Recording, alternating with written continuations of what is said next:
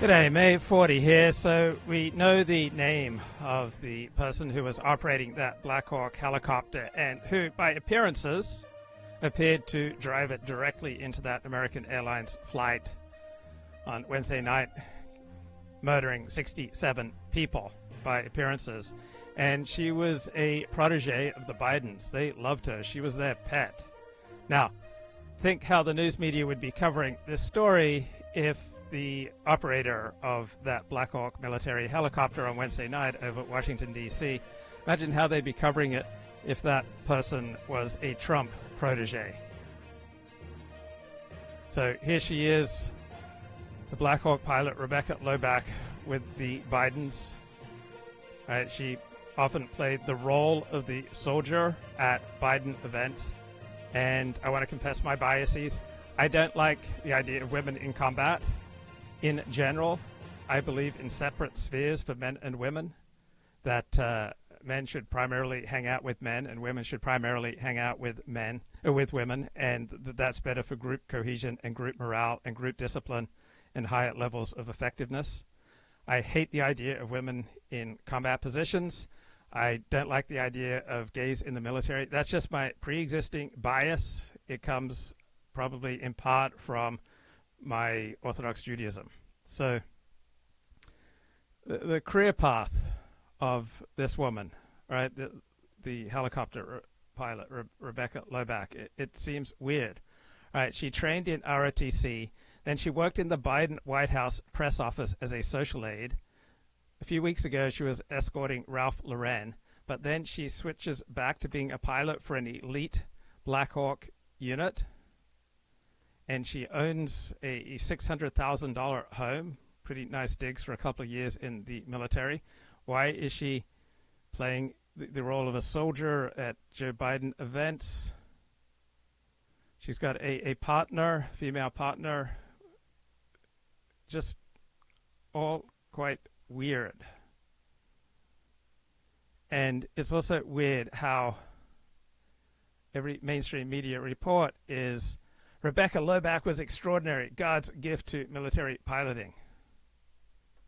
And why was she allowed to fly? So did she have the required FAA medical certificate? Did she have some underlying condition? I don't know enough about whether this certificate was indeed necessary.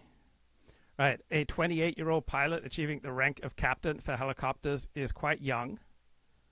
Captain requirements typically demand 1,500 to 3,000 plus flight hours. She had 500 flight hours. So were standards reduced so that she could become a captain? Isn't it weird to go from being a White House aide to flying elite Blackhawk helicopter training flights? She was only doing, on average, 2 hours of flight training a week. Just sounds quite weird. 18 injured were pulled out of the impact zone by firefighters who put out 5 home fires that resulted from the explosion and jet fuel. We also have just identified the 2 people who were passengers on that jet that went down and were killed alongside the 4 crew members, the mother and daughter. The daughter, of course, was receiving life-saving care at Shriners Children's Hospital.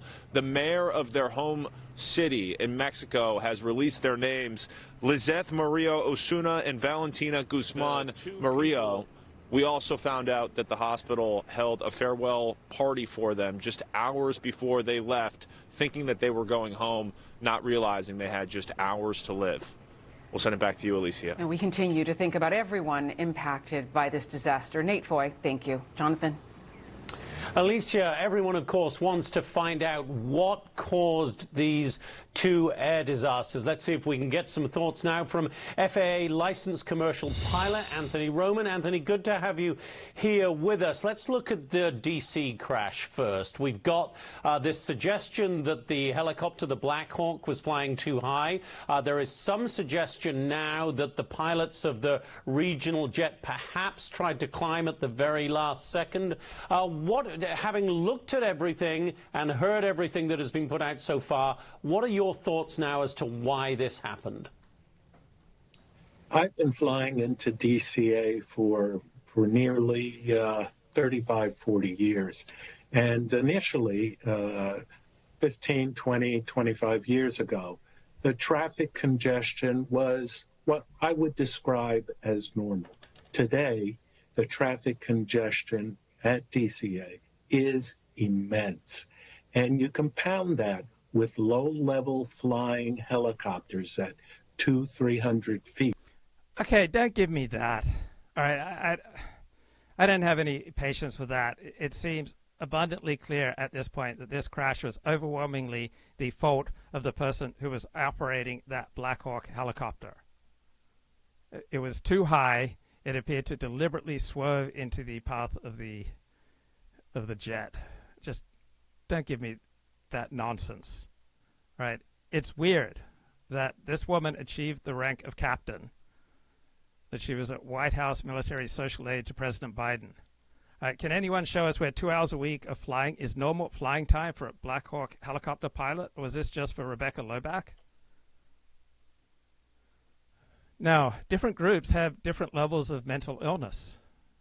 And so some identities correlate with enormous levels of suicide and mental illness. So was Rebecca Lobach, did she have an identity that was correlated with high levels of suicidal ideation and mental illness? So she was working in the White House. She was in the military. She was planning on going to medical school. She's 28, however, at the time, so I'm not sure why she was waiting so long. She played high school basketball. She left behind a partner. She was an advocate for LGBTQ issues. Her mother owns an equine, that means horse, therapy center for women recovering from abortion issues. She seemed to have a perfect CV for a Democratic Party politician. Was her life plan rocked by Trump's election and policies? Her wealthy family had been scrubbing her social media and transfer assets. That's why they delayed her name being released. What do they know? Did she leave a manifesto? Was she an activist? Was she mentally unstable?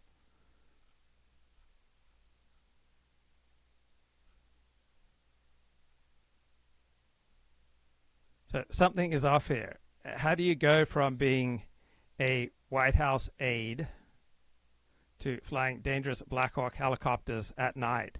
And how many Blackhawk helicopter pilots take selfies in the cockpit? It just does not seem befitting of someone who's serious about the work that they're doing. Yeah, just imagine if she'd been a protege of the Trump administration and she flew a helicopter into a passenger jet. Right, the mainstream media would be making all kinds of accusations against her persona and accusing her of mass murder. So all these social media posts for Rebecca Lobach scream DEI. Right, it's like the youth soccer coach saying, "Great job out there, you're amazing," to the worst player on the team. False praise is perhaps great in youth sports, has no place in the U.S. military where lives depend on her performance. How many more qualified men lost out on that Blackhawk pilot position so that she could be advanced, not on the basis of merit? Defending Rebecca Lobach as a great pilot is insane. She killed a plane full of innocent people. She was flying too high. And the math of hitting that plane at that exact time that it was at its altitude seems to take purpose. Now, why was the release of her name delayed for so long?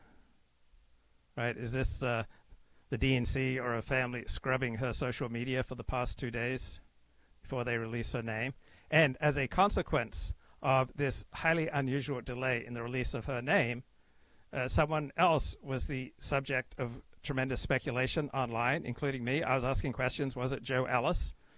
And so Joe Ellis paid an enormous price for the family deciding to delay the identification of Rebecca Lobach as the operator of that Blackhawk helicopter.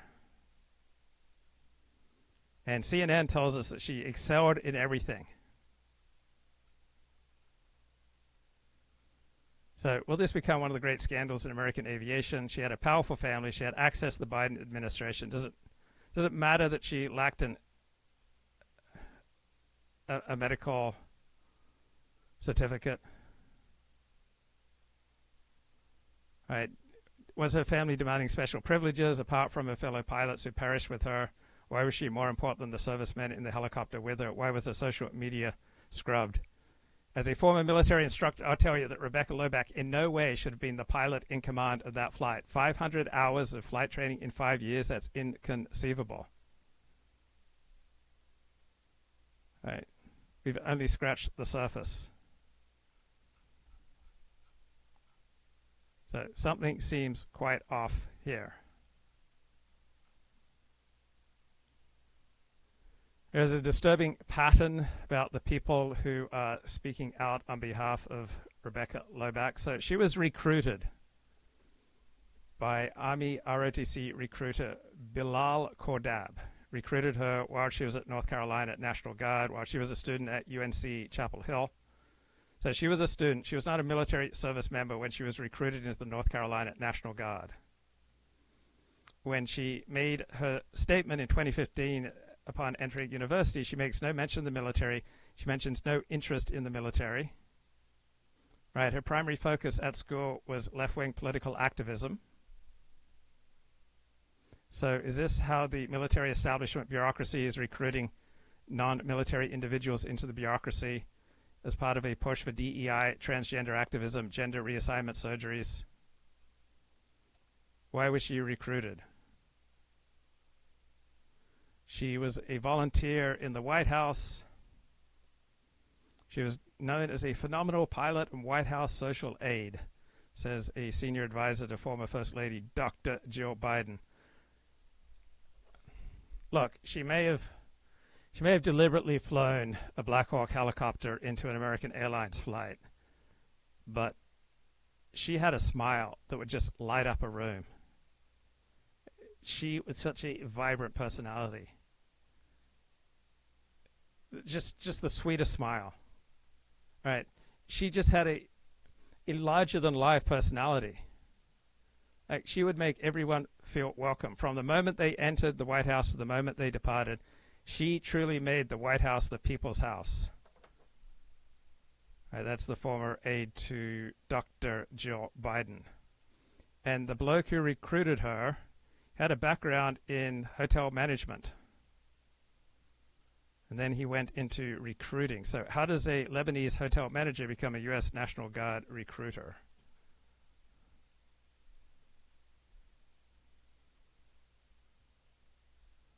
I mean, look at that smile. Just an amazing smile. I mean, I don't agree with everything that she did, but the charismatic power of her personality, right? I can see why she would have been advanced, way ahead of everybody else. Just a smile that lights up the entire room. I mean, I feel warm just looking at it. And here's this wonderful Lebanese hotel manager who recruited her into the National Guard. And what a powerful voice for LGBTQ rights and left-wing political activism. I'm not sure we'll see her like again. Is this story important, Luke? Will anyone talk about it in 30 days? I don't know, but I suspect it is an important story. Women do not belong in combat. She should not have been flying that Blackhawk helicopter.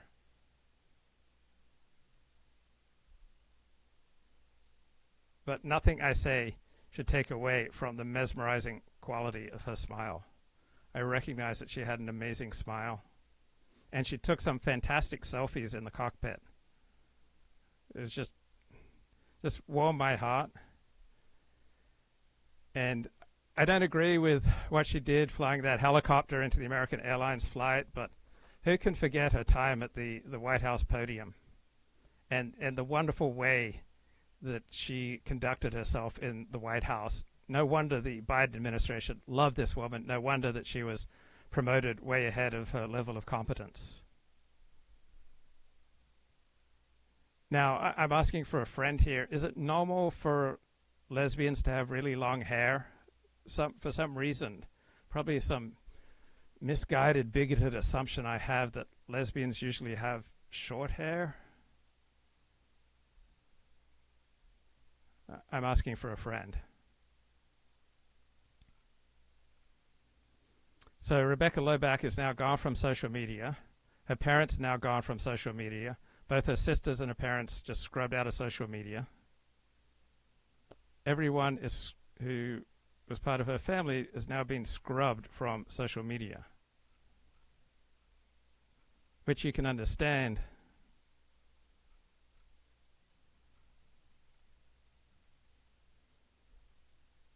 Here's an interesting thought, unrelated, but perhaps related. Senior official in the new Trump administration, who's a history savant, told me this week something that had me nodding in emphatic agreement. Right? And this is connected. Right? Most people are not political activists. Most people do not care passionately about not having women in combat or having women in combat. Right? Most people do not care passionately about DEI issues. But at a certain undefinable point, people erupt in rage. And so what NATO doesn't understand is that Americans don't really care what you do. Right? You can underspend for years on the military. You can refuse to let our ships dock in your harbors. You can protest our aid to Israel. You can laugh at us and our bad habits. You can demand that we give more money to Ukraine. You can boo our national anthem. You can call us racist. You can call our president a tyrant. You can say that we're fat and lazy. Americans just roll their eyes. We shrug for decades. We don't care what people say or do until we do. Then we collectively snap, get pissed off overnight, and all hell breaks loose. So it's possible that right now we're in a moment where Americans are collectively snapping, getting pissed off, and all hell is breaking loose against DEI. So NATO, Canada, and the DEI industrial complex are rapidly approaching the point where Americans just snap. And there won't be anything that Trump or anyone else can do to calm us down. Right? This is just how America works. This is the American psyche. NATO is pushing us close to the tipping point. The DEI industrial complex is pushing us to this tipping point.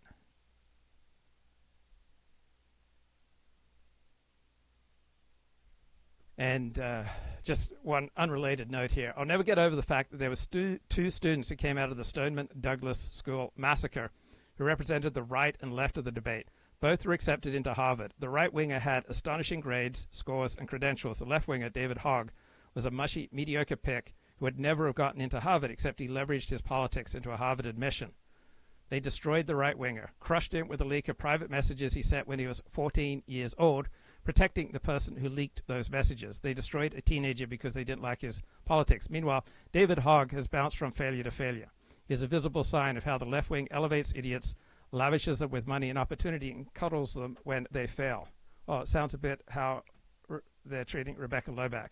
And now David Hogg is the DNC vice chair. I hope he brings every ounce of his stupidity into this organization and grinds it into a fine paste. Maybe then he'll be eligible for a lifetime position as tenured faculty. So David Hogg, just moving on up. Just like Rebecca Lobach was just moving on up.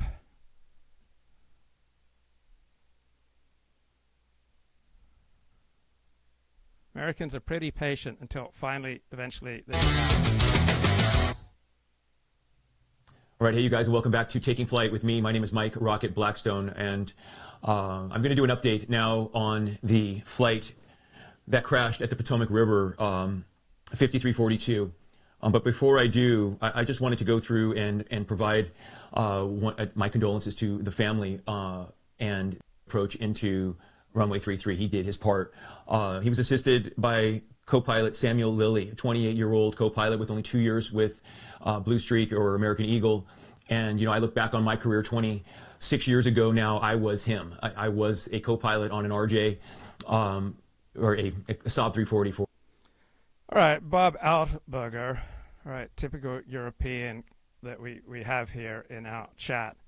He says, it's weird giving NATO agency. NATO is an American security umbrella. I would argue that the deal is that America decides that European countries are passive members.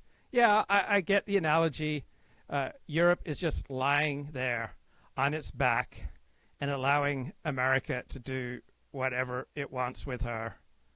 Or is it the other way around? America's lying on its back and allowing the European members of NATO to just do what they want with her, right? They can engage in stealthing if they want to, right? They told America that they were going to use a condom, and then they've been slipping it into us completely raw. They've just been raw dogging us, and America's just lying back, passively accepting these European nations, just raw dogging us, just doing whatever they want. And America's starting to say, no, no, I don't want this. This is not okay. I no longer consent. Right? This is against my will. This is rape. This is... Then America starts escalating its complaints. It's saying, this isn't just rape. This is rape. This is the bad kind of rape. Stop. You're stealthing. You're raw dogging me. I don't like it. Stop. That's the situation we're in. We're saying, stop raw dogging me. Stop stealthing me. We're saying, stop. Don't do this anymore. I don't like this.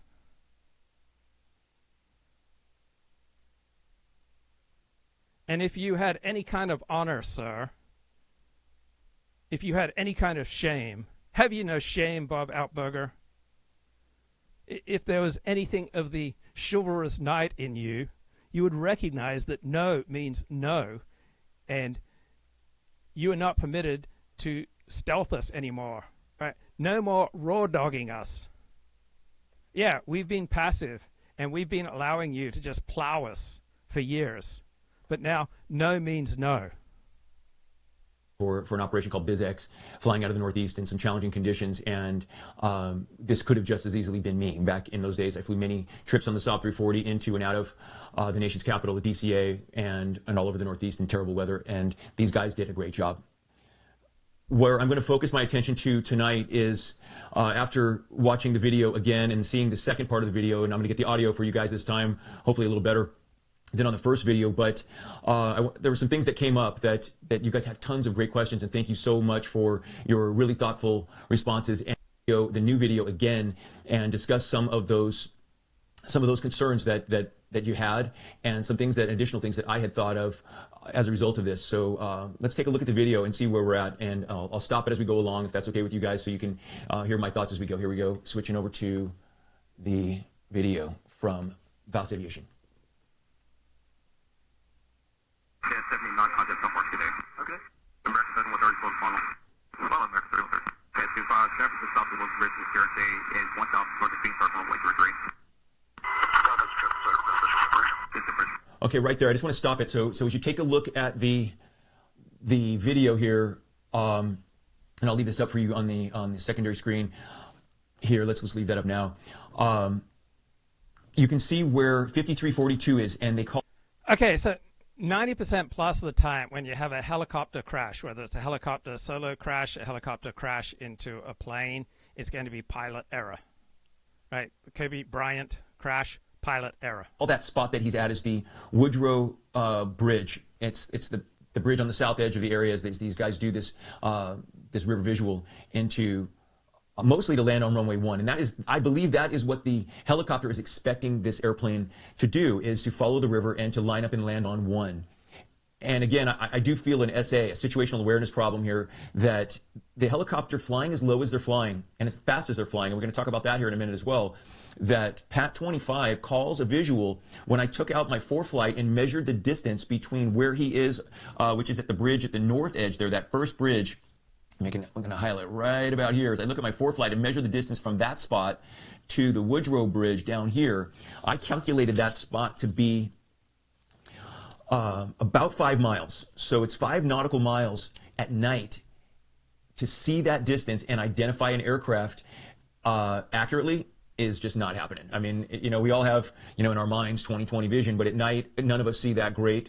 And to identify an aircraft, you think you know where the Woodrow Bridge is in your mind, but he doesn't really see it. And I could hear it in his voice when he asked for visual separation.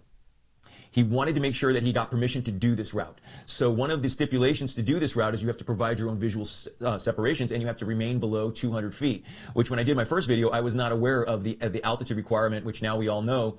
It's a 200-foot route hugging the east edge of the Potomac, and it even swoops inland there a little bit, right about here. Looks like that route kind of dips in over the land and then continues along the east edge southbound at 200 feet. And he can't go above 200 feet till he gets, maybe way down here somewhere. But right at that point, you can see Blue Streak 5342 starts to head a little bit to the east and goes inland and begins to track this highway. I think it's this 285 northbound, because he's flown this route before. That's probably a really great prominent marker that he can see, fly over the freeway so till he can pick up the runway lights and then descend on the Vassie or the glide slope visually. That looks to me like what Blue Streak's doing. Okay, so remember that distance. So we got 5 nautical miles. Now when I hit the play button, we're going to time it and see how long it takes for these two airplanes to find each other, or these two aircraft. Here we go.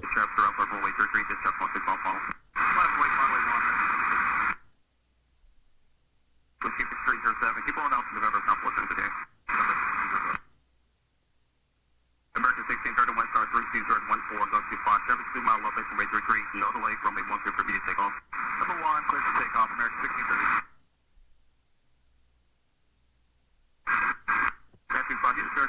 Okay, I'm going to hit a pause really quick, stop the time, that's 31 seconds. The tower got the notification of a collision, a warning right there. And Pat's about ready to, Pat 25.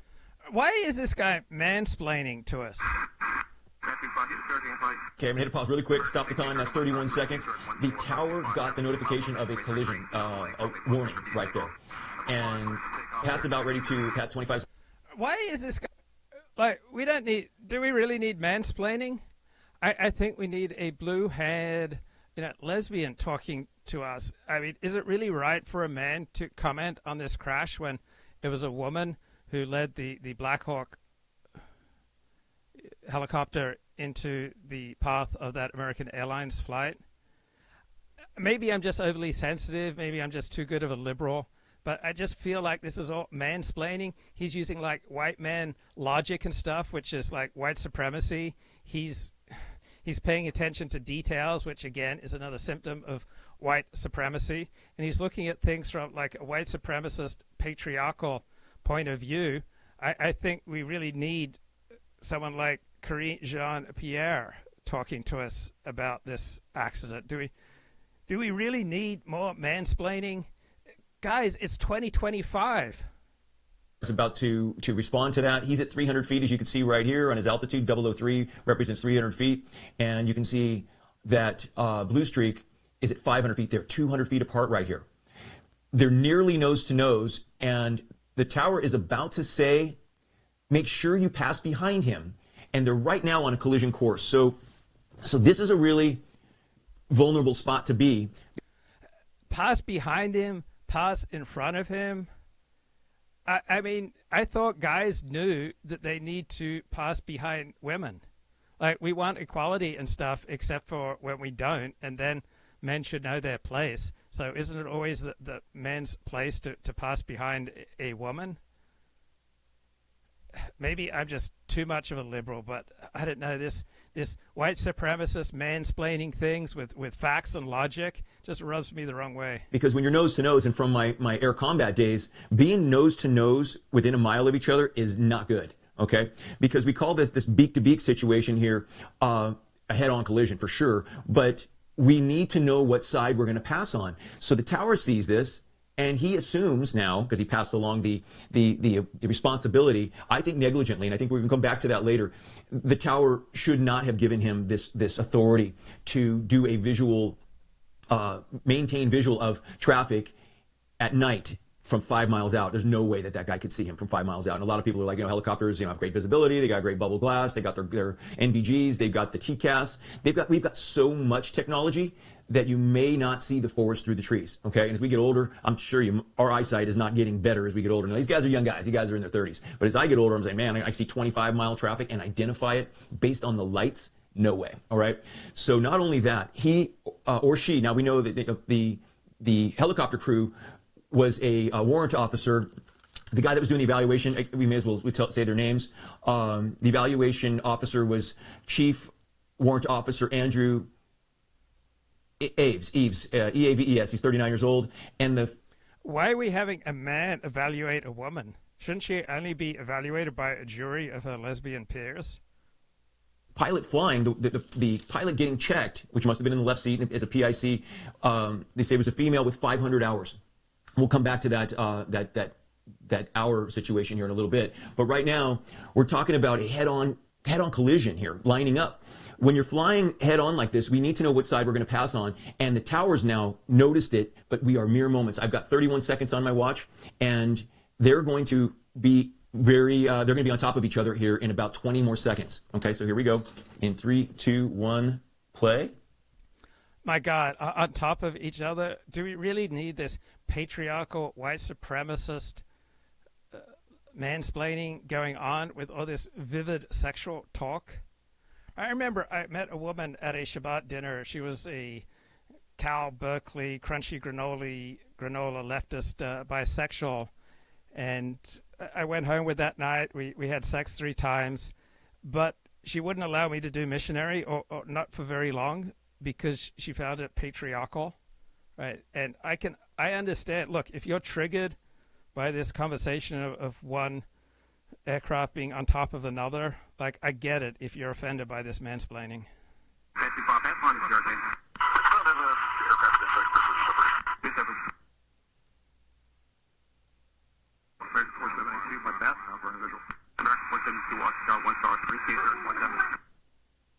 Okay, right there. Oh my, right? The tower just saw it. Okay, so where we're at here is 52 seconds. Now, why does this matter? Okay, what speed do you have to be traveling in order to travel 5 nautical miles in 52 seconds?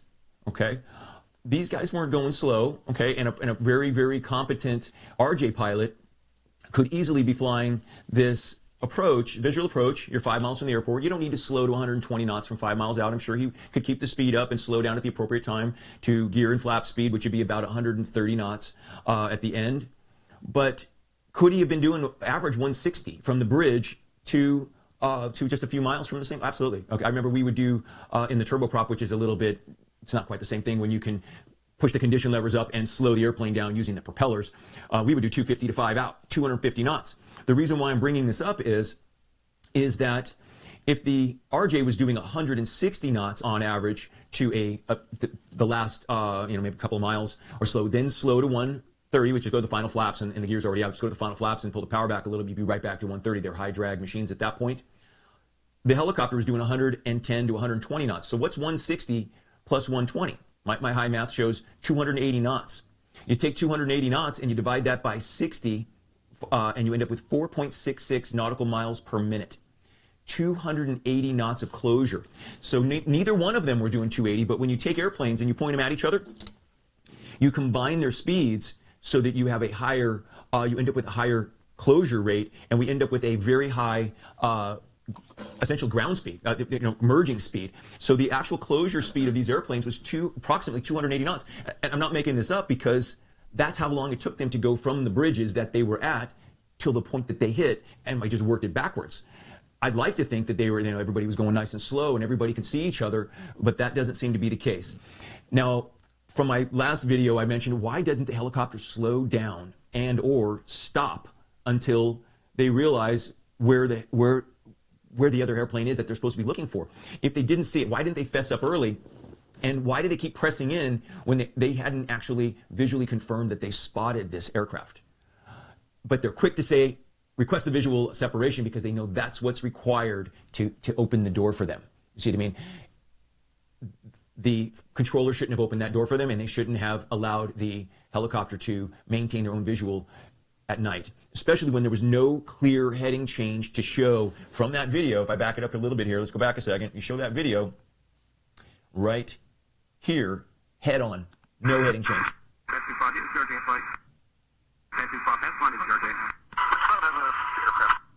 Okay, and here's another thing about helicopters. And I've been flying a lot of piston-powered aircraft over the years. I flew the Marchetti for many, many years. 90 plus decibels in the cockpit. Okay, when you're wearing a helmet and you're listening to the sound of a 100 decibel machine pounding into your helmet, I assure you that the radio isn't very clear. Okay, so here we are, 200 feet apart, a helicopter blasting along at 120 knots minimum. You might have been going faster, listening to the sound of the rotor blade pounding through the air out there. Wop, wop, wop, wop, wop, wop, wop, wop, wop. I assure you they cannot hear very well in that thing. And were they really clear where they were at 200 feet above the ground? Along the eastern shore, where, as you look at this picture here now, it is now, if the let's make the helicopter the Spitfire. If the Spitfire is the helicopter and the RJ is here, the RJ is inland of the RJ is inland of the helicopter. So Sikorsky helicopter Spitfire and RJ is the Mustang. They're inland, so they're looking in at the land and completely buried in lights from the city. And if they had their goggles on, they'd be drowned out by the headlight and various other things. They would turn the brightness down.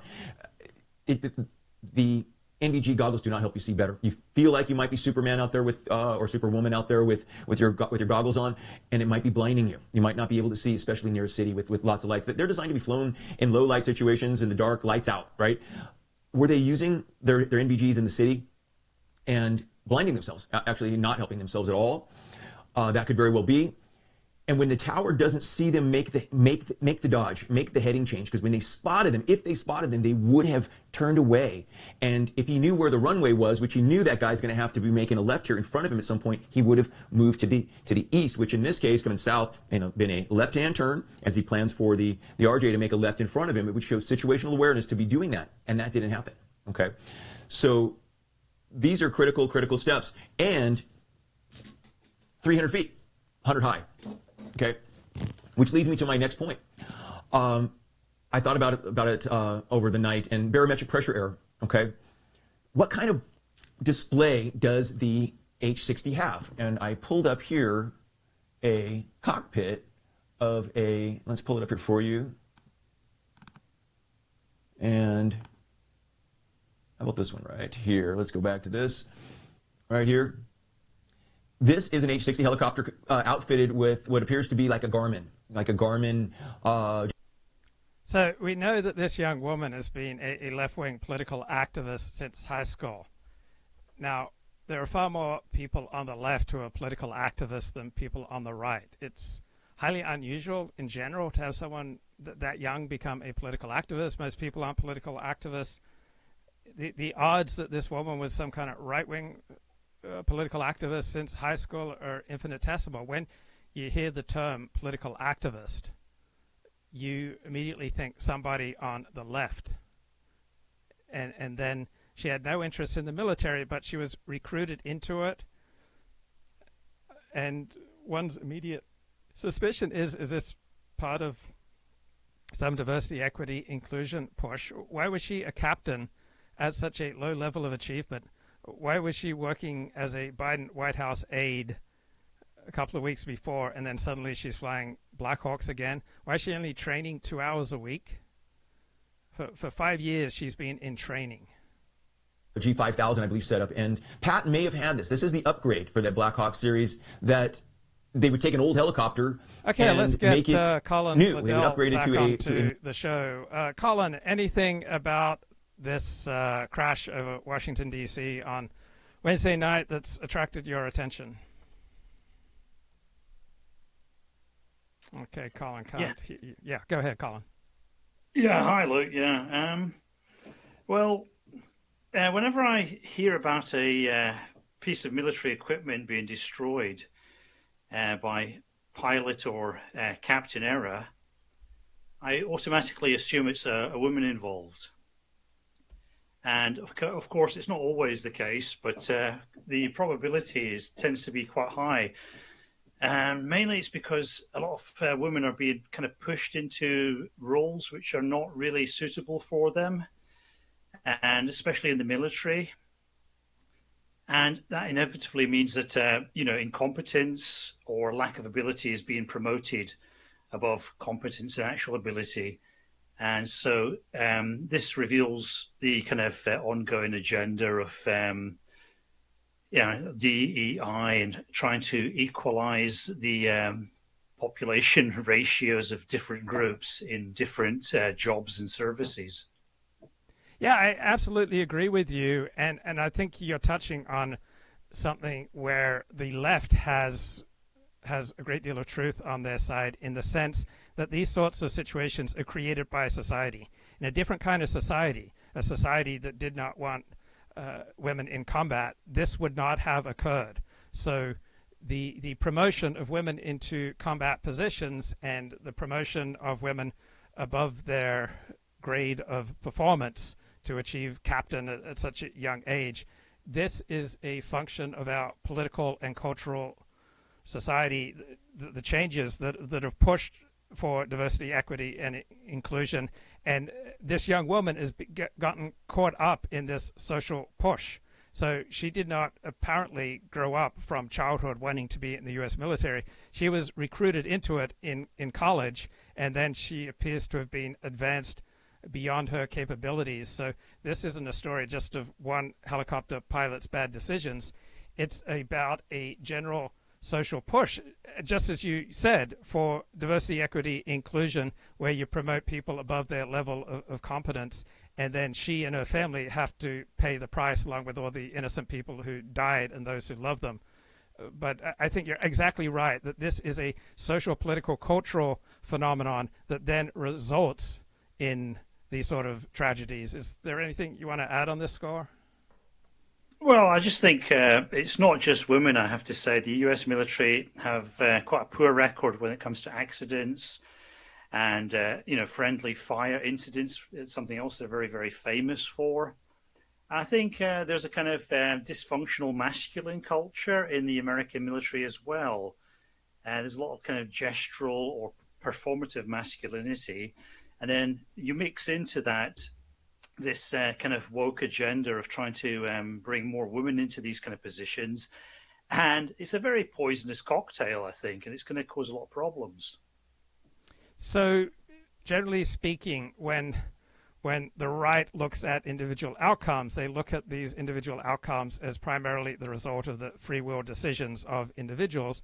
And when the left looks at these individual outcomes, they primarily look in terms of society.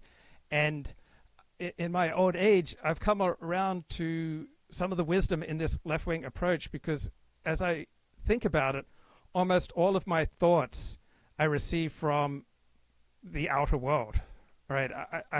I come up with almost nothing on my own. Almost everything that I think is in response to stimuli that I get from outside of me. And so when I plot my life going forward, I think about it in terms of my individual agency. I can make my free will choice to do this and that. But when I understand my life, when I look back on my life, it seems much more fated by genetics and family and what's going on in the community around me, and I see much more the power of society.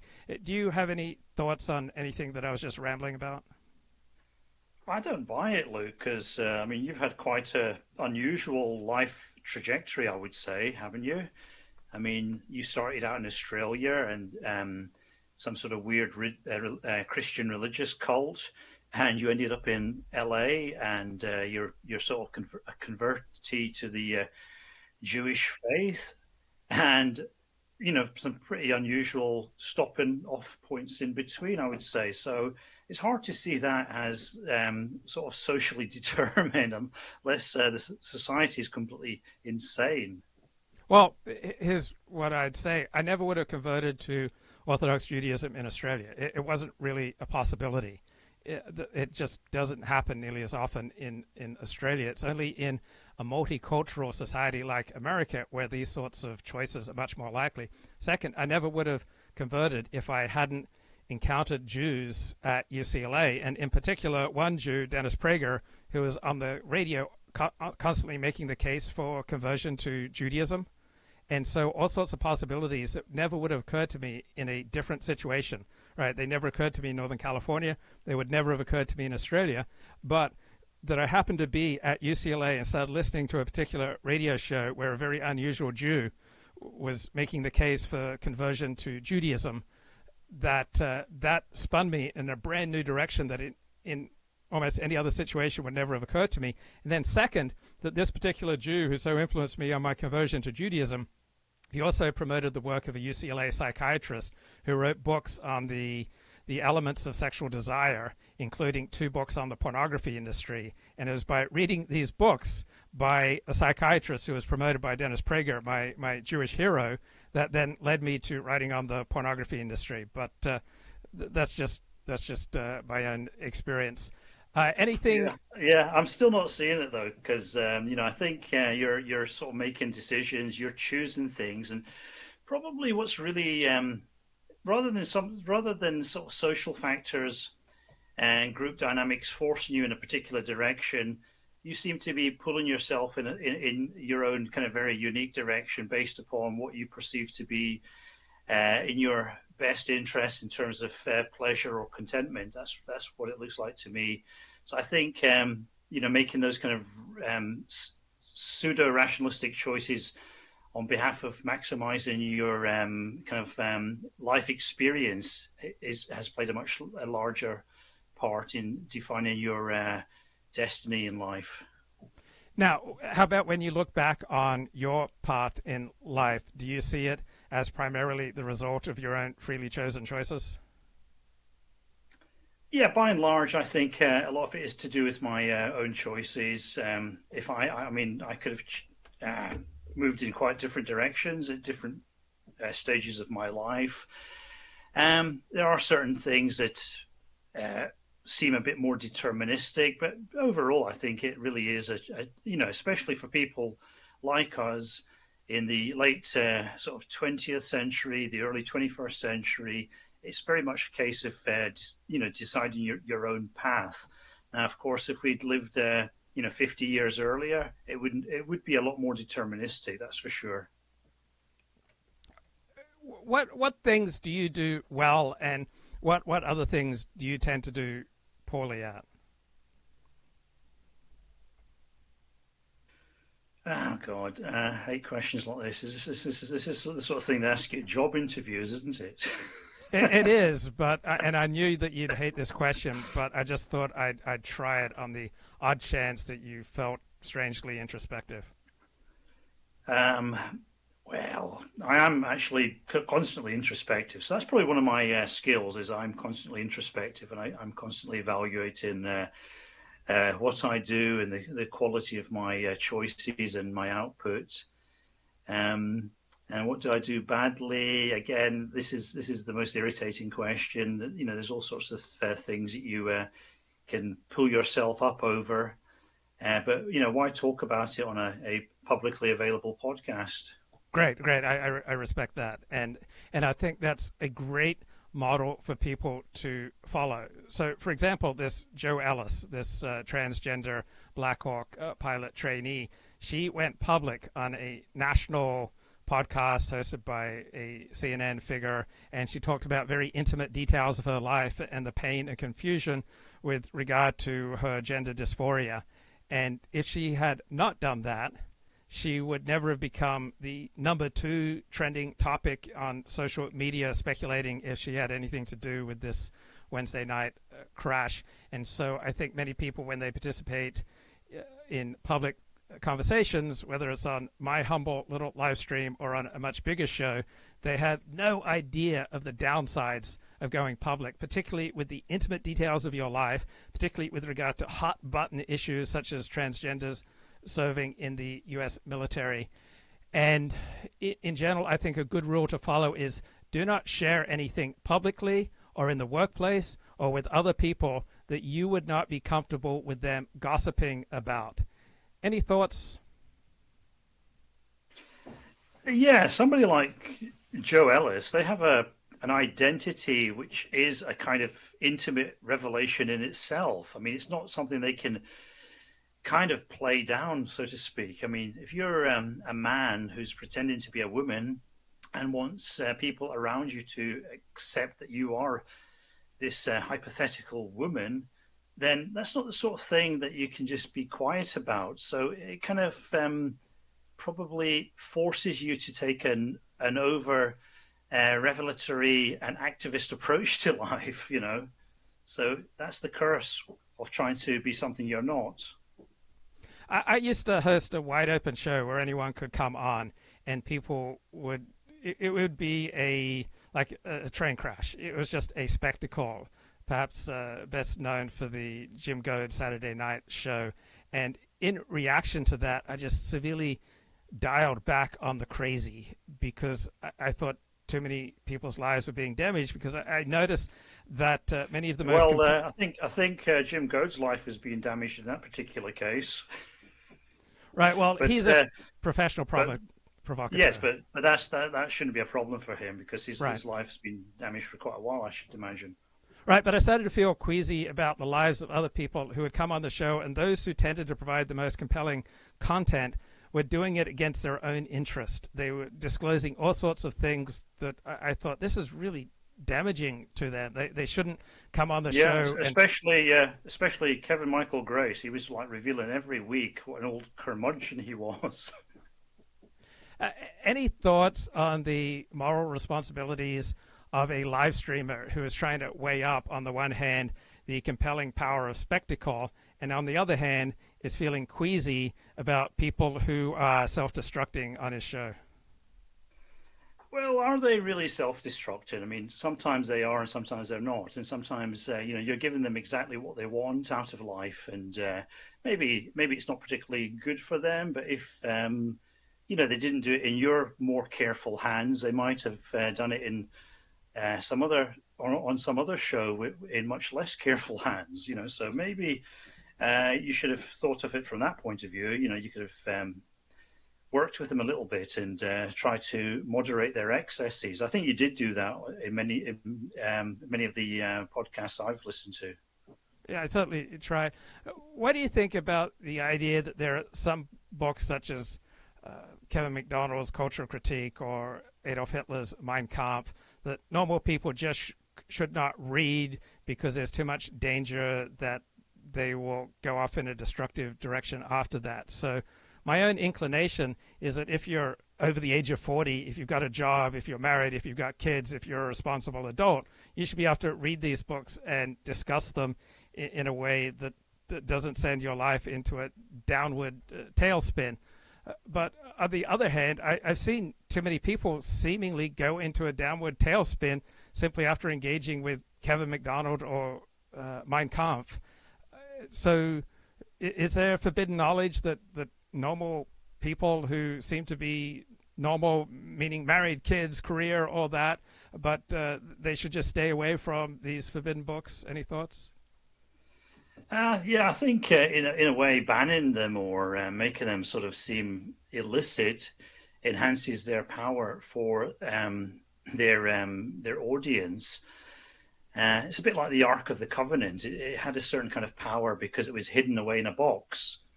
And this is one of the things you come across in a lot of religions. They have some hidden symbol, and because it's hidden, it's mysterious, and because it's mysterious, it has a more compulsive power, or power to compel. I think it's not really healthy to do that. But also there are a lot of I think the problem is in recent years we've seen this incredible democratization of the online space with people. Everybody's able to join in the debate, and everybody's able to have an opinion, and everybody's able to have you can basically find evidence or supporting data to back up any cockamamie theory you happen to like out there on the internet. If you want to believe in the flat Earth theory, there's all sorts of stuff out there that you can refer to, etc. So this is the problem of the modern internet, and in an ideal world, these things should be open to discussion. I mean, Hitler's book, Mein Kampf, it makes certain assertions. It can be challenged or looked at within a sort of geopolitical, historical, and racial context. Kevin MacDonald's theories, likewise, they can be, that he's making certain claims. They can be analysed and endorsed or refuted according to what comes out of the debate. But the problem is there's just so many people in the peanut gallery who have kind of stumbled onto the stage. Now, when I go back to Australia, I'm always struck by the comparatively high level of social trust and social cohesion. And then I feel bad for those people in American big cities who have never experienced a society like this, where you can walk anywhere, day or night, where you can leave your goods on the beach, go swimming, come back, and they're still there. What was that like for you, noticing the high levels of social cohesion and social trust in Japan, and comparing it to your own experiences in societies where there was much less social trust? Well, it's not just about social trust. It's about the sort of basic level of violence in a society, because there are certain very socially monocultural areas of Britain which are actually quite dangerous. So it's not just about that, but yeah, obviously, if you have a monocultural society where most people are well assimilated into the mainstream culture, that generally tends to make things safer and more manageable on an individual basis. A kind of dysfunctional multicultural society, on the other hand, can create all sorts of unpredictable and therefore quite dangerous situations. In Japan, it's an extremely safe country, but that might just be because of the nature of certain races in Asia more than anything else. It might not just be a reflection on it's the monocultural nature of society. So when trying to understand public events and discussing them publicly, I find the prism of good guy, bad guy to be quite limiting compared to a situationist perspective. So people tend to look at Donald Trump as a good guy or a bad guy, and if they look at him as a good guy, then they're highly prone to becoming disillusioned, because there are going to be areas where he does terribly. And so what do you think about this very common prism of looking at public figures primarily through the lens, is this a good guy or a bad guy? Actually, I don't think it's that bad. I mean, because when I look at Donald Trump, I think he's kind of like a good guy and a bad guy at the same time, because he's obviously incredibly corrupt and egotistical and self-seeking. But at the same time, he's kind of latched onto certain legitimate needs that were being neglected in the American political system. And, maybe for bad reasons, but he's actually doing some good, I would say, depending on how this whole thing plays out, obviously. Right, but do you recognize with me that there are going to be situations that are going to play to Donald Trump's strengths, and then there are going to be situations that are going to play to his weaknesses? So I'm thinking about the early months of COVID. In his public presentation certainly played to Donald Trump's weaknesses, and other situations, they seem to play to Donald Trump's strengths. So there's no, for example, there's no one system of politics that is going to be the best system in all possible circumstances. In some situations, you want a xenophobic police state. In other situations, you want free trade and openness to interchange with outgroups. Some situations, a socialist system will best equip you to deal with particular challenges. In other situations, a more free market system will be superior, that some individuals are particularly suited for certain crises and other individuals are better suited to deal with other crises. Any thoughts on this more situationist approach? Well, yeah, I mean, it's good to try to see things from other people's points of view. And I don't think anybody, even mass murderers and psychopaths and, all sorts of really dodgy characters, they don't actually, a lot of them don't actually think they're bad. They think, most of them seem to think they're good guys in some form or other. Yeah, I mean, I think you should try to be neutral about people's motivations. If you get emotional about what you're trying to analyze and start viewing it through an emotionalized prism of good versus evil, then it's going to interfere with your ability to see the kind of incentives and causal patterns that create that kind of behavior. So, I try to take a dispassionate view of things myself. So, I do tend to go along with that. But I still think you can say that certain kinds of behavior are bad, and certain kinds of behavior are good, and it's not too difficult to make a case for that.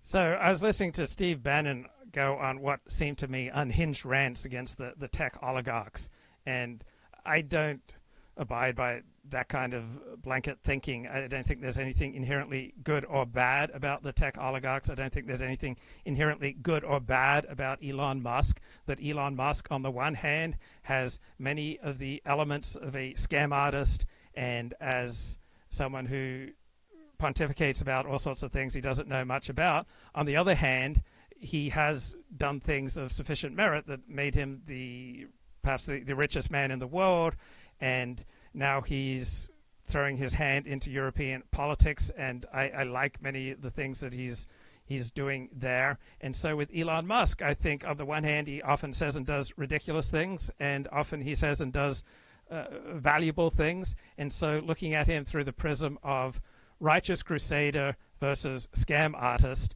that there are components of both to him. Any thoughts on Elon Musk's participation in politics? Well, I think it's my main concern is how free people are to talk about certain things or to say what they want. And I think since he took over Twitter, it does seem to feel a lot freer than it was. So that's definitely a good thing. Of course, I think Twitter is also used nefariously by certain kind of actors and entities, and that's not necessarily a good thing unless you happen to support those actors and entities. Some of his political pronouncements on Europe are kind of irritating because he often sounds a little bit like he doesn't really know what he's talking about. But at the same time, it tends to open up a debate in those countries. It had a certain galvanizing effect on certain long neglected areas of politics in Britain. He seems to be doing something similar with Germany now. But there's a danger that this is viewed as outside interference, and it breeds resentment, and it breeds distrust of Musk and certain animosity towards America. So he might be having a lot of negative blowback. So it's very hard to evaluate if this is a good or a healthy process, because generally I think it's probably a good thing, even if his motives are unclear. We're not really sure what his game is, because Elon Musk has been all over the board on a lot of issues. And recently, of course, he seems to be very much this kind of MAGA guy. But even in that respect, there was a lot of controversy over his support for H-1B visas. And that was just a few weeks ago. So, this guy is very, very inconsistent. He seems to be highly autistic. He seems to be partly drug-addled, So this is not the ideal person you need to be leading these major kind of public debates, I think. So, I think we do need to have a kind of healthy debate about a lot of things in Western culture. But a lot of this is being exploited by anti-Western forces, and a lot of it is being just kicked up to muddy the waters, to create a bit of a shitstorm effect. And it just makes people all kind of emotionalized and polarized and confused. And ultimately, this just tends to lead to increasing levels of depoliticization, I think. So I've never thought much about AI, but when I notice that tens of billions of dollars are being spent on developing it, I assume that there is some valid empirical reason for that, and I assume it's going to have profound consequences for worker productivity and job dislocation. What is your evaluation of the significance of AI, particularly with regard to job dislocation?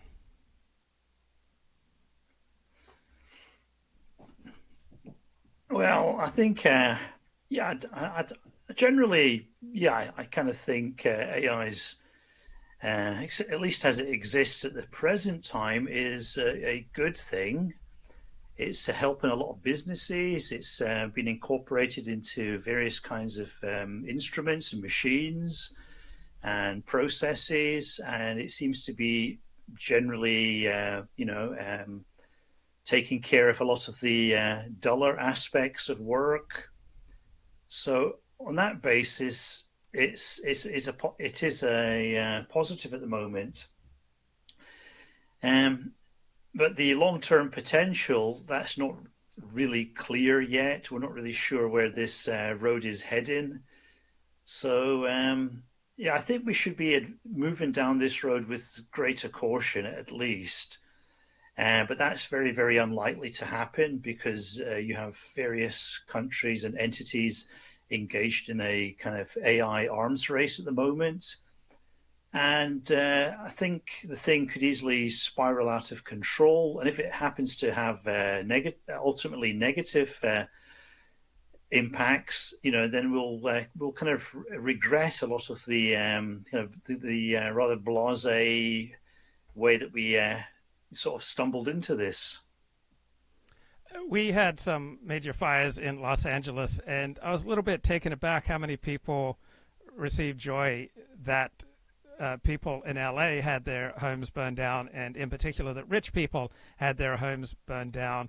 And I was thinking out loud that if you receive joy in a situation like this, where there's no empirical reason why you were benefited by rich people in Pacific Palisades losing their home in a fire, that there's something dysfunctional with you, that there's something maladaptive in your approach to life, that this is kind of a sign of losing at life, that you would receive joy in rich people losing their home in a fire. I don't empathize with that approach, but anything strike you as strange or disturbing about the number of people who took joy out of rich people in LA losing their homes to a fire?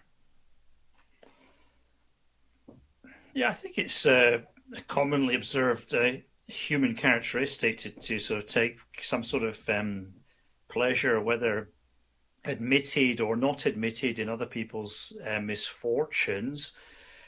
When there is a disaster, even people who are on the surface actually, sympathetic and concerned, they will be more excited. Their excitement levels will go up. They'll just be, there'll be a kind of thrill about life, simply because there's been this big disaster and they were not adversely affected.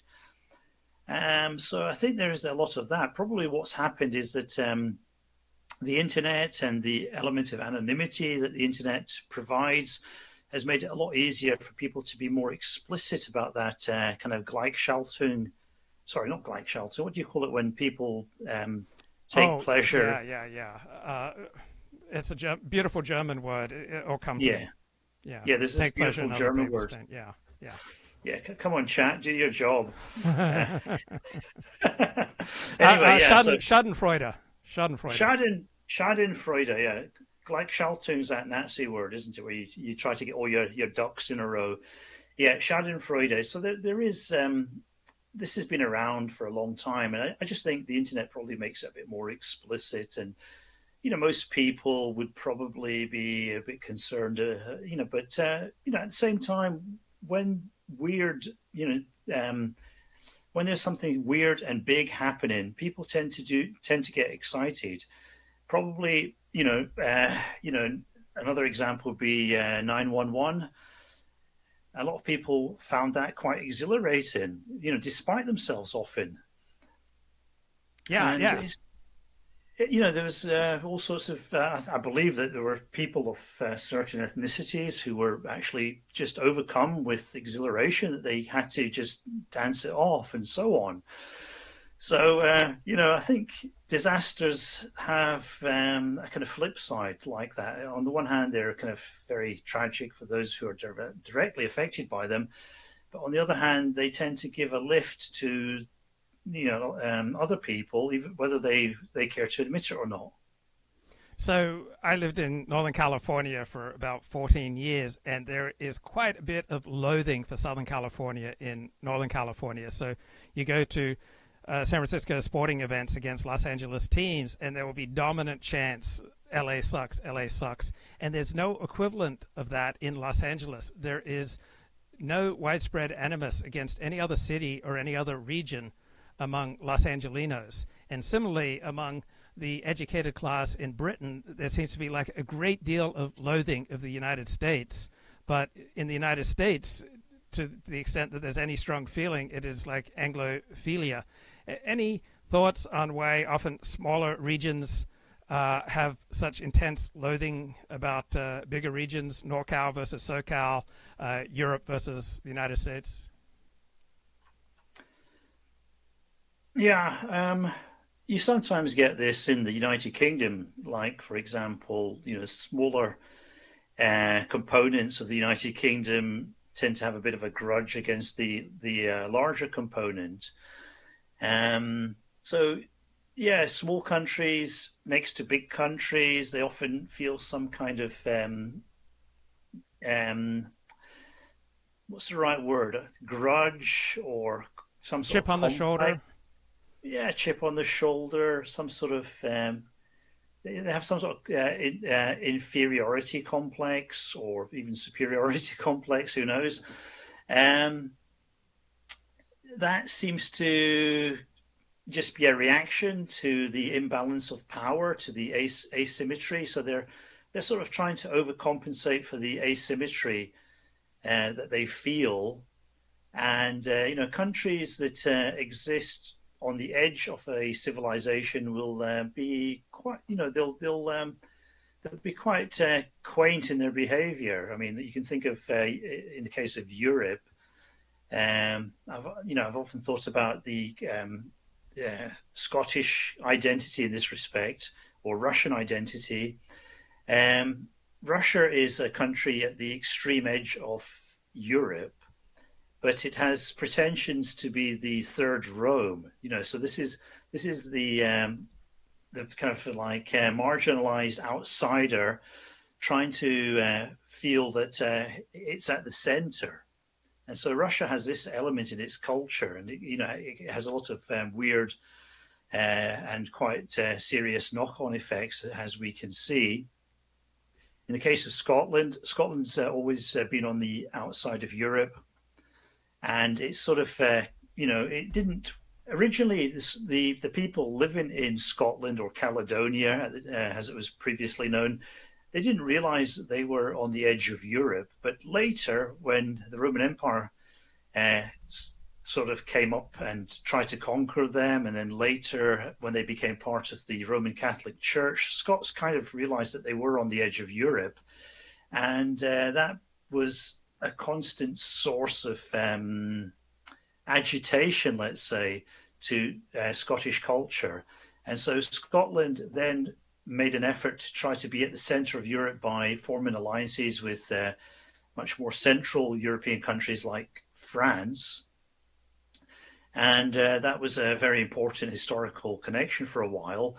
And then the Scots went through a period where they started to see themselves as the kind of people of the Bible. And this sort of fed into Calvinism. And Calvinism is really just people LARPing as the Jews in the Bible. And so they went through that kind of puritanical phase. And that was all an attempt to put Scotland at the center of European culture by being more Christian than other parts of this so-called Christian Europe. And then later, of course, Scotland managed to get into the British Empire. And Scotland was probably the most British part of the British Empire, because most English people still considered themselves to be English. But it was the Scots who took up this British identity the most, and who did most of the kind of important imperial work, like going out to India and running the place. So Scots played a very, very disproportionate part in the British Empire. And that sort of fulfilled Scotland's need to see itself as being at the centre. So yeah, there is this kind of chip on the shoulder thing that develops with smaller or more marginal countries. Probably in America, you see this with America and Canada at the moment, especially. This is being kind of sort of whipped up by the tariff controversy. So yeah, very, very asymmetric. I listened to fascinating back-to-back interviews on foreign policy, the YouTube channel. First interview was with the former Prime Minister of Australia, Malcolm Turnbull, and he was decrying Donald Trump's lack of commitment to our common values because Trump has been threatening Europe and Greenland and Canada and Panama. And then they had an Asian diplomat on from Singapore, and he said, well, the Asian way is not to try to forge cooperation on the basis of common values, but on the basis of common interests. And I loved that pragmatic Asian attitude. Do you think there's anything to this divergence between an Anglo intellectual tendency to try to unite behind common values versus the more pragmatic Asian tendency to try to forge cooperation based on common interests?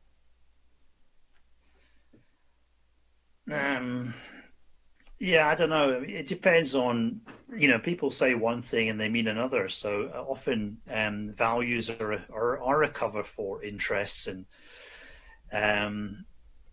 yeah, I mean, we people in the Anglosphere, people in Europe, I guess to some extent as well, there is a tendency to dress up our selfish acts with a kind of altruistic sheen, and sometimes we take the altruistic sheen a bit too seriously, maybe. Do you think that the only philosophical basis for defeating woke is the hereditarian position?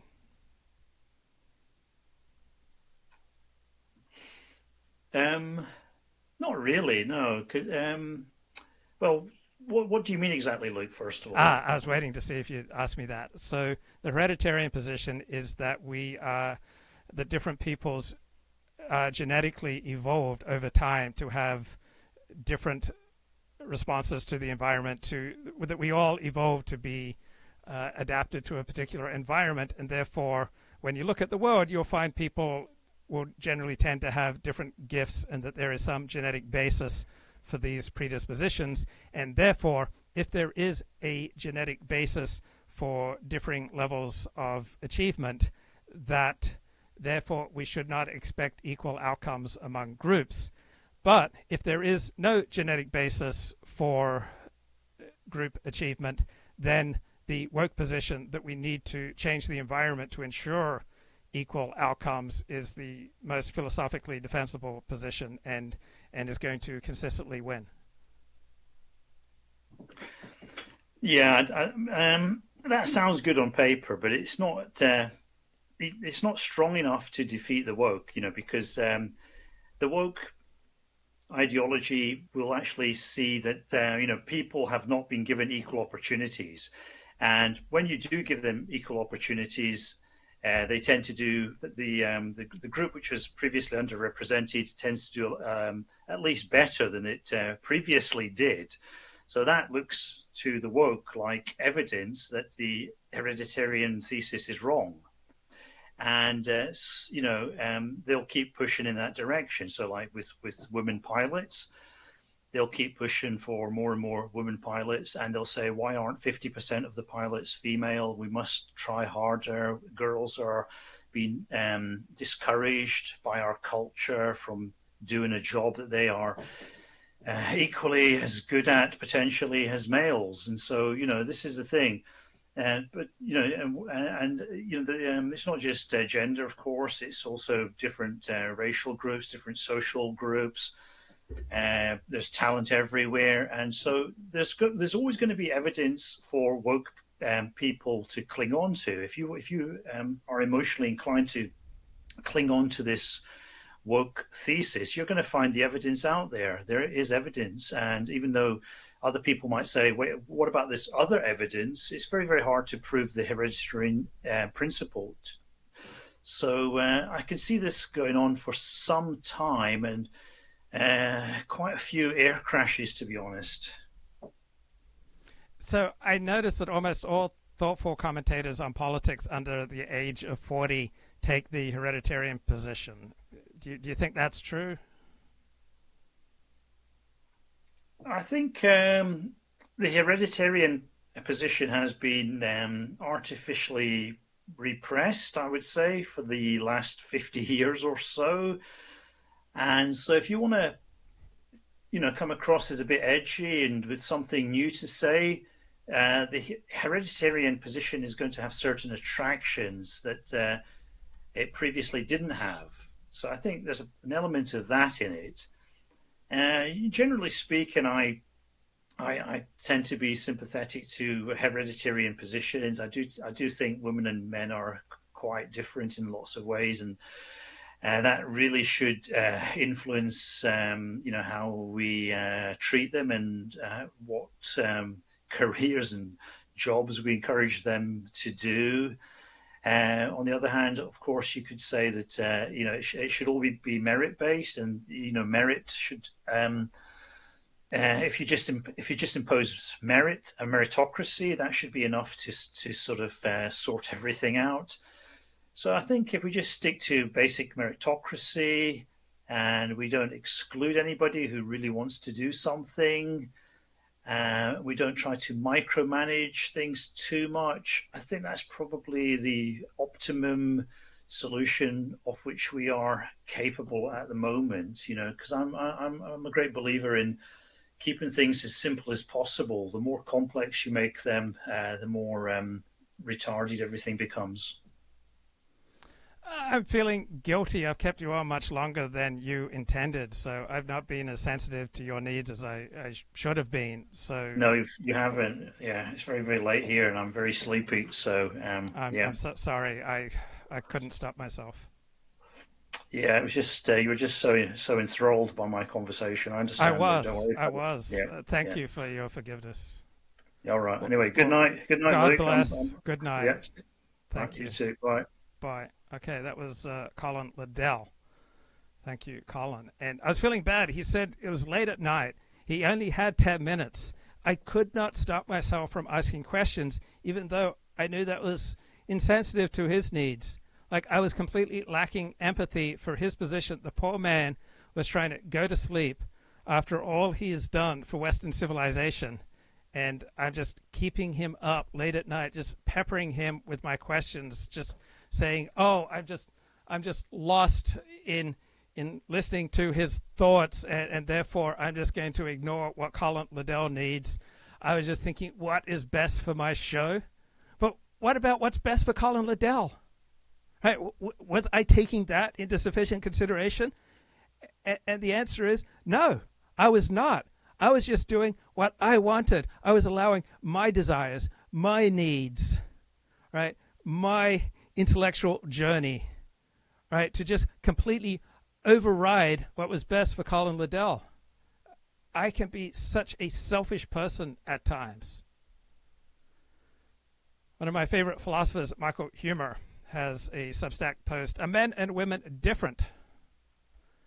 And he says nearly every adult notices large differences between men and women. These are, on average, differences. Men are physically larger. Men are physically stronger, especially in the upper body. Men are far more violent. More than 90% of all murderers are men. They physically fight with each other much more than women do. More than 80% of all murder victims are also men. Men have traditionally been almost all of the soldiers fighting each other across societies throughout history. Men have much higher sex drives than women, probably 10 times stronger. Men find a much wider range of women to be sexually attractive compared to the range of men that women find attractive. Men are ready to have sex much quicker, such as on the first date. Men want to have sex more often. Men desire a larger number of sex partners. They are less likely to regret sex. Men tend to be interested in things, and females tend to be much more interested in people. And the difference starts as early as 9 months of age. Women are more interested in babies and children than men are. Men are more risk-seeking than women. The most dangerous jobs are overwhelmingly male-dominated. Risky behaviors like motorcycle riding, skydiving, and mountain climbing are male-dominated. These differences are cross-cultural, even cross-species. So males of other species are far more violent than females. So we all evolve by natural selection like all other animals. So evolution selects for reproductive success. So evolution explains why certain traits have increased the expected number of surviving offspring.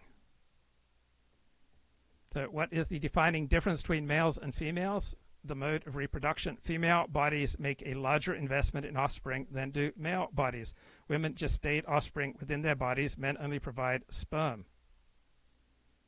So when a baby is born, the mother knows that she is the mother because the baby is coming out of her body. The father, however, cannot be as certain that he is the father. So it makes sense in evolutionary terms that females are more committed to their offspring than males. Women's reproductive capacity is maxed out at 1 offspring per 9 months. Men's reproductive capacity is limited only by the number of sexual partners they can get.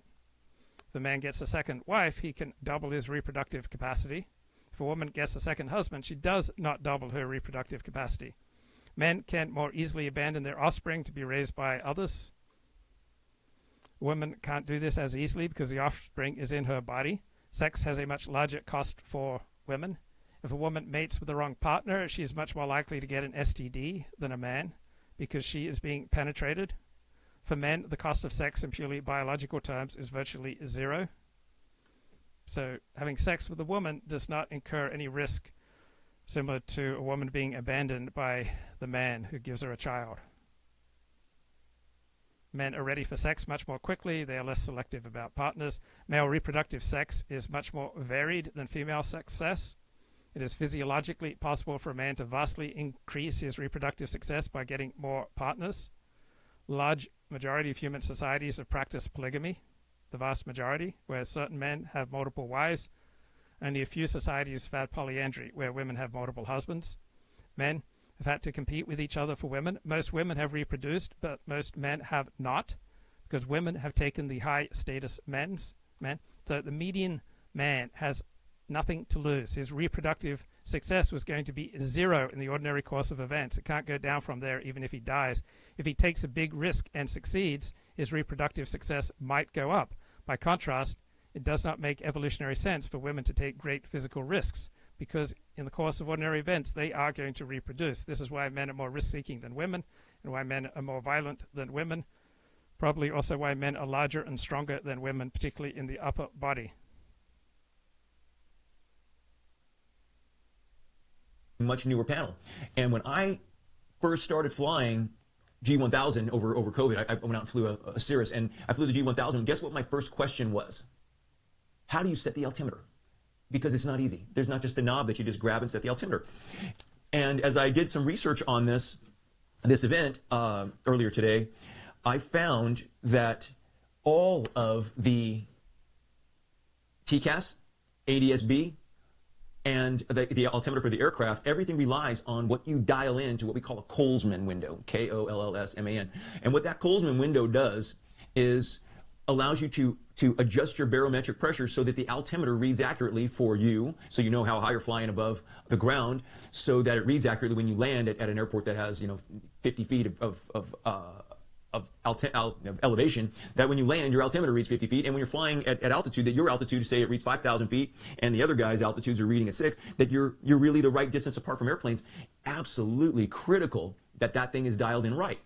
Okay, so why would that matter? So let's say the pilot in the left of the helicopter put in 2991, which I believe is the altimeter that was current at DCA the night of the accident.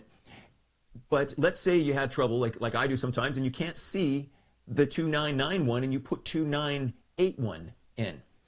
Do you think there's a computer that catches that you got one set wrong? Nope. So a very minor, what appears to be, what's the difference between 2991 and 2981? Does anybody know the answer?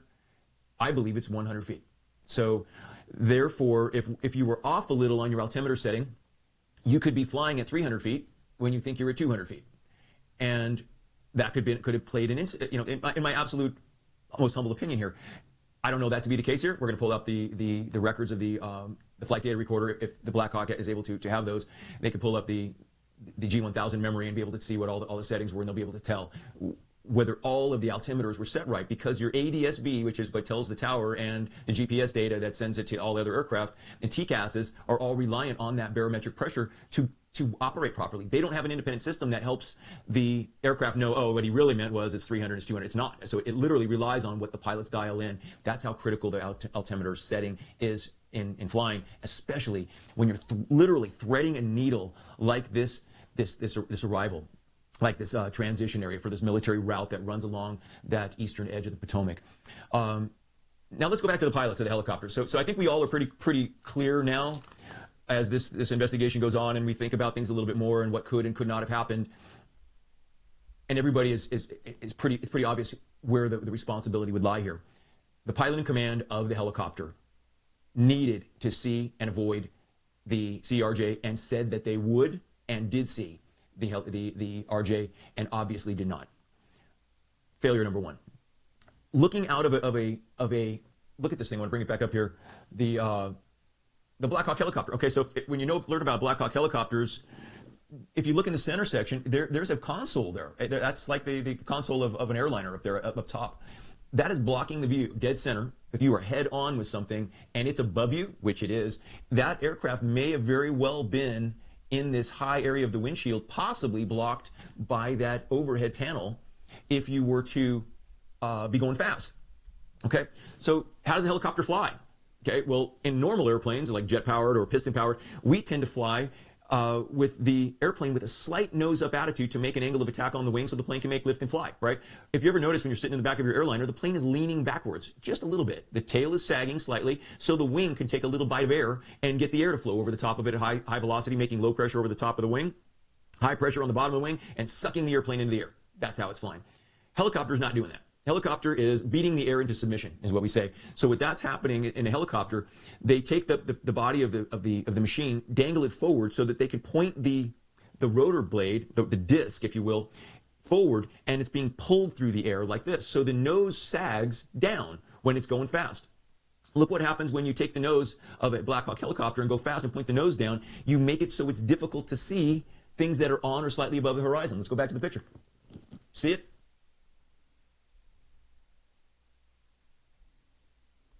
Okay, let's get the Kipper back onto the show. Kip, what's going on, man?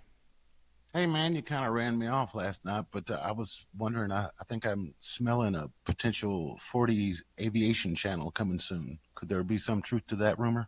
Yeah, either that or 1960s Australian cricket. One of my guilty pleasures is listening to the pilots, their exchanges with the air traffic controllers. Yeah. When they're having problems. I mean, because that's high drama, you know, it doesn't get any worse than that. And certain ones like Alaska Airlines 261 or Japan Airlines flight 123, you feel so sorry for those guys. They're just helpless in a damn tin can. And some of them are so brave, and some of them go down like little bitches. Have you noticed it? It covers the whole gamut, and one can't even speculate how they would do in such a situation. What do you say, Luke? Well, I think we're profoundly affected by our community.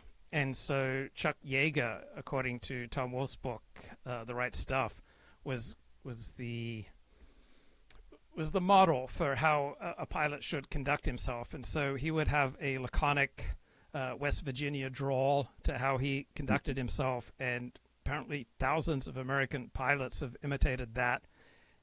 And so I think your community of peers has a profound effect on how you conduct yourself, maybe even a bigger effect than your own genetic and physiological and psychological predispositions. So the Anglo-Saxon Chuck Yeager model, I think, has had a profound effect on how American pilots speak. Yeah, even if you can think back, all the pilots, even through the 80s and 1990s, maybe even through the 2000s, even the black pilots were not smoking and joking. They were serious. They had that, yeah, you phrased it right, Chuck Yeager-esque type of attitude, all business, very logical. And then all of a sudden we had to, a certain group of people just start glomming towards the military. And I wonder where those guys went. You think the Chuck Yeager wannabes are still interspersed in there, and it's just a shame that there's not more of them? Yeah, I think Chuck Yeager was a pretty good role model, and I still think there are a lot like that. Overwhelmingly, pilots are male, and I'm fine with that, and I think it's a good thing, and I don't want diversity, equity, and inclusion in air traffic control or in the U.S. military or among pilots, or frankly, I really don't want it anywhere important in society. Mm-hmm. Yeah, eventually, we all, most of us agree that we want a merit-based society, but you really get down to, we've got this liberal tint to our thinking, and we really are going to have to figure out, well, what do you do? What do you do with the 85 IQ crew? What are you going to do with them?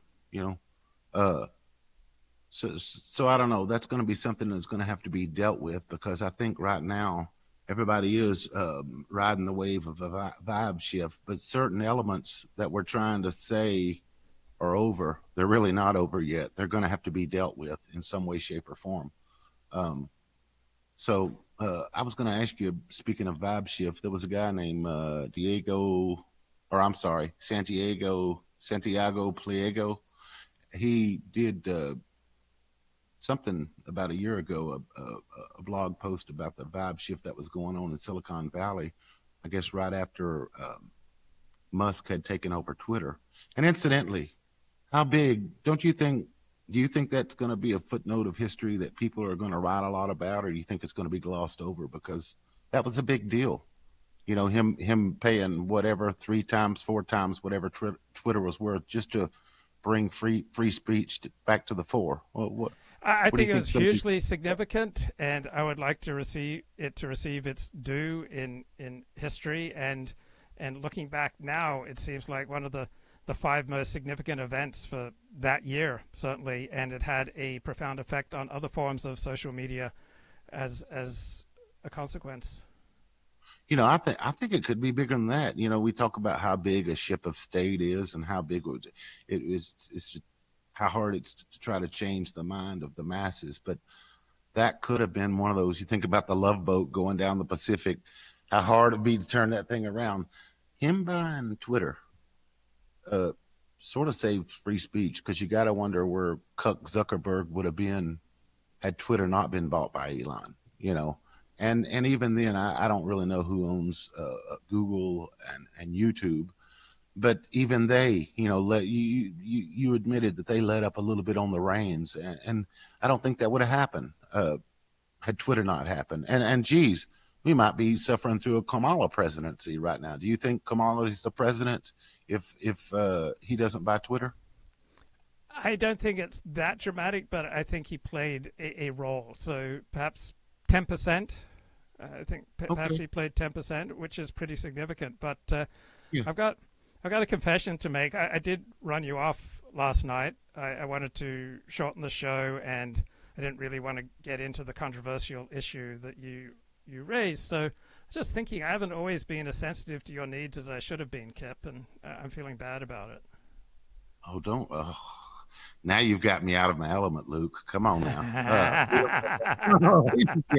What I would like to do is take a moment, if you do have time, and read some of Santiago Pliego's post from a year ago and see if that vibe shift that he felt in Silicon Valley has transferred nationwide yet. Luke and I, we don't know Silicon Valley. I know the heartland, and what you feel on the news, doing this news aggregation bit for us.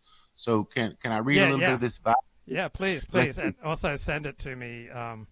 Okay. After in an email. Go ahead. Okay. It is hard to overstate how much Elon's purchase of Twitter has accelerated and perhaps directly caused the vibe shift. The old ways of cutting and slicing the world have broken down, and now the most unexpected groups have found themselves as co-belligerents in an existential war to preserve our ability to speak, compute, build, worship, transact, and live in peace. Sorry, man, I can't really see that well, but I'm doing the best I can. And thus, cutting across communities and denominations and occupations and hobbies, we get to the vibe shift. The vibe shift looks like ditching children. This is the first one. The vibe shift looks like ditching childless civilizational nihilism and saying, yes, having kids is good, actually. That's his first thing. The vibe shift is the repudiation of homogenizing hyperglobalism and instead intentionally pursuing the communal, the local, and the national. The vibe shift is the rejection of reality denial and instead embracing that men and women are unique and different. And you've been kind of touching on that today. You want to speak to those first three before I go any further? I don't have anything. Okay. And I got to be honest, the reason I don't have anything is that the most stunning trade in the history of the NBA happened last night, and I'm still recovering. I can't believe that our hometown Los Angeles Lakers nabbed either the number 3 or number 2 best player in the NBA. They traded for Luka Doncic. You never get this. You never have a 25-year-old superstar traded, particularly in the middle of the season. There has never been a more shocking, surprising trade. And now I'm thinking my name perhaps is no longer 40. My name is Luka. I'm just trying to wrap my head around. There's another Luka in town, and he's a Laker. You have to just kind of play with it and see where it fits into the 40 vibe, But lucky for you, my theory that only like 6 to 8 of any franchises in any particular professional sport even matter. Yours, the Lakers, for some reason, I guess when they came out from Minneapolis, they matter. I don't know if it's that Jerry Buss or whoever owns them gives a shit, but they matter. And you happen to share a town with the Clippers, who seem to be on the opposite end of the spectrum. They could have circuses every night and nobody would give a shit. What do you think? How does Jerry Buss or whoever make one relevant and the other one is just happens to be in town? Well, I think it has to do with how the two franchises are run. So Donald Sterling ran the cheapest operation in the league for decades, and so his cheap way of operating ensured that the Clippers didn't have success. And then I think that failure tends to build on failure, just as success tends to build on success. And that there have been some smart people who've run the Lakers, but I only partially agree with that 6 to 8 teams have a shot at the championship. That's year by year. So there have been many years where the Lakers absolutely did not have any chance of getting to the championship. But with two of the league's top 10 players in Anthony Davis and LeBron James, you had to give them a shot the last few years. When you have two of the league's best 10 players, you'd think they have a shot. And now they've got either the number 2 or number 3 best player in the league at age 25. And this town is just going to go crazy. And you see the multiplication effects of Shohei Ohtani on the Dodgers. He agreed to take a deferred salary. Like, he's getting paid peanuts until 20, 40 years down the line when he starts to get big money. But he agreed to take peanuts because he wanted to win. And for some reason, I've got it in my head that Tom Brady had a similar sort of deal with the Patriots, that he was willing to take less money so that he could get better players on his team so they could win Super Bowls. And I think it's just so different from Dak Prescott and the Cowboys, where he extorted the most money possible from the Cowboys, thus preventing them from assembling enough talent around him to be able to win. So the selflessness of Shohei Ohtani has enabled the Dodgers to pick up all sorts of other superstars who then emulated him by also taking deferred deals. And they've also been able to nab, I believe, 2 premier Japanese players, because once you've got one great Japanese player on your team, it would make sense that other Japanese stars would want to join the team. And so greatness builds on greatness, and failure tends to lead to failure. And like doing one mitzvah leads to another mitzvah, doing one avera, one sin tends to lead to another sin. Yeah, yeah, that's true. We were talking about franchises. Golden State Warriors, for example, they're not one of the 6 to 8 franchises, but they assembled a group that had to be reckoned with, and they got their fame and glory.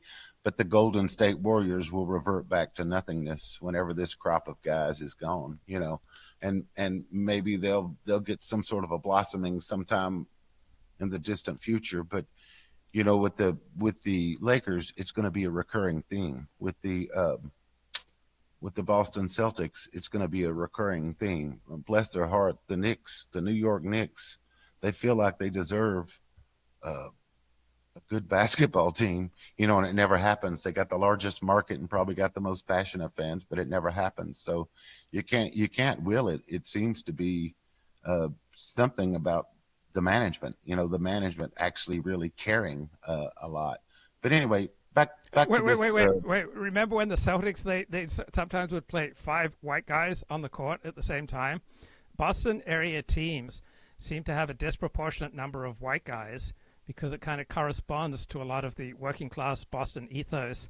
And the New England Patriots have long been one of the whitest teams in the league, and they often did not have the individual speed, star quality of more black teams, but these dependable, cast-off white guy receivers, they seem to have more endurance. So I don't know if you remember the Super Bowl, the very black team out of Atlanta, the Falcons, had something like a 27-3 lead on the New England Patriots, but then the Falcons faded down the stretch, and New England Patriots just kept coming back in the fourth quarter for the most stunning Super Bowl comeback ever. I think it was in February of 2017. It seemed to presage the Trump era. But Bill Belichick, when he was winning all these Super Bowls, the Patriots consistently had one of the widest teams in the league.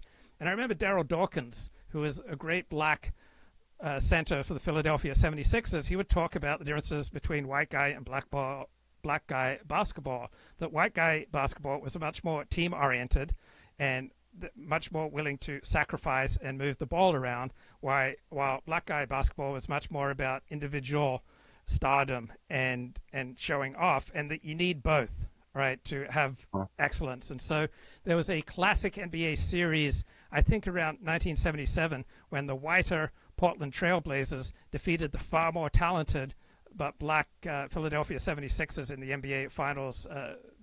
It was just stunning in 6 games, right? The Trailblazers was definitely less athletically talented, but they played together much more cohesively as a team. And I remember in high school, I went to a very white high school, and we would often play black teams.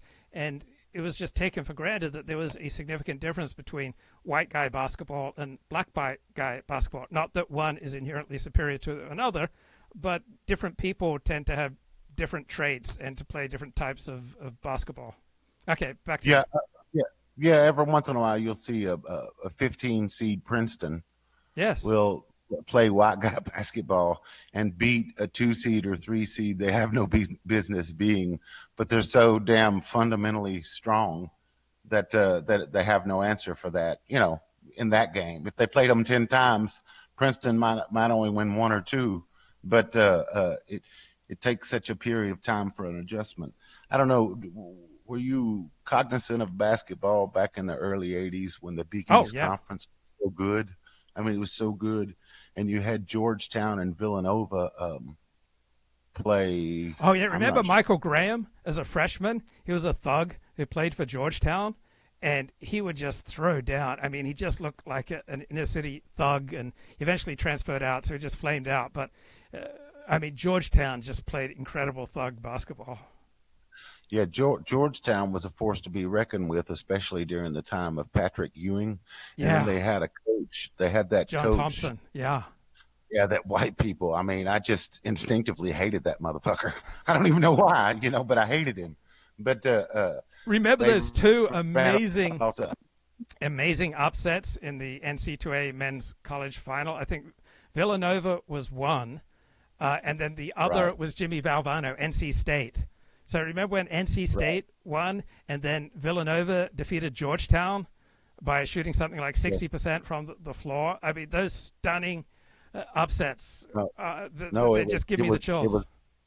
It was more amazing than that. Yeah, you're right about North Carolina State. I can't remember if that was 83 or 84, but maybe it was 82. I think they beat that Houston. I think in something like that was when 83. that guy chunked Jimmy up B. an air ball. The guy chunked up an air ball, and then the guy just laid it in, as if it was a pass instead of an air ball. Yes, the last shot. Yes, that was amazing. Yeah. And then that was the coach Valvano that had that speech, "Don't ever give up," that ESPN wouldn't let us forget for about a decade there. But yeah, you mentioned that Raleigh Massimino Villanova team that had ran across Patrick Ewing and John Thompson, and the loser of that game, the losing team, shot over 75% from the field. The winning team missed 3 fucking baskets the whole game. Now you want to talk about basketball? Wow. Now, can you imagine? Could you imagine? We ain't seen anything like that in 40 years. But I also wanted to mention, ask you if you knew Frank Reich. This is the guy that, if you don't know his story, this is he was the quarterback for the Buffalo Bills, the backup to Jim Kelly. Okay, and no, the backup to Warren Moon. No, you're right, Jim Kelly. It was Warren Moon that he came back on.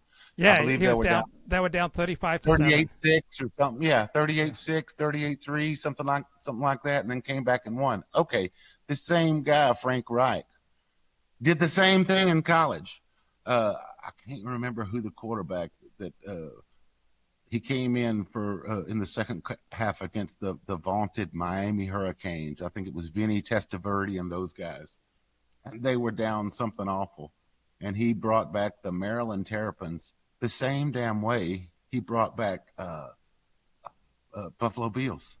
And so at one time, one dude, Frank Reich, had the greatest comebacks of college and pro, and he wasn't a household name. Nobody even knew who he was, because he was known more for, I knew him more, let's say, as being a super Christian more than being a quarterback. But yeah, it's amazing how sometimes you get the most amazing performances out of people that you never saw it coming from, So yeah, Frank Reich is a lesson to us all. Someday you might be called upon, and by God, you do have the right stuff. You just had to be, you had to be put in the right situation to show. But back to this vibe shift, Santiago says the vibe shift, the fourth point he makes is the vibe shift is the refusal to subordinate yourself and your family to the whims and anxieties of activists and bureaucrats, and relearning to trust your eyes and ears. So he's, the bullshit was getting pretty thick, apparently. The vibe shift. Hey, were you ever an employee at a corporation with an HR department and a lot of employees and therefore a lot of rules? And how well did you navigate that? You asked me this once before, and I worked as the data processing director, so my hours were 6 a.m. to 3 p.m. So the regular stiffs didn't come in until like 9. Okay. If you've answered it before, let's skip it. Yeah. Yeah. Well, the main thing was I tried to avoid the shit being stirred up at the smoking area, because whether they smoked or not, women took that 10 minutes to go outside and gossip. And because I was the one that was handing out all the paychecks and kind of knew all the information, they were always trying to ply me for information. But what I would do is just sit back, smoke my cigarette, and then give information to the owner himself. And then he would buy me lunches for it. So it was sort of a reverse sting that they didn't even see coming. So anyway, but who are you going to hang with? The owner or the plebe? You know what I'm saying? I got to refill my water bottle. I can still listen to you, but I'm not going to be able to respond for about 90 seconds. So why don't you keep going on the vibe shift? Read some more of this vibe shift, okay? The vibe shift is a rejection of the secular liberal materialism and a return to the Christian foundations of the West. The vibe shift is taking off the ironic veil that aims to cover the festering wounds of despair and putting on the vestments of seriousness instead. The vibe shift is laughing at those trying to demonize men and cheerfully proclaiming dudes rock. The vibe shift is spurning the fake and therapeutic and reclaiming the authentic and concrete. The vibe shift is a healthy suspicion of credentialism and return to human judgment. The vibe shift is living not by lies, but instead speaking the truth, whatever the cost. The vibe shift is directly facing the tumultuous times, refusing the black pill, and choosing to build instead. There is no denying that whatever else, the vibe shift is an electric time. After all, things hidden before the foundation of the world are being rediscovered, and things thought to last until the end of time are crumbling at hypersonic speeds. And lastly, he says, it is also a time fraught with opportunities for new disruptive technologies. It doesn't surprise me that as we enter what could very well be the most volatile political and cultural period in recent American history, we're also seeing some of the boldest bets in the last few decades. The printing press emerged as if by choice, as if by chance, amid the most apocalyptic geopolitical and cultural rearrangement of Europe since the Great Schism of 1054, in a time charged with explosive tension and excuses for violent conflict.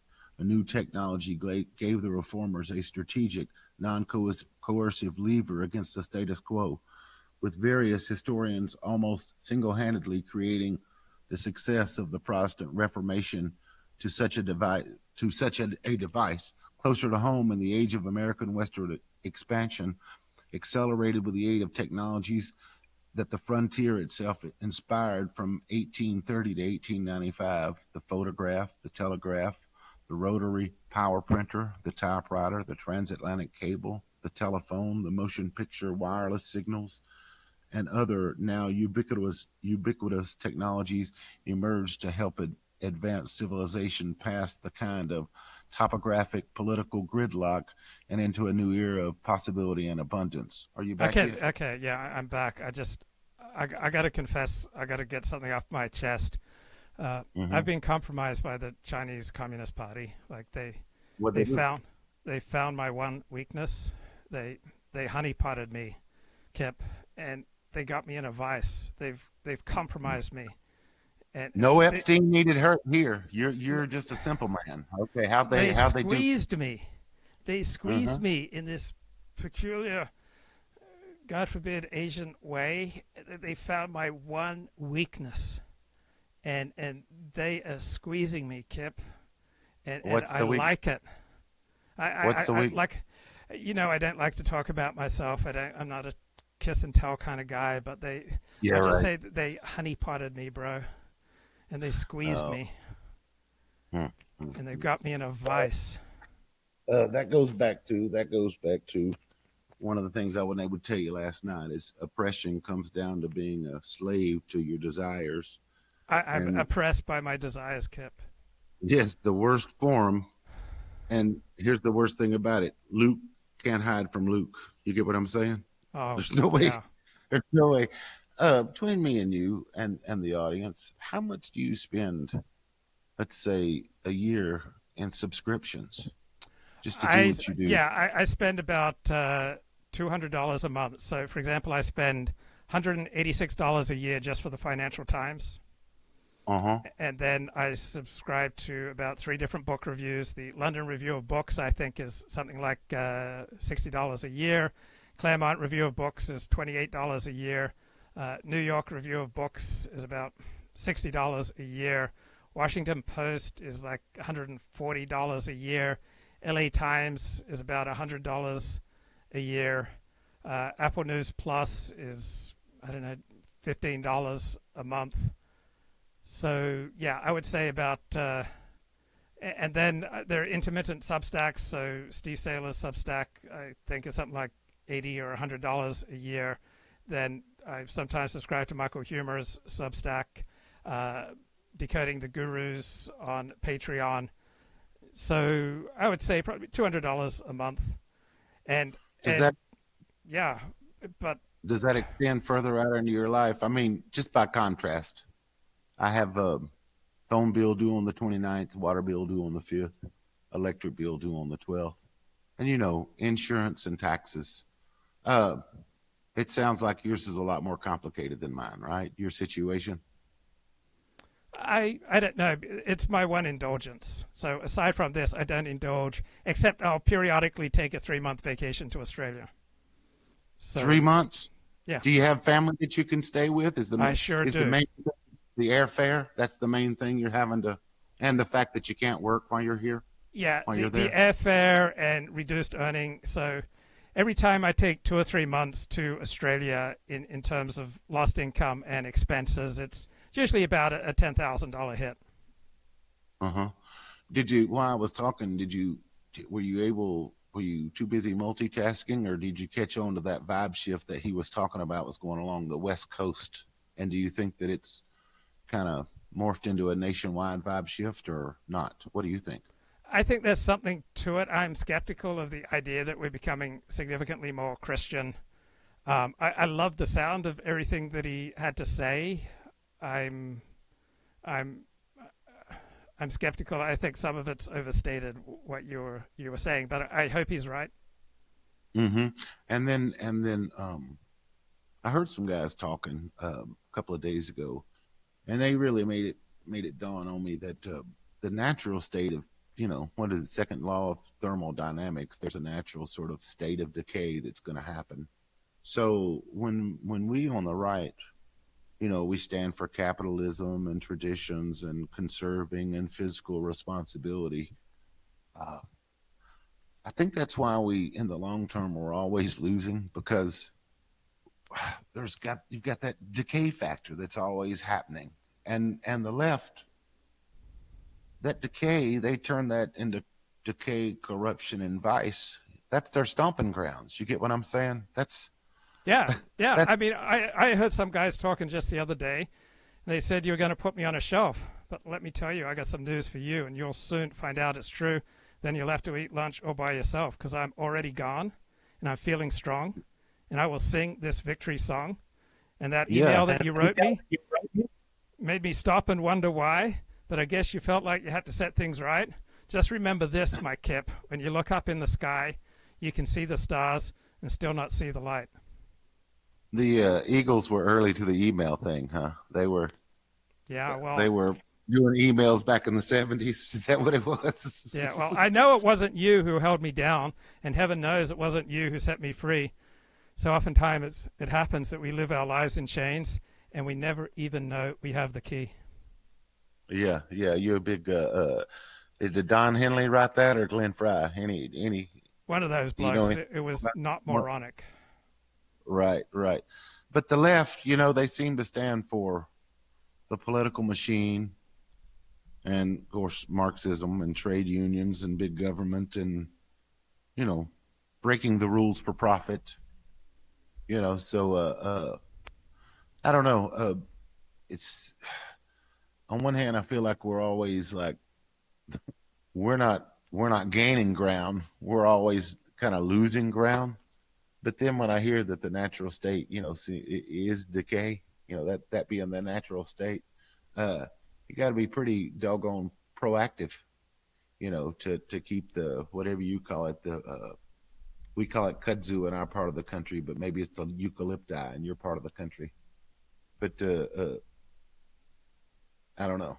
No thoughts on that. Apparently, you're more into the lyrics right now. Well, have you heard the song "American Hearts" by Air Supply? No. They were married in September back in 1969. They traveled to find some peace of mind. They stood for love and freedom. They were children of their time.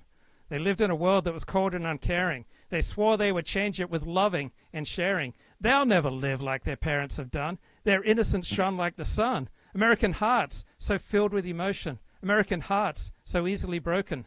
Now they've got a family and a cottage in the hills. He's always working late to pay the mortgage and the bills, and she has trouble sleeping, so the doctor gives her pills.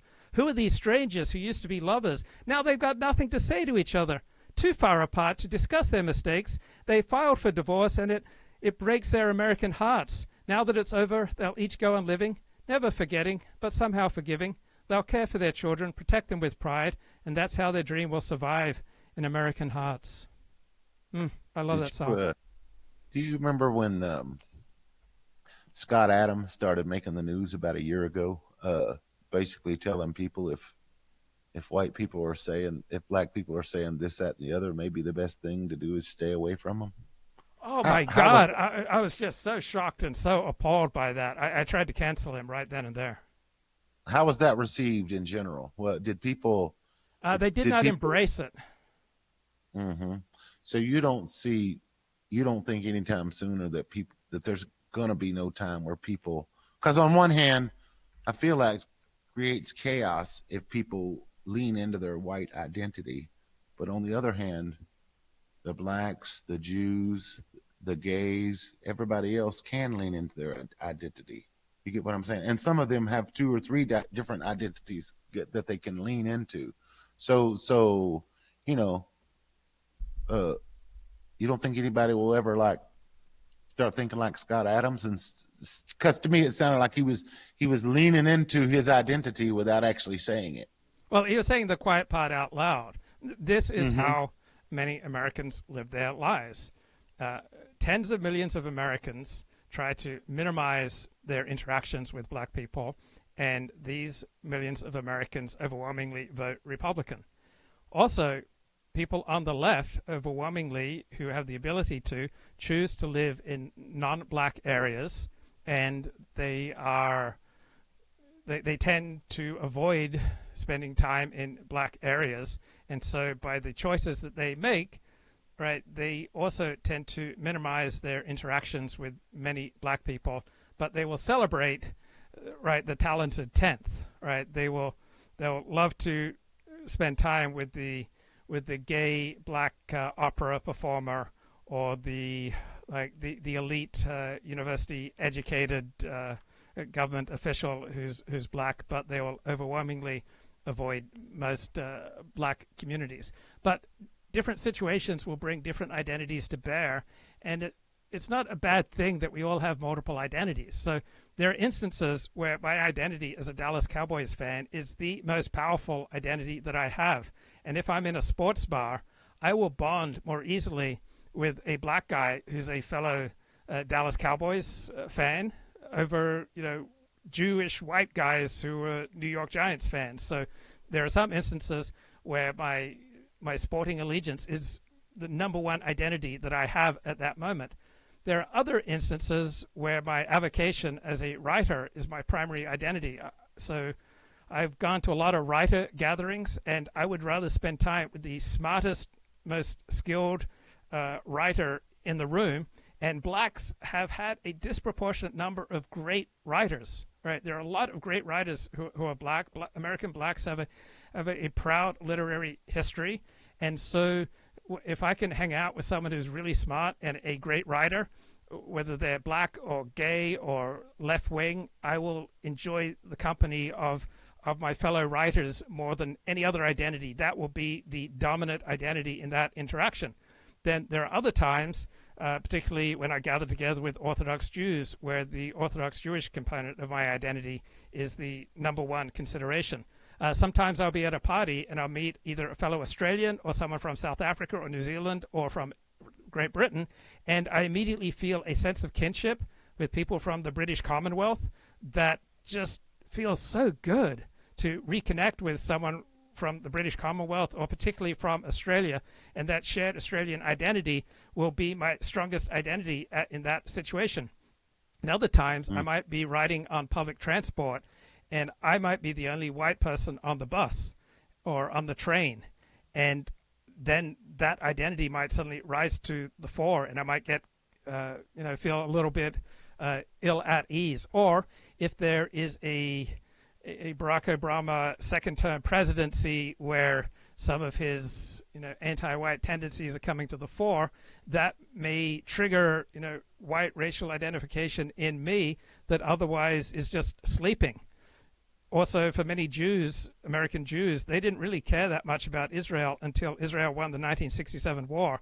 And then this latent Jewish identity, which was operating at like a number 6 in priority of their identity, suddenly became number 1, and they became just absolutely passionate about Israel. So an advantage of the complicated world that we live in now is that we get to enjoy a lot of different identities, and different situations will bring out different identities. And it's not as though people can just revel in their black or their Jewish identity and pay no price for it. If you go into a normal workplace and you are 10 out of 10 in Jewish identification, then you will have a strong sense of victimhood, and you'll have a lot of animus towards people outside of your identity group, and that's not going to be a winning formula, right? If you see everything in terms of kosher, not kosher, Jewish versus non-Jewish, that's not going to be a winning formula for succeeding in a multicultural society. Or if you've got a 10 out of 10 black identity in a modern corporate workplace in a big city, right, having visible animus towards non-black people is not going to be a winning formula for you either. Just as if you're 10 out of 10 in your white identity, that's going to strike most people in a multicultural big city as maladaptive. So normally people will experience different identities at differing levels of intensity, and if your racial identity is the overwhelming number one most important identity to you, that is not going to be a winning formula for you in most big cities. That most people are going to find that off-putting, whether your racial identity is primarily as an Indian American, either dot or feather, or Jewish, or Mexican, or Puerto Rican. That will not be an effective way to go. On the other hand, if there are times in your week, if there are situations where suddenly your racial identity becomes the most important identity, and that meshes with the people around you, then that will be a winning formula.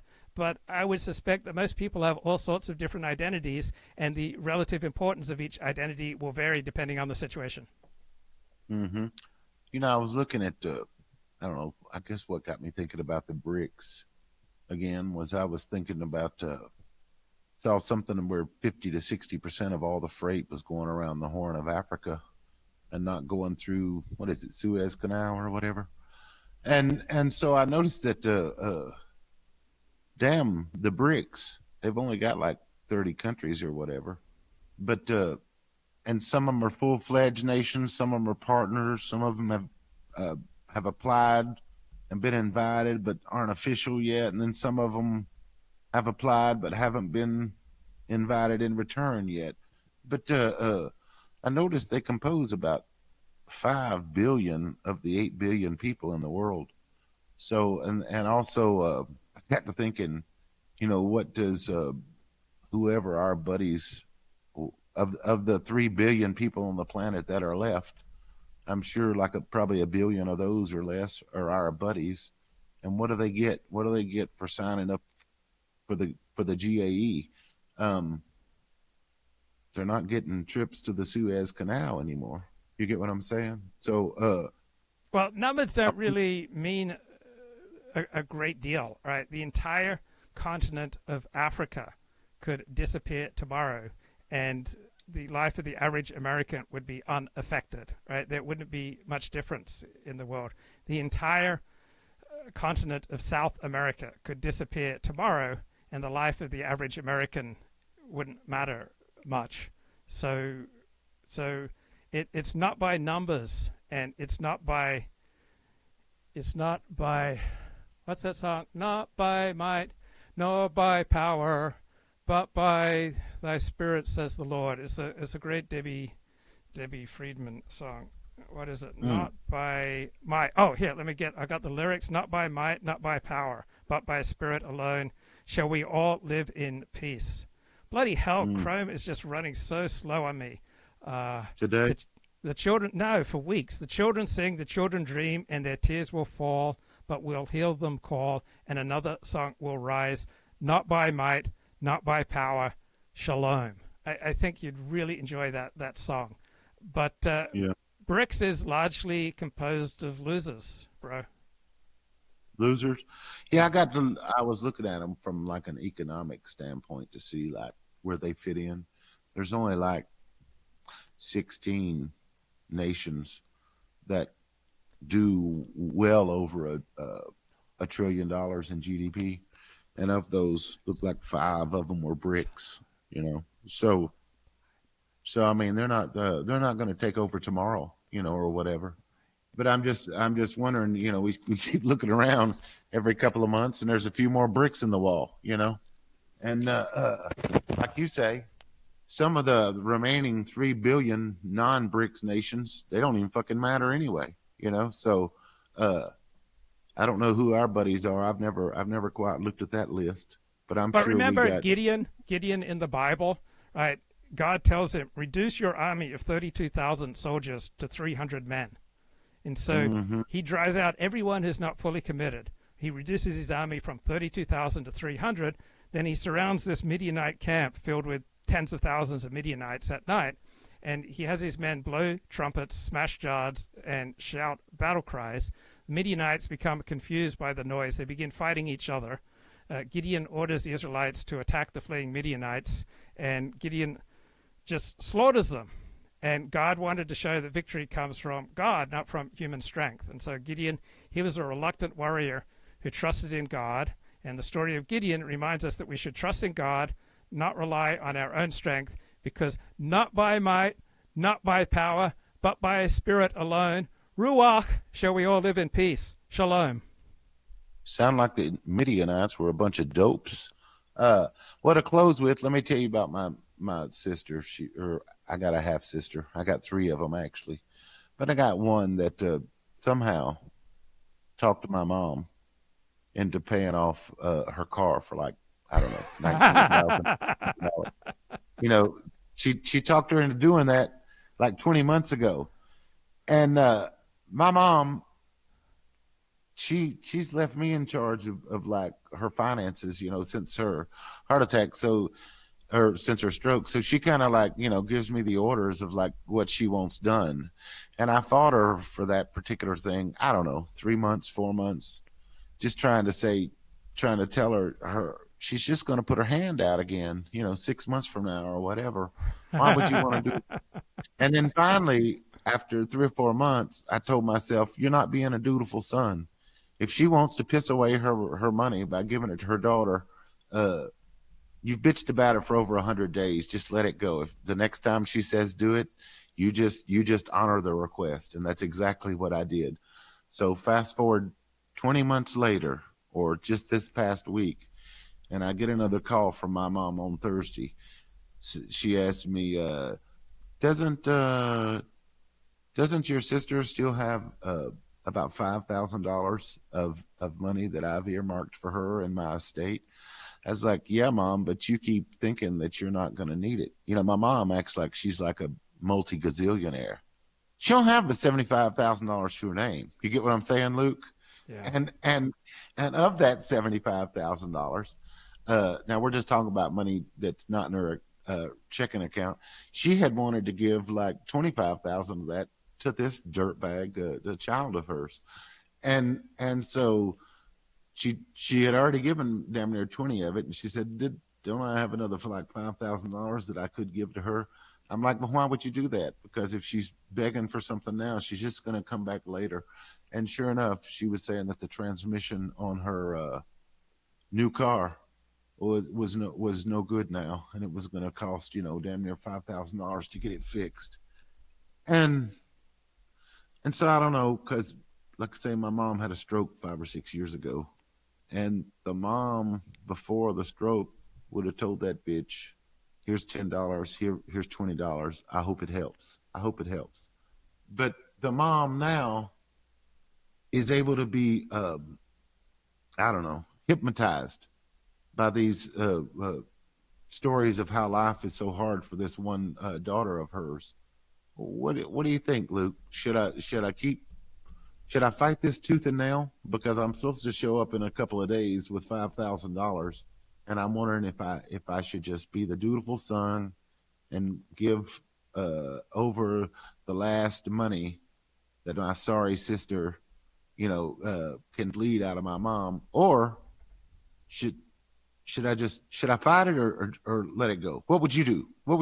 You got a mom. Okay, so this is your $5,000? No. Okay. This is that $5,000 is actually in a CD right now. So I will just be taking money out of my personal account and just giving it to her, just ease and convenience.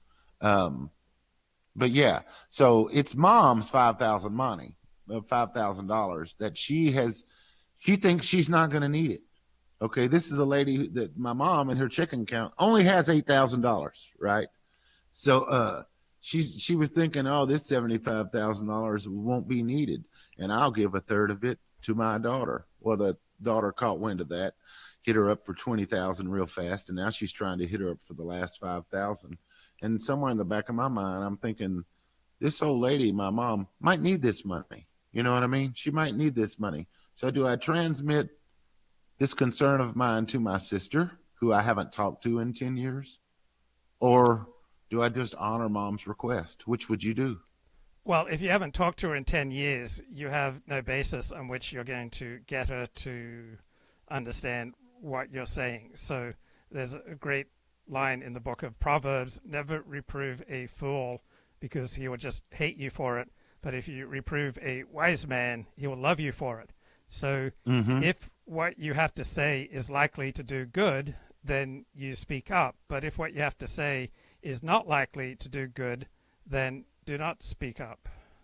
It's going to be 100% shaming her into the fact that her crippled mother might need that money.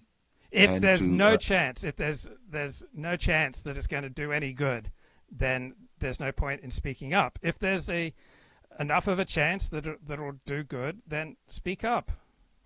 I thought it was going to come. I had to go see mom and take her grocery shopping yesterday. This problem formed about Wednesday or Thursday. So I said, well, what am I going to do Saturday if mom starts saying, did you bring the money? And I was good. I carried like $600 with me, just as like a peace offering. And then I say, well, if it's a big deal, I'll go get the rest of the next 2 days. Okay. Mom never brought it up during 4 hours of lunch and taking her to grocery shop and doing all the little things I do for her. She never brought it up. So if she didn't bring it up, I damn sure was not going to bring it up. So at this point, I have decided not to shame my sister. But you're saying even if it comes up in the next 2 or 3 days that I have to run back to town and take a bunch of money, don't shame her. You're saying don't do it. No, I didn't say that. I said only speak up if there's a chance it will do good. I said nothing about shame or don't show. If there's a chance that what you have to say will do good, then speak up. If there is zero chance that what you have to say will do good, then don't speak up. Okay, well, that gives me something to think about. Thanks, bro. Yeah.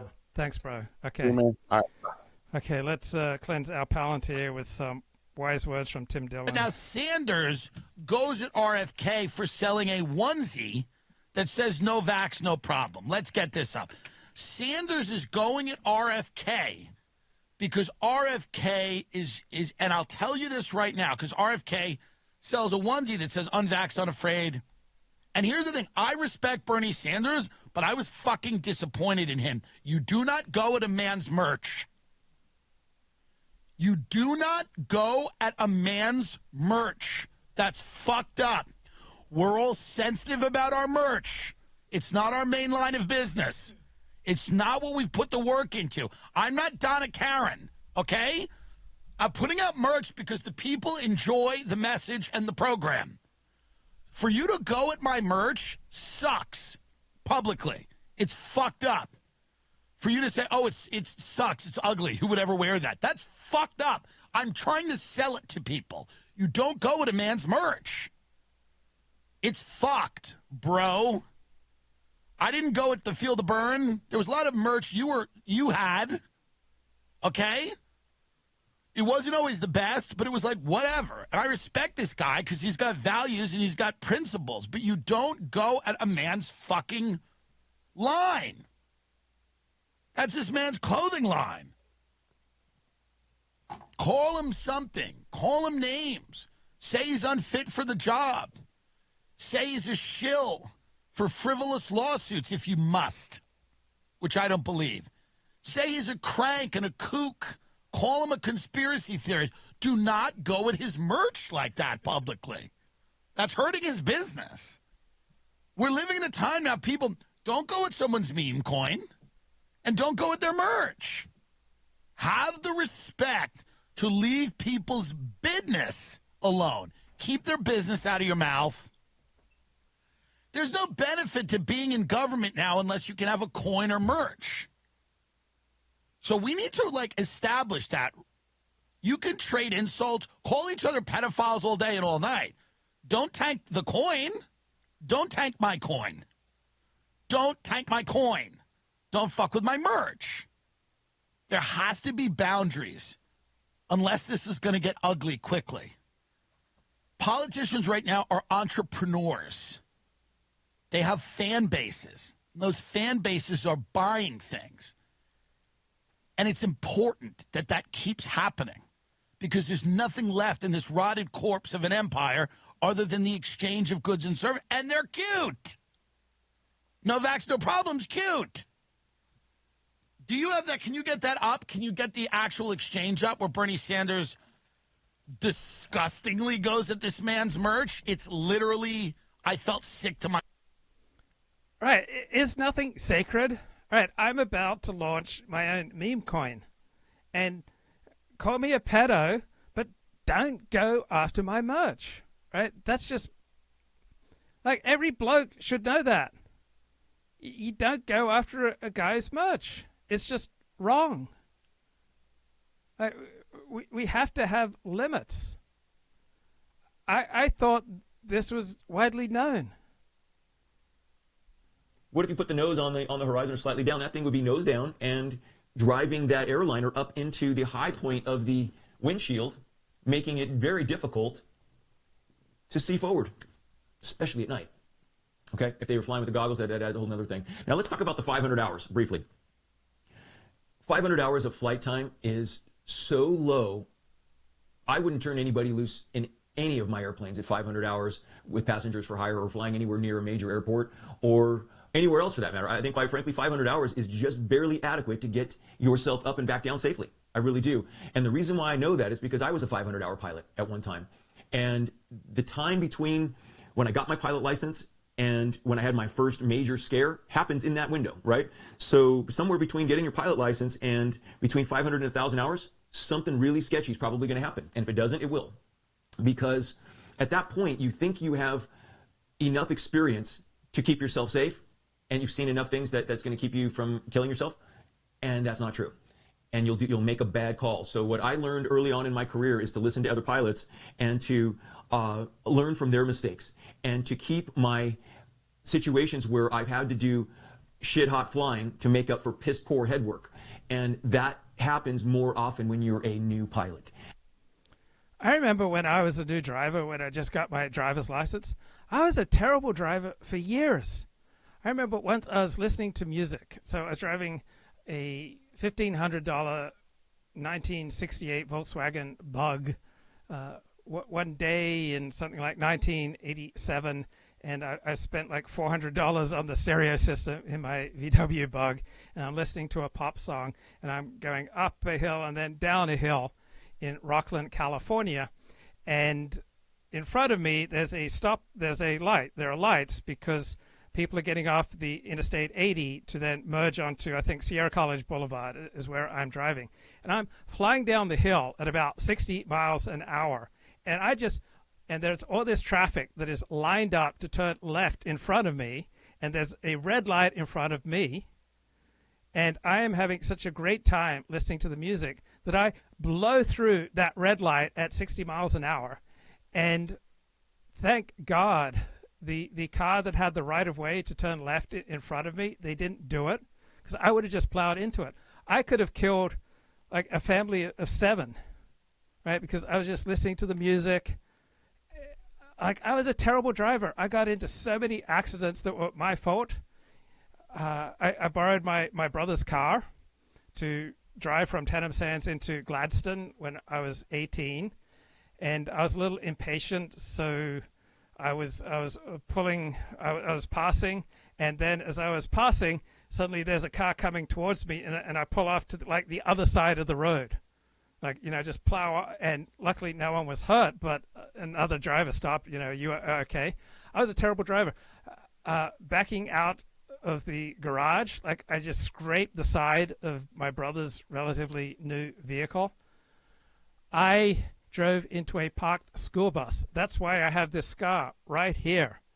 I was changing the channels on my radio, and at about 30 miles an hour, I suddenly see this yellow school bus stopped, parked right in front of me, and I barely have time to put on the brakes. I just slam into it. And even though I had a seatbelt on, like I'm just bleeding, just cut right here, the bloody school bus was stopped. I was looking down, changing the radio dial, and I plow into this parked school bus.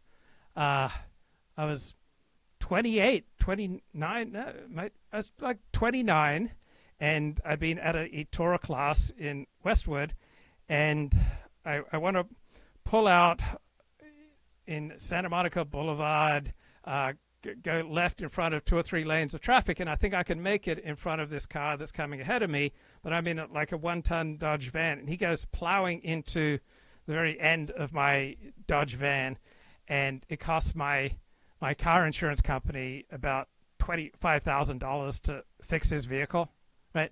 100% my fault. 100% my fault. The first time I had sex, I didn't know how to do it, so I couldn't get it in.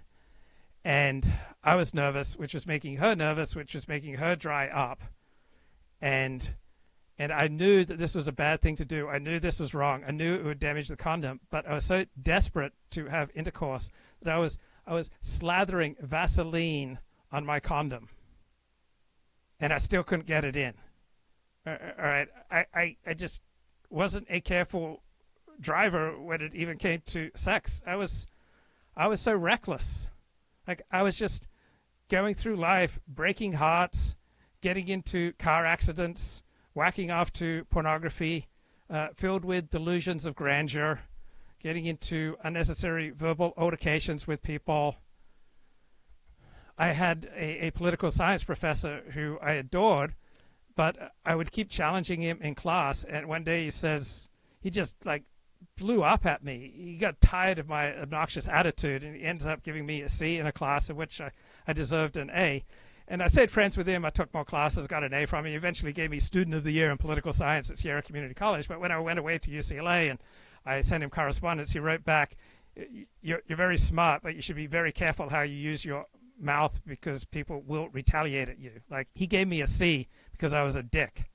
So I went through life being a dick, essentially, until I got medicated for ADHD about 14 months ago. So you needed to hear that. And the less times you have to do that, and as you get more experience and learn what is really not a great idea to do, you learn to do better head work and do less having to do awesome flying to recover from making a bonehead move. So this is a bonehead move. Thinking you can zip through that corridor at high speed, which I believe 120 knots or more is high speed in a helicopter at night, looking for traffic that you may or may not see, was not very smart. The controller now has responsibility. Of course, we don't know their name, but obviously that guy's career is in jeopardy at this point. Trusted a Blackhawk helicopter. He doesn't know how many hours are in there. If there was a 5,000 or 2,000 hour pilot in there doing a great job, that would have maybe been different. And I'm sure they've been plenty.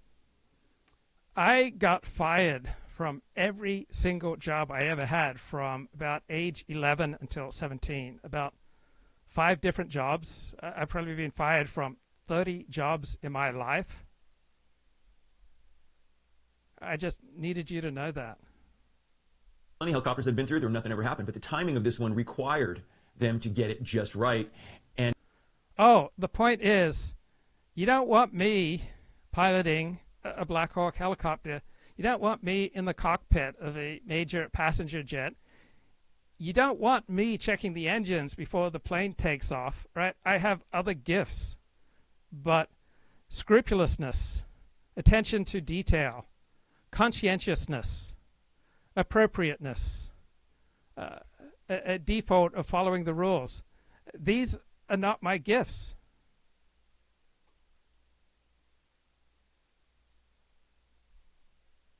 And when he didn't see the right answer and he heard the right response, look for traffic, request visual separation, that's the magic number that says I know what I'm doing. That's the magic code for I know what I'm doing. And what they meant to say was, we're on a training mission, help us out. that controller would have throttled his cool his jets a bit, and he would have focused more on the helicopter, because that was the most imminent danger, obviously, at that night, as you look at the whole radar screen. And he would have said, oh, you don't have him? How about turn left, heading 090 until you find him? Can you slow down? He's heading to your right. He's 1 mile away, right? He could have spoon-fed him a little bit more, but when you tell the controller that you got it, he's now relieved of the responsibility. And I think this is going to change the regulations in the D.C. area for sure, that visual concurrence or visual acknowledgement of traffic that are conducting visual approaches into this airport, which is extremely busy at night while helicopter traffic is operating down low, is going to be probably one of the things that gets changed immediately. And it should. All right. TCAS should have helped them. And it would have been really helpful for the RJ pilots to have been able to hear that what the actual verbiage sounded like from the helicopter, that they were calling it out. Yeah, no problem. Yeah, I got it. And that would have sent me into a little bit more of a, I don't think they got us. You know, you can tell by tone of voice a lot. And the tone of voice told me they didn't have it. They just told me they responded too quickly. A lot of times we're looking to, yeah, we're looking, we'll let you know, or searching. You say something like that, it lets him know you don't got it, and he can continue to provide that separation for you. Why would you get rid of that safety net that early or at all? You might tell him, I need your guidance. I don't see it tonight. I'm not feeling it. My eyes are not adjusted to the darkness, or whatever. Could have been helpful, and a helicopter has the ultimate superpower, which is just to stop, which is crazy that they could have totally pulled that thing into a hover and stopped. And when you don't know where you are exactly, you got to stop the machine. All right, so so these are my latest thoughts on this this incident. So Tim Dillon has some important insights into the DC. The next time you're on a plane, I want you to sit in the back, and when they go, well, the door is closed and we're ready to, just go, ah! Start screaming, yelling about Gaza, whatever you want. Start screaming about the ceasefire. Yell about the ceasefire on the plane so they take it back to the gate. They're going to kill you. They're going to kill you. And what are the military? Stop with the helicopter drill. What's going on all the time? Stop it. It was terrible what happened to these people. I'm not making light of it. I'm simply saying that you're taking your life in your hands when you get on a fucking plane. I'm serious. Stop with the statistics all the time. Well, actually, statistically, it's the safest way to... Is it? Is it statistically the safest way? Hey, do you think they were saying that in the Potomac? Were they talking about the statistics in a river? It's not. Statistically, it's not. I've been in 5 car accidents, by the way. Many of them I've caused. But the point is, how many... You find the guy that's in 5 plane crashes, I'll talk to him. I've been in head-on collisions. Me and a fat secretary, I made a left from the right lane. We were getting money to get Vicodin in Long Island. We had a head-on collision in the car Pepsi can, and she had her head hit the dashboard, and she had a massive balloon-sized welt on her head that filled up with blood. And it was fine. She's fine. We're all fine. You see what I mean? That's not the way it works in a plane. You can get in accidents. I had sun blindness once because I was high in my grandmother's Ford Focus in the parking lot of Nassau Community College. Sun blindness means the sun refracts or reflects, whatever, I don't know, off the sun and blinds you. The sun, refracts off the snow, is my guess. Or they want to have sex with. The staffing configuration was not normal for the time of day and volume of traffic. So a supervisor said, hey, it looks a little light. Why don't you get out of here? Whatever that person's name was. Maybe their last name was Thomas. Why don't you get out of here, Thomas? You sure? Yeah, we got it handled, Thomas. Their last name's Thomas. Get out of here. Go home and watch The Good Place. What's that? It was a sitcom from many years ago. Co-created by the creator of Hacks. What's Hacks? Thomas, will you get out of here? We got it handled. What do you think's going to happen? A plane's going to plunge into the Potomac? Get out of here and go watch The Good Place on Hulu. And enjoy your night. Order some Thai food. We'll just be here killing people. Get out of here. We're turning the river into a mass grave tonight, Thomas. All of these people should answer. All of them. All of these people, by the way. Every one of these people should answer for why they did what they did on that day. People's lives were lost. And I'm a little sick of the attitude of these people in the airlines. I'm a little sick of it. I know that I just talked about how hard their jobs were, and they are hard, but they are the job you signed up for. The job you signed up for. And I want to know why you fucked it up so badly that children, little figure skaters, terrible shit, died in this thing. And maybe it's not the airline, I don't know, it's probably not the people on the plane, but maybe it's the air traffic controller. It's seemingly, this is a huge tragedy in the figure skating community. Legitimately is. Now, I'm not in that community, and I don't know much about it. But I'm saying that's not good. Also, the Blackhawk helicopter, what the fuck's going on over there?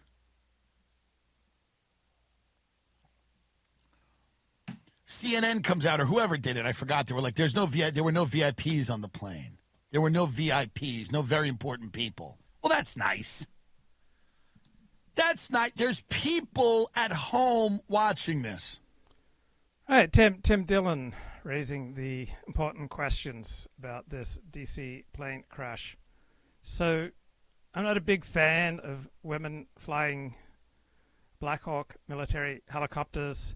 I agree with Martin Van Creveld. I don't want women serving in combat. I think it was a shanda. I think it was a scandal that Israel was primarily employing women as spotters on the border of Gaza, and then dozens of Israeli female soldiers in the IDF get slaughtered or captured, and then Israel feels awful. In particular, is the natural human instinct is to feel awful when your women are taken captive. And so Israel has now done a horrible, horrible deal, trading like 50 Palestinian terrorists, like 50 blood-soaked Palestinian terrorists to get their female soldiers back. I don't want women serving on the front lines. I don't want women serving in combat because it destroys group cohesion. Women are much more vulnerable to physical injury. So take boys playing soccer, girls playing soccer. Women are 3 to 5 times, the females are 3 to 5 times more likely to suffer serious injuries. All right, women training for combat, they are many times more likely to suffer serious injuries than men training for combat. It ruins cohesion in a unit because the blokes are thinking about boinking the women or protecting the women, and so it reduces effectiveness and efficiency. All right, women in combat is a terrible, terrible idea. And trads, conservatives, people on the right understand this. They don't want it. Right? Military women are not the cure. They are the disease. Martin Van Creveld has been talking for 20 plus years. Don't put women in combat. So the Israeli Defense Force are the only ones in history to have made women wear uniforms against their will. And they did it in a variety of auxiliary military occupation specialties that had little impact on fighting effectiveness in a positive direction. Now, there was a shortage of manpower generated by the IDF's expansion following the 1973 Arab-Israeli War. And then there was all this feminist pressure by these elite Ashkenazi intellectuals that drove women into combat roles in the IDF. Right? And suddenly female officers and female enlisted personnel increased in numbers and importance until the IDF was blessed with 3 small combat battalions, mainly made up of women. And they were usually deployed along the borders with Egypt and Jordan, where hardly a shot has been fired for decades past. Fast forward, and now we found out after October 7 that the people protecting the Israeli border with Gaza were disproportionately women. And you have all these news media articles about how little the public knew about them, how wonderful they were, how important the missions they carried out, how daring were their feats, which towns provided them with disproportionately the largest number of recruits. Now, in Israel, what happens when you move women into roles that are traditionally held by men? Male enthusiasm for going into those roles diminishes unless you hold certain roles in society in ritual just for men. Right? Men will tend to drop out. And so as you have more and more women moving into the IDF, fewer and fewer men want to serve.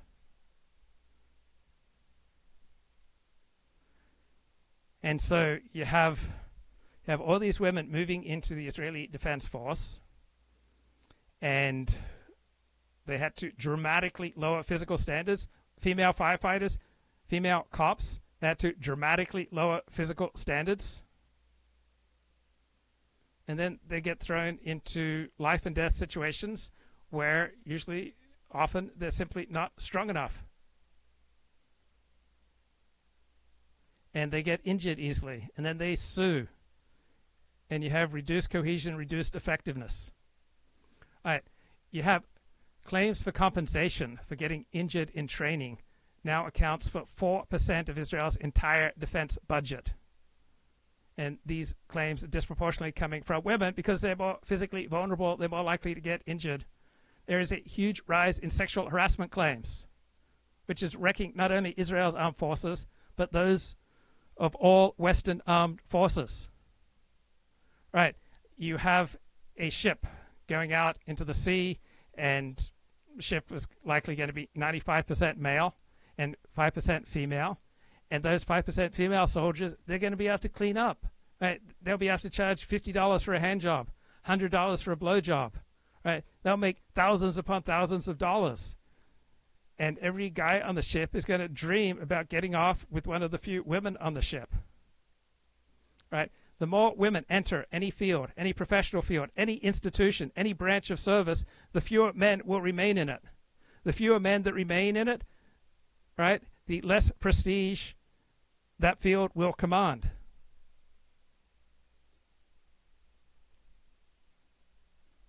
So now you have most people who get PhDs in America since about 2010 are female. Now, PhDs have less prestige. I believe we now have a majority of university professors are female. University professor has less prestige. So as you get more and more women in an area, it has less prestige. Right?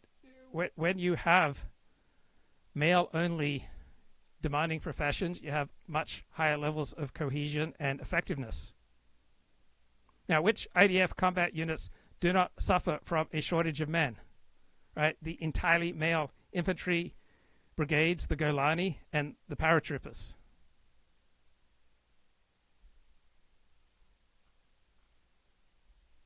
So from the first day of the current Israel Seven-Front War on October 7, 2023, Israel's media has been bristling with stories about heroic Israeli women.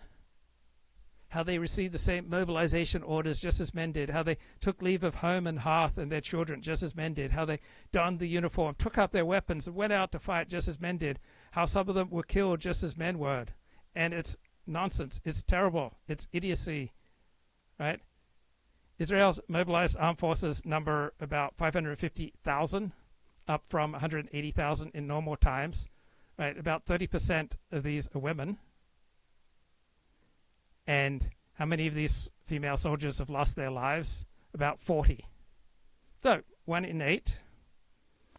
Well, disproportionately, the fighting since October 7 has been overwhelmingly done by guys. So the women who died were overwhelmingly serving in an outlook position on the Gaza border, insufficiently trained in the use of infantry weapons which they had been issued, no position to escape or to fight off Hamas's surprising attack. So in the Odyssey, you have this description of Odysseus's maids, like birds with nooses around their necks that they might die most piteously, and they writhe a little while with their feet, but not for long. So shame on you, the IDF, for allowing this to happen. Shame on you, penis envy-driven feminist fiends, for misleading your credulous women followers and pushing them in that direction. Now, since October 8, female soldiers have done almost zero fighting. Whenever women enter a field, an institution, an organization, men leave. It's true with cashiers, it's true with pharmacists, it's true with psychologists. Right? No two persons can occupy a chair designed for one. Right? I want a male heterosexual military. Right? What can make men march into fire? A sense of cohesion and honor. Right? For a man to do a woman's work is not an honor, it is humiliation. A man who competes with or fights against a woman loses, period. Right? It feels awful. Finding themselves in a lose-lose situation where they don't want to compete with women, men will prefer to withdraw. And if feminism keeps up in the armed forces, we'll hardly have any men of honor serving. Just an absolute disaster. Hold. And then you had an interesting response. So let's get it together. My response specifically was because he credited the functionality of private companies to an evolutionary process. Talking about Curtis Yarvin. Where that is simply not the case. There is no natural selection that is being run on corporations. Natural selection requires heritable variance with differential survival. So unless you fulfill that criteria, if there is no reproduction, there is no natural selection. And corporations do not reproduce. And when they do reproduce, when they make spin-offs, these are completely new companies that often don't have much or any of the DNA of the previous organization, other than perhaps staff and the overlap of staff. But if we're talking about that, then that's an argument for cloning employees. It's sort of not an argument for corporations transferring their bylaws and best practices and there being some sort of mechanistic approach to their functionality. I mean, even Apple is actually a great example. I think it is a functional institution, but a dead player. And a functional institution can persist for a long time after the founder has sort of departed. It can persist, it can be profitable, but it will be unable to adapt to circumstances. Would I be surprised if Apple today was outcompeted by a Chinese firm? Not at all. I think they will be blindsided by future innovation, either coming from the United States or coming from without. And, you know, would the Apple of Steve Jobs have been blindsided? Almost certainly not. So first, I want to dispose of this idea that the market automatically, basically the profit discipline is what could result in a company, first off, becoming functional, and secondly, acquiring a live player at its helm. You know, a committee, be it a legislative body or be it a for-profit board, will necessarily have to act through consensus. By acting through consensus, they're almost certainly going to only go for picks that seem obvious or a good idea. No board would have voted, if they could help it, to give, say, Twitter.com to Elon Musk. It had to be something of a hostile takeover. It seems an action with a lot of risk, but a lot of downside.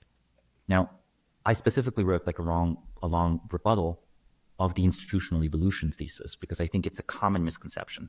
Now, this doesn't mean that market discipline isn't important or that creative destruction or AKA disruption isn't important. Employees, machines, real estate are misallocated between functioning firms and non-functioning firms. And if you create a new company that is better at, say, making electric vehicles, society is vastly better off if the electric vehicles making robots are in, a gigafactory and reassigned to the gigafactory rather than if they're still at General Motors being utilized in a suboptimal way. So straightforwardly, market discipline rewards functionality. There's just insufficient mechanism for it to create functionality.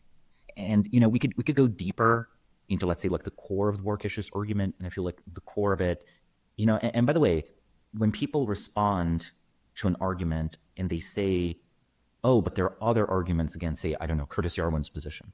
Well, I can only respond to the arguments that are explicitly written. It's necessarily beyond the scope to say arguments that aren't there. But let's look at the argument that is there. There's this idea that there is unbounded downside in government. I sort of don't believe that at all. I mean, even in the most catastrophic cases, for example, in the Chinese government, after Mao, there was a recognition that the policies were disastrous. And in fact, Mao was removed from power before he died multiple times. So he was accountable, in a sense, to at least the other members of the Chinese Communist. So people often think, oh, we live in a democracy. We're so different from dictatorships. And there are significant differences. But often democracies, such as during COVID, become dictatorial and authoritarian. And often dictatorships respond to the pressure of the greater population. Nikita Khrushchev, after the Cuban Missile Crisis, all right, he was the dictator of the Soviet Union, but because many people in power in the Soviet Union did not appreciate how he handled the Cuban Missile Crisis, he was removed from power. He wasn't executed. He was removed from power, and you got a new dictator. So this is Martin van Creveld writing in July of 2015 after visiting an exhibition in Berlin. It's about Impressionism versus Expressionism, covered the period from 1880 to 1914. There are 160 paintings by Manet, Renoir, and a couple of Van Goghs. And what he's writing about here is that what these two painting movements had in common was that female emancipation was still far away. So these paintings overwhelmingly show women in domestic settings. They do not show women in combat. They do not show women doctors and lawyers and accountants. They do not show women with a career. Instead, you see paintings of women bathing, women buying flowers, women dancing, women reading, women rowing a boat, women talking to each other, women teaching children to do this or that, women walking, women flirting. Right? And the women look good. They seem self-conscious, intelligent, exciting, and it's just healthy. All right, Australia is probably the most sexually segregated of any major first world power. All right, blokes tend to hang out with blokes. Sheilas tend to hang out with Sheilas. It's how it is in Orthodox Judaism. It's a good way to live. Right, young men used to leave school so that they could earn a living, and young women would have the privilege of studying so that they could become eligible brides for successful young men, or if they failed to catch one, they could earn their livelihood by teaching. Right? Women generally did not work outside the home. So I think it's primarily an Australian working class thing, but a large number of Australian men are very eager to let you know very early on that their wives do not work. In the Australia I grew up in, most women did not have full-time jobs outside the home.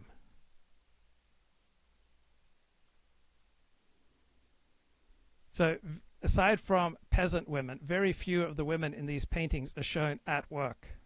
And those who are at work tend to be lower class, not well educated, and unmarried. They're employed as servants, waitresses, dancers.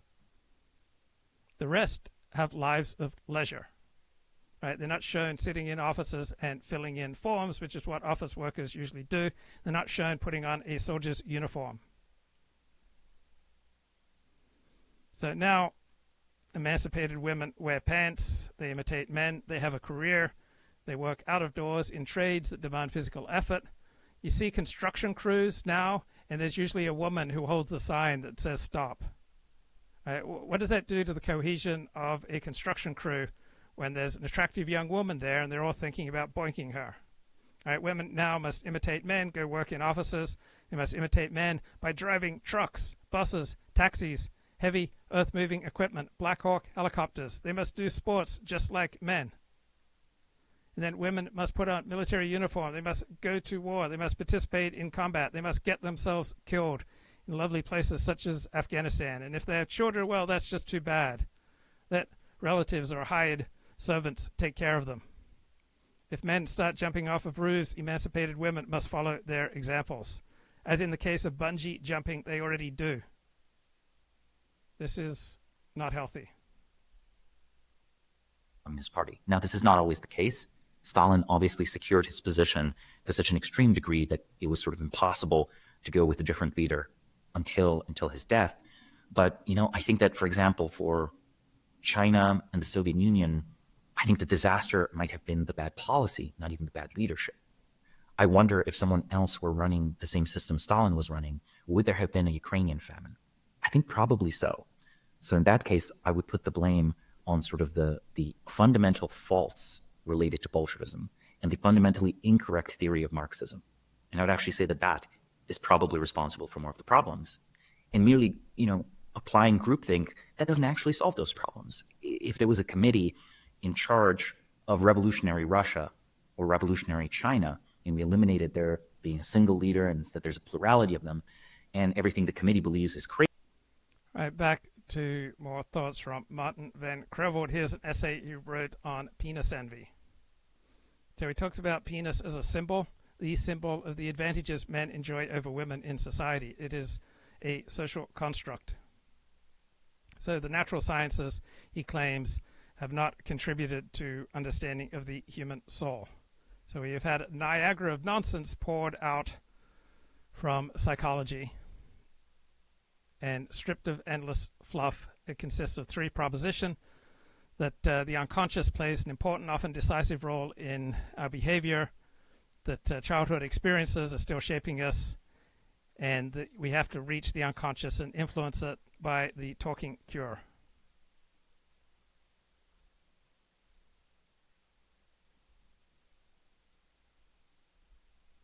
Crazy, the effects would be just as bad. And in fact, we have a historic case study. Like, the French Revolution had the Directorate, which was this sort of revolutionary council, or the Committee on Public Safety in France, right? So I think the attempt to just, the assumption that we're just picking, the assumption that basically it kind of doesn't matter what the ideas are of the relevant people running a country, I think that's the assumption I would challenge. So I would say that actually the 20th century shows that there are few ideologies that were just radically incorrect about the nature of the world. They would have been radically disastrous if implemented by a single individual, aka a dictator or a president, but they would have been, and in fact were, just as disastrous when implemented by a committee or a bureaucracy. So does government in fact have greater downside compared to a private company? In a lot of ways, yes, obviously. It has a monopoly on violence, so you can have disastrous wars can be started, the rights of citizens can be trampled, but then also the stakes, the economic stakes are higher.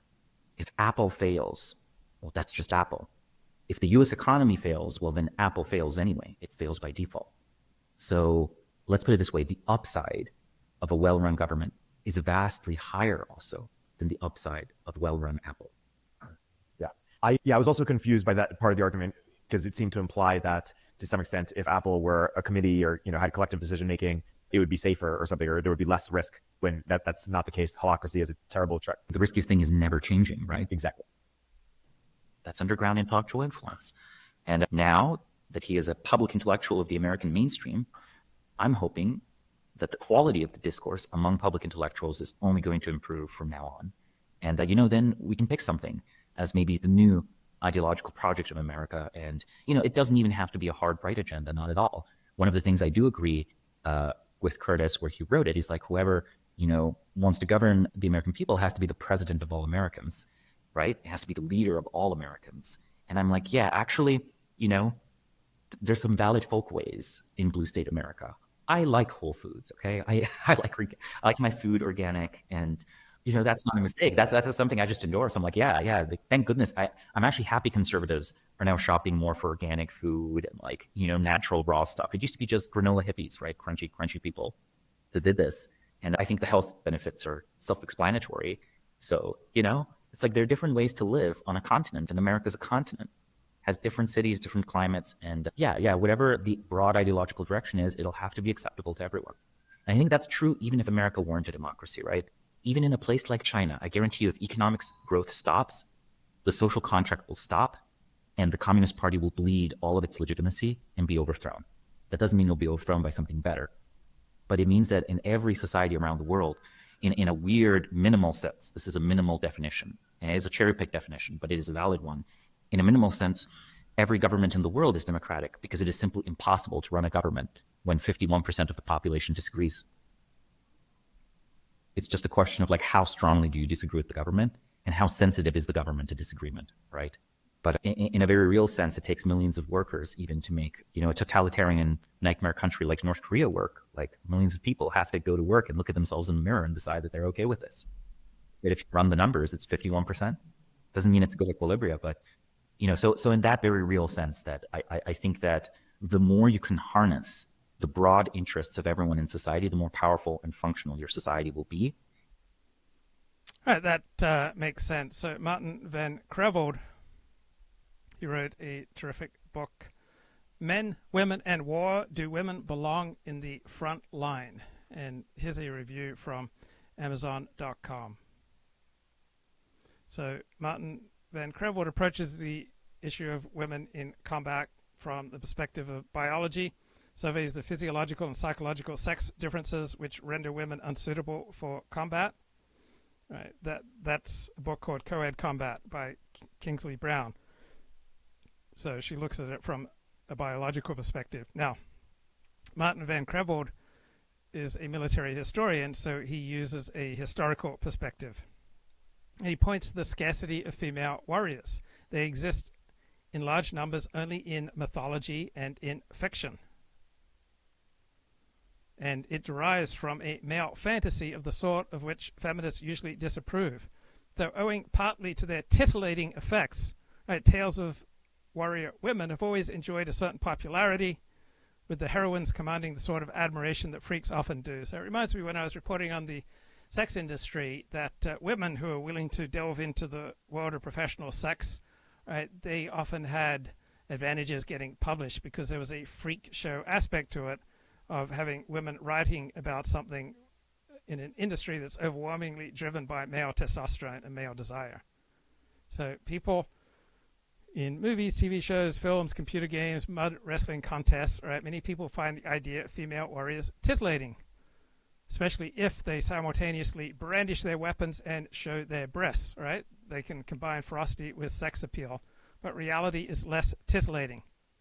The few females who have seriously pursued a military career have tended to be decidedly unfeminine. Joan of Arc cut her hair short, dressed like a man. And these female combat soldiers, they often openly disparaged and sought to disassociate themselves from other women. And the best known are remembered not for their modest military achievements, but precisely on account of their gender. And recent cases of the supposed successful integration of women into the armed services have proved to be spurious. The most frequently cited model is that of Israel. Right? In 1949, Israel became the first country ever to conscript women in peacetime, but the terms of their service were significantly less onerous than those imposed on men. So male Israelis are conscripted for 3 years, women serve only 2, but in practice about 22 months. Married women and pregnant women are exempt, as well as women who declare themselves religiously observant. So it's always been a lot easier for women to gain an exemption. Women were not expected to take part in combat or even combat support. The first thing that the IDF used to do when war broke out was to evacuate the female company clerks. So very few female Israeli soldiers have ever been killed in action. The Soviet Red Army that defeated Hitler was over 97% male. Only men were conscripted. And those women who joined, they worked overwhelmingly as clerks in administration, healthcare, and food preparation. Fighting women formed only a single regiment. You have had female pilots serve in combat, but fewer than 1% of the Soviet pilots were female. So in the cases of both the USSR and Israel, we have all sorts of propaganda distorting our perceptions. So the tiny number of Soviet service women in combat were sent on speaking tours in the West for propaganda reasons. The image of female Israeli soldiers is carefully cultivated by the IDF, but it's based on a myth.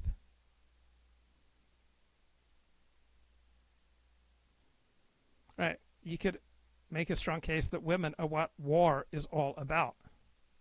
War is not uniquely human. Male chimpanzees raid and kill members of neighboring troops, but they rarely kill reproductive age females. Right? The ultimate Darwinian function of war is reproductive, that is, eliminating male competitors and capturing reproductive females. You see this in the most primitive cultures. Raiding is ultimately about the capture of reproductive women. In the rape of the Sabines and in Homer's Iliad, war is precipitated by women who are taken captive. Right? The kidnapping or escape, the elopement of women precipitates war in the Bible, Genesis 34. Right? In wars among civilized nations where you hear about economic and political motivation, yeah, the underlying psychological motivation of individual soldiers is largely about having sex with women. When men have had the opportunity to conduct mass rape of women, they have tended to do so. So women, in Darwinian terms, are the ultimate cause of war. It is women, ultimately, who men choose to fight for. This does not mean women are to blame, right? Women cannot be blamed if men choose to fight over them. On the other hand, women cannot be wholly absolved of responsibility. Women have always acted as instigators, causes, objects, victims, and protégés.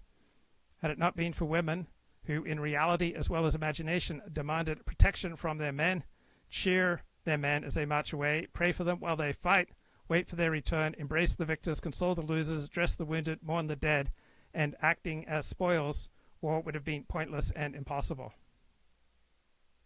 Right? Men have made war, but they would not have done so had women not been so adoring of their efforts.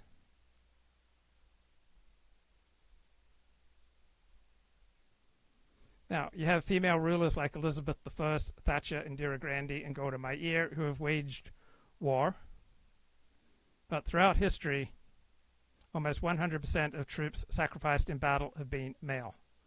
You may have female equality at the top, but not at the bottom. During World War I, British women handed white feathers to men in civilian uniform, thus accusing them of cowardice. Even suffragettes and terrorists like Emmeline Pankhurst. In myth, and often in fact, protecting women is one of the prime objectives for which wars are fought and for which men are expected to sacrifice their lives, and the desire to gain the approval of women is one of the prime motivations for men going to war.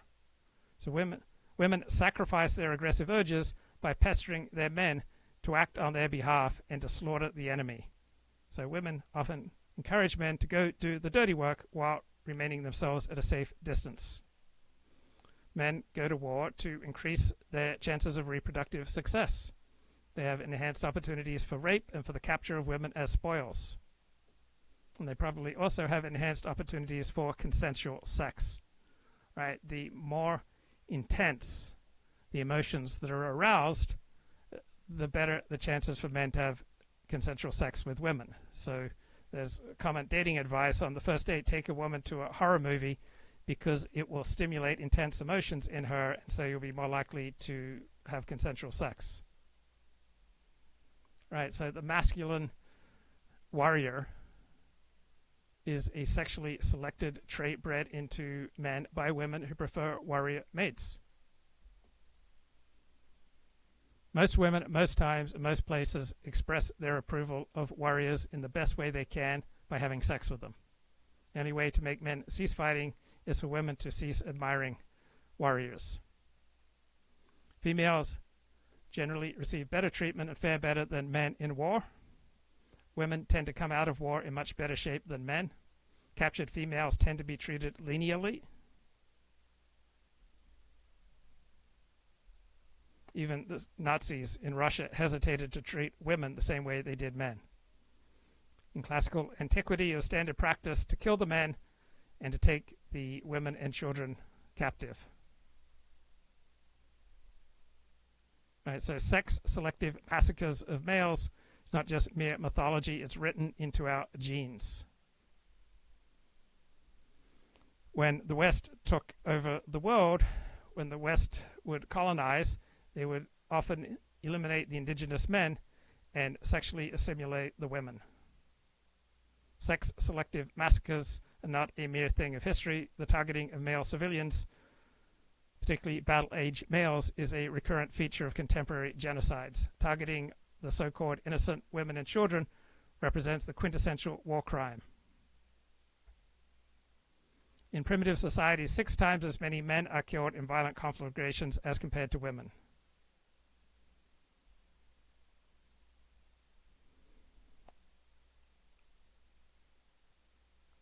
So disparity in sexes, in casualty rates, right, is an ongoing theme in history.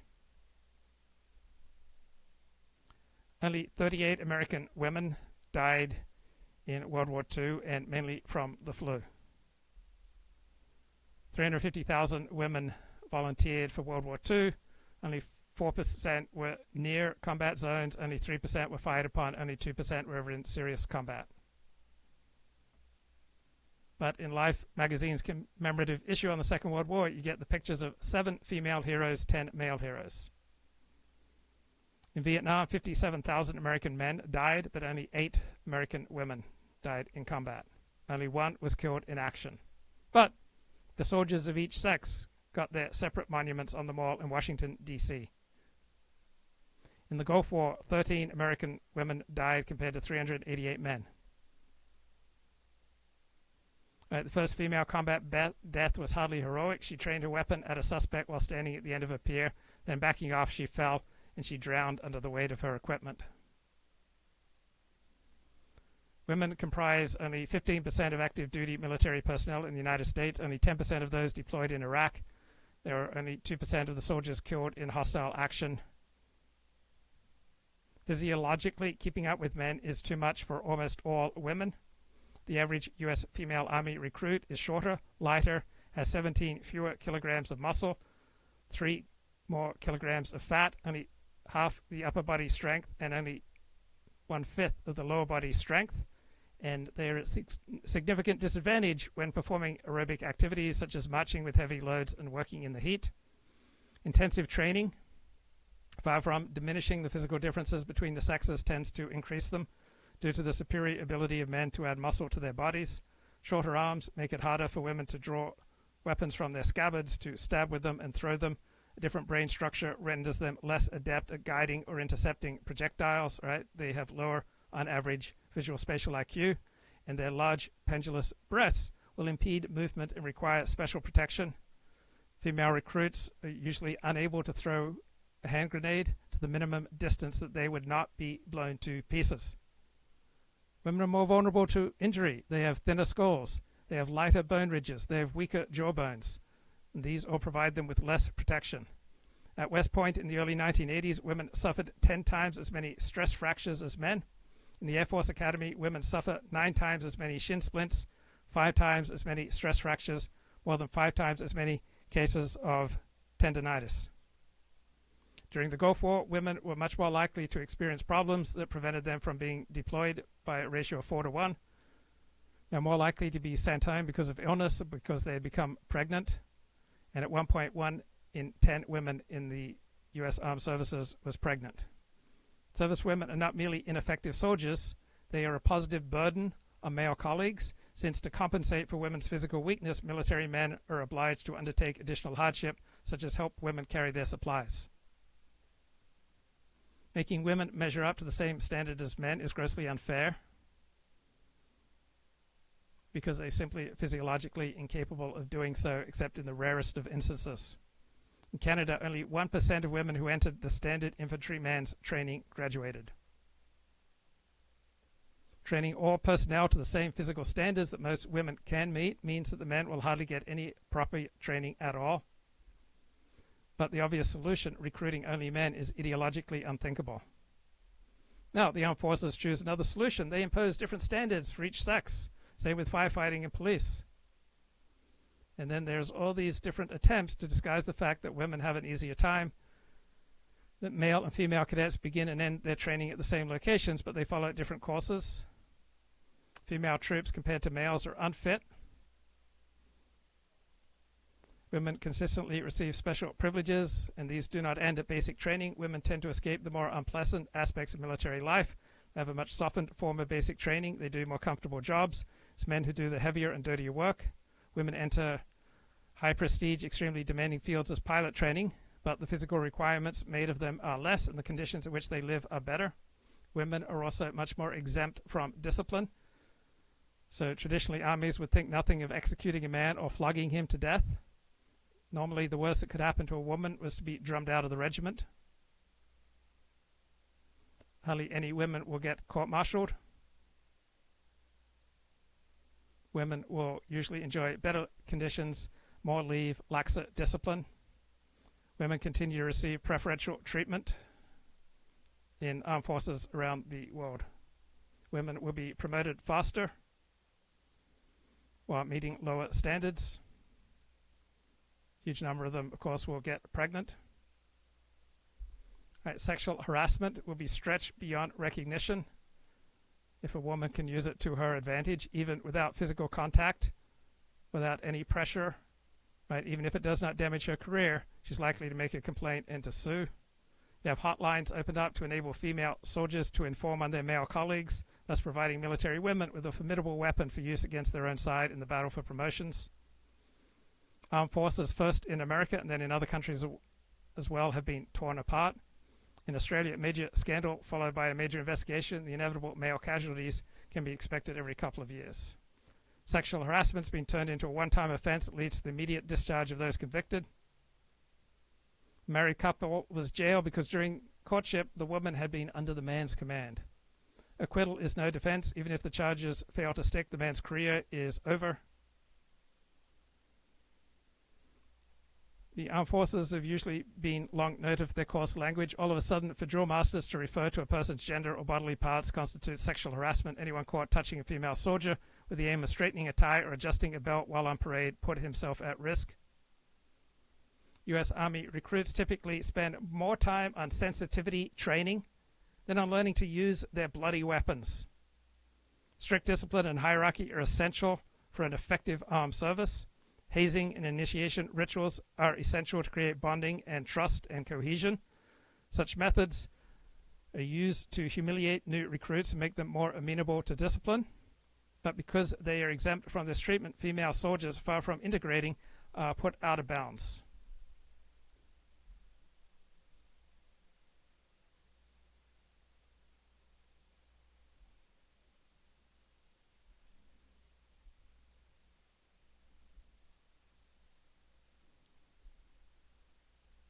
Okay, what else do I have here?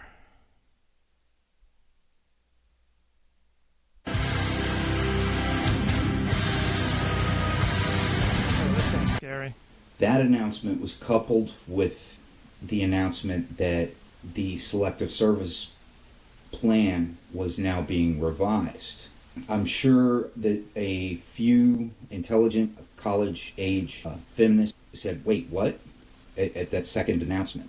Less intelligent college-age feminist types are still just cheering because they don't realize what just happened. But we'll talk some more about that later. The Sierra Vista Herald in Sierra Vista, Arizona had the headline, "Armed Forces welcome the bravest, strongest women to combat roles," but that's not at all accurate. Today I'm going to talk about what most people don't realize and what we've lost with this decision. Bear with me on this because I need to take the long way around the barn to get where I'm going. But first I have to digress just a little bit to talk about the two examples that feminists tend to use to support women in combat and support the overall feminist narrative, which generally starts with pointing out that there are female police officers who do just great, and the Israeli army has women. First, let me remove the Israeli army from the equation. Every war that Israel fights is a defensive war for survival of the nation, of the people. If we had similar circumstances here in the U.S., I would say yes, every man, woman, and child above the age of 10 years old should receive as much training as possible in defensive and offensive combat operations, sabotage, etc. But that is not the case. So it's not an acceptable comparison. Secondly, female police officers.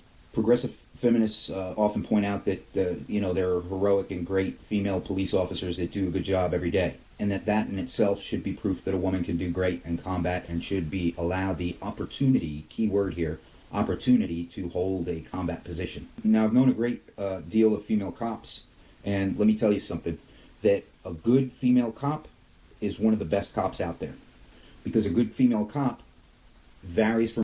All right, here's more from that Amazon book review on the Martin Creveld book Against Women in Combat. So, only a nation with no immediate threat of invasion can risk the feminization of its armed forces.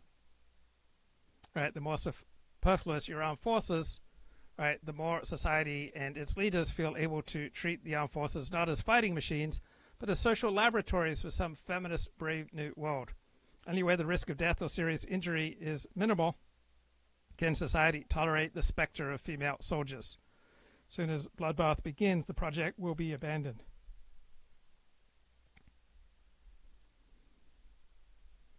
So in those parts of the world where wars are frequent, bloody, and devastating, right, you don't find women participating in high numbers. Right? When wars are matters of life and death, the last thing that enters people's heads is to enlist women. Right? Women in war-torn developing countries all over the world want no part of war. It's about the nastiest, most dangerous, and most physically demanding thing possible. So special privileges afforded female enlistees means that far from representing a triumph for gender equality, the enlistment of men has been a case study in female privilege and the destruction of effectiveness and cohesion. Female attempts to improve their social position by joining the military has not only failed but backfired. Instead of showing us that they are equal to men, it's shown that they cannot do without male protection.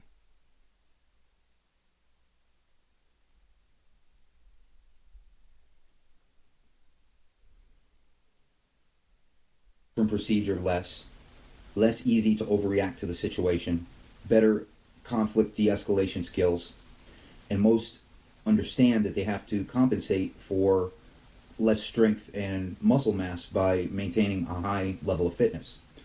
On the other hand, I've met plenty of princesses in blue that allow their male counterparts to shoulder the tough parts of the job. An interesting fact is that the Attorney General's office under Eric Holder sued the Pennsylvania State Police when the Pennsylvania State Police attempted to standardize all physical fitness requirements, therefore no male-female gender differentiation. Just a standard, you must do this A, B, and C to be on the state police. They were sued by the Holder AG. But the question is police work actually the same as a combat arms profession? So this is a video discussion there from 2016.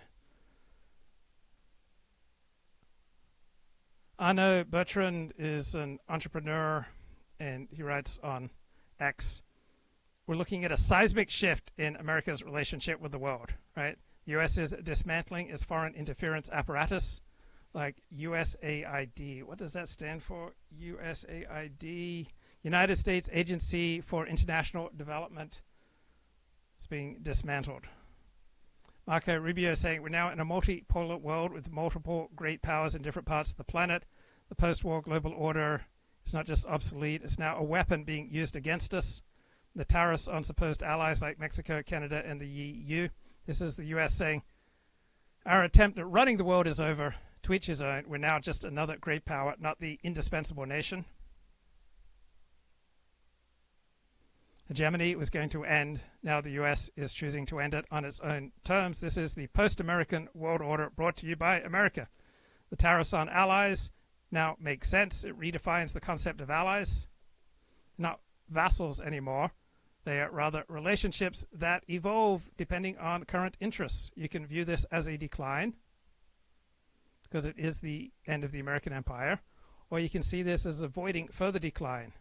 Right? You've got controlled withdrawal from imperial commitments to focus on resources on core national interests rather than being forced into a messier retreat at a later stage. So this will look like chaos. Well, perhaps the Trump administration is more attuned to the changing realities of today's world and to their own country's predicament.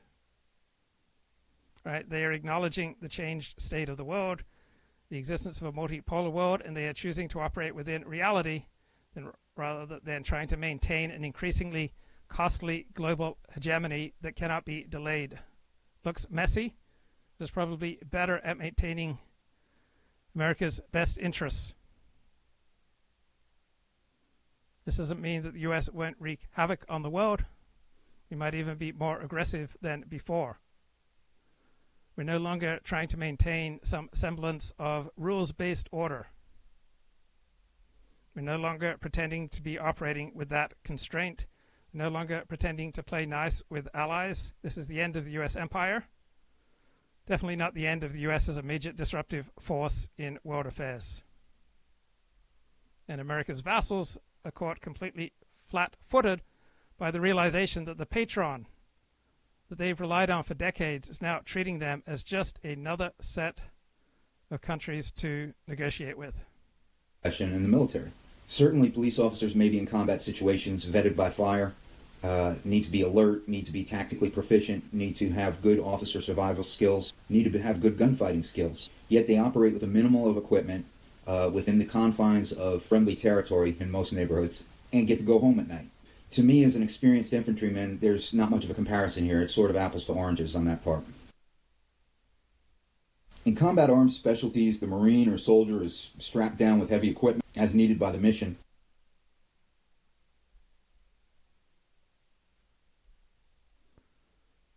There is no accommodation for size and strength within male soldiers. They have to carry what the mission demands, and it should be so. The accommodations that you'll see in the future for female soldiers, and trust me, you will see these accommodations made, are totally nonsensical, as our purpose is to break stuff and kill people, not to provide opportunities. Every person within the unit must be able to hack it, or the unit fails. The unit failing means unnecessary deaths of your comrades. With these soon-to-be-seen accommodations, men and women both will die unnecessarily.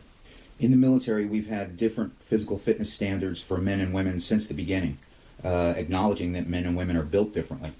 However, those standards were derived when women would be performing functions not in the combat arms field. Now you will see progressives attempt to entrench and expand those different gender physical fitness standards to cause their narrative to be successful. They've already begun this by making the military justify every physical qualification there is for a combat arms type job.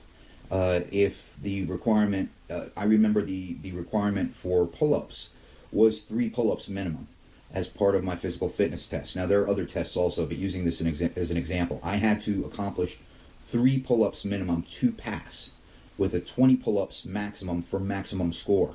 These were incorporated with other events, pull-ups, a run, sit-ups, etc. Now, getting the 3 pull-ups minimum was passing for that event, but would probably not give me enough points to actually pass overall. Now, understand, I was constantly under pressure to achieve not only a passing score, but a first-class score, which I did for the duration of my time in the service, as most males who were successful beyond boot camp are able to do, at least in combat arms. I didn't hang around a lot of posts. Now, to support and entrench these physical fitness standards, they will point to the fact that, for example, a 40-year-old Marine Corps gunnery sergeant has a different standard than an 18-year-old private. I'm talking about males here. Now, well, might you ask, what equips a podcaster to be a multi-dimensional philosopher king? This is Ben Sixsmith. World Peace and the Meaning of Life. This article is taken from the February 2025 issue of The Critic. To get the full magazine, why not subscribe? Oh, come on. Rogan Experience will remember when the adverts for a male sex accessory was one of the more tasteful elements of the podcast. At some point, though, podcasting became a lot more serious. People began to think of recorded conversations as being a source of wisdom rather than as a source of dick jokes. They can be, of course. Man cannot live by dick jokes alone. I've heard a lot of podcasts that have taught me new things and exposed me to interesting perspectives. But there are podcasters who aspire not to be interesting as much as to be enlightening, and who aim not just to share perspectives, but to change the world. To change the world through the sheer power of conversation. Well, conversations can be historical events. Another term for a Socratic dialogue could have been a Socratic conversation. I have little doubt that many of the podcasts that have bloomed across the internet, transcending the thematic and logistical constraints of traditional media platforms, have altered careers, and relationships, and belief systems. Yet there is often a great deal of naivete involved in these podcasting circles, if not outright hubris. Lex Friedman, for example, who hosts the Lex Friedman podcast, appears to think that his show can be a platform for world peace. I hope to interview both Zelensky and Putin, Friedman announced last year. My hope is to do my small part to understand their perspectives and to find the path to peace. I have no doubt that Vladimir Putin has an interesting perspective, which is not to say that it is a righteous one. But Friedman appears to think, in the face of all history, that the path to peace is a question of mutual understanding rather than a question of power. Friedman's lofty sense of self is quite adorable. Lex heads will recall when he unveiled his reading list for 2024, which allotted a week to the brothers Karamazov, 800-plus pages long, all the time when he volunteered to run Twitter for free. He has a PhD in electrical and computer engineering. But what has equipped him to be such a multidimensional philosopher king? Well, he has a podcast. Friedman does at least appear to be a nice man. The same can't be said of Patrick Bet-David of the PBD podcast. Bet-David, who owns, and presumably commissioned, a painting of himself in which he is hanging out with such men as Albert Einstein, Tupac and the Shah, assaults his guests with a barrage of ominous malapropisms. He talks in lofty terms about entrepreneurship and culture, but he got rich from a multi-level marketing scheme, and his most famous episodes were sycophantic interviews with the online pornographer facing charges of human trafficking, Andrew Tate. To be fair, Bet-David is extremely entertaining. You'd struggle to devise such a bizarre personality. One of the more likable figures in this scene is Chris Williamson of the podcast Modern Wisdom. Williamson, an Englishman, appeared on the first series of Love Island, but has turned into something like a Joe Rogan for men who say "hey, man," instead of "hey, bro." He is thoughtful and reflective, and he looks a bit like one of those Greek statues anonymous right-wingers like to put in their profile pictures on Twitter. Importantly, Williamson appears to grasp the limits of his knowledge. A conversation is not a conversation if it reaches preordained conclusions. There must be an element of unpredictability. I enjoyed Williamson's recent conversations with the delightfully strange fitness expert Dr. Mike Israetel, and with the even stranger actor Matthew McConaughey. Williamson might be a bit too nice, though. I think that he would be inclined to be generous towards Idi Amin or the board of Enron. If he could add a smidgen of Bet-David's comical abrasiveness to his politeness and humility, he might have the full package. A problem with all these conversations is that they can become little more than an excuse to have more conversations.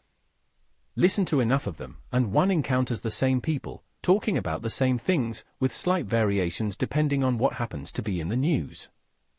Tom goes on Dick's podcast, and Dick goes on Tom's podcast, and Tom and Dick go on Harry's podcast until you wonder why you have allowed Tom, Dick and Harry to colonize so much of your consciousness.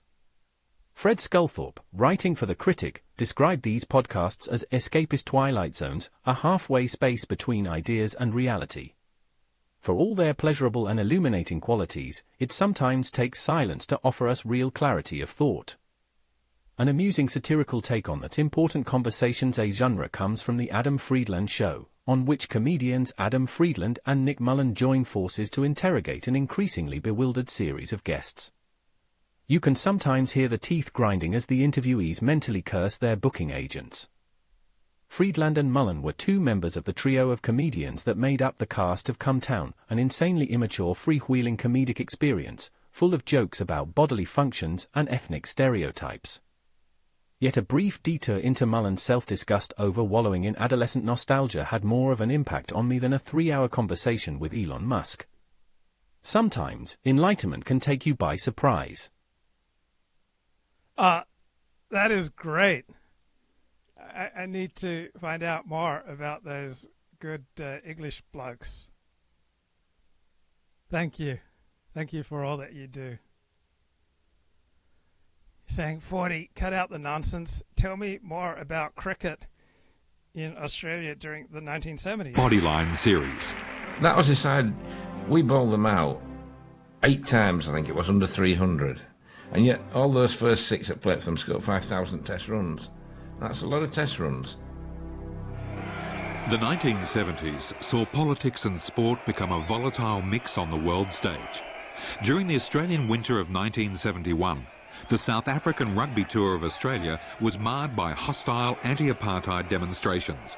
The disruption caused by the protesters during many of the matches was of such concern that the proposed South African cricket tour of Australia during the summer of 1971-72 was placed in jeopardy. Anti-apartheid leaders, wishing the visitors all kinds of ill fortune, made it obvious that making the game unpleasant was only part of the plan. South Africa's path to international sporting isolation had been sparked by what became known as the Dollar Vera affair. Basil D'Oliveira, a Cape-coloured cricketer from South Africa, was denied the right to play for the country of his birth. He moved to England and qualified to play Test cricket for his adopted country. Despite scoring 158 against Australia in the 5th Test at the Oval in 1968, the England selectors left him out of the MCC team scheduled to tour South Africa in 1968-69. When an original selection, Tom Cartwright, withdrew from the squad because of injury, D'Oliveira was named as his replacement. South Africa's Prime Minister, John Vorster, responded by withdrawing the MCC's invitation. The tour was cancelled. An outcry because a certain gentleman of colour was omitted on merit by the MCC selection committee. From then on, sir, D'Oliveira was no longer a sportsman, but a cricket ball. Well, I think it's a tragedy for cricketer that it happened. Probably didn't want it this way, but the game itself is going to suffer insofar that probably two of the greatest cricketing countries of the world will not be playing in a series. This is a great tragedy that's come out of all of this. The team as constituted now is not the team of the MCC. It is the team of the anti-apartheid movement.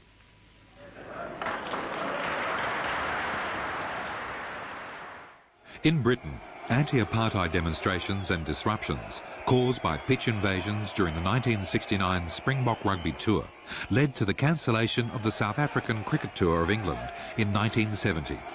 A prominent anti-apartheid activist who organised the successful campaign was Peter Hain.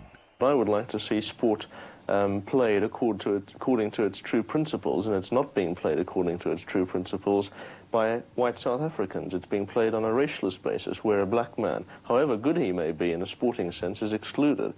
It got right into the heart of the political issue of apartheid, but it did so via the back pages of the newspapers, to ordinary sports people who never thought about the politics, who probably, frankly, are the majority of citizens. And I understood that, because in a sense I was one of them.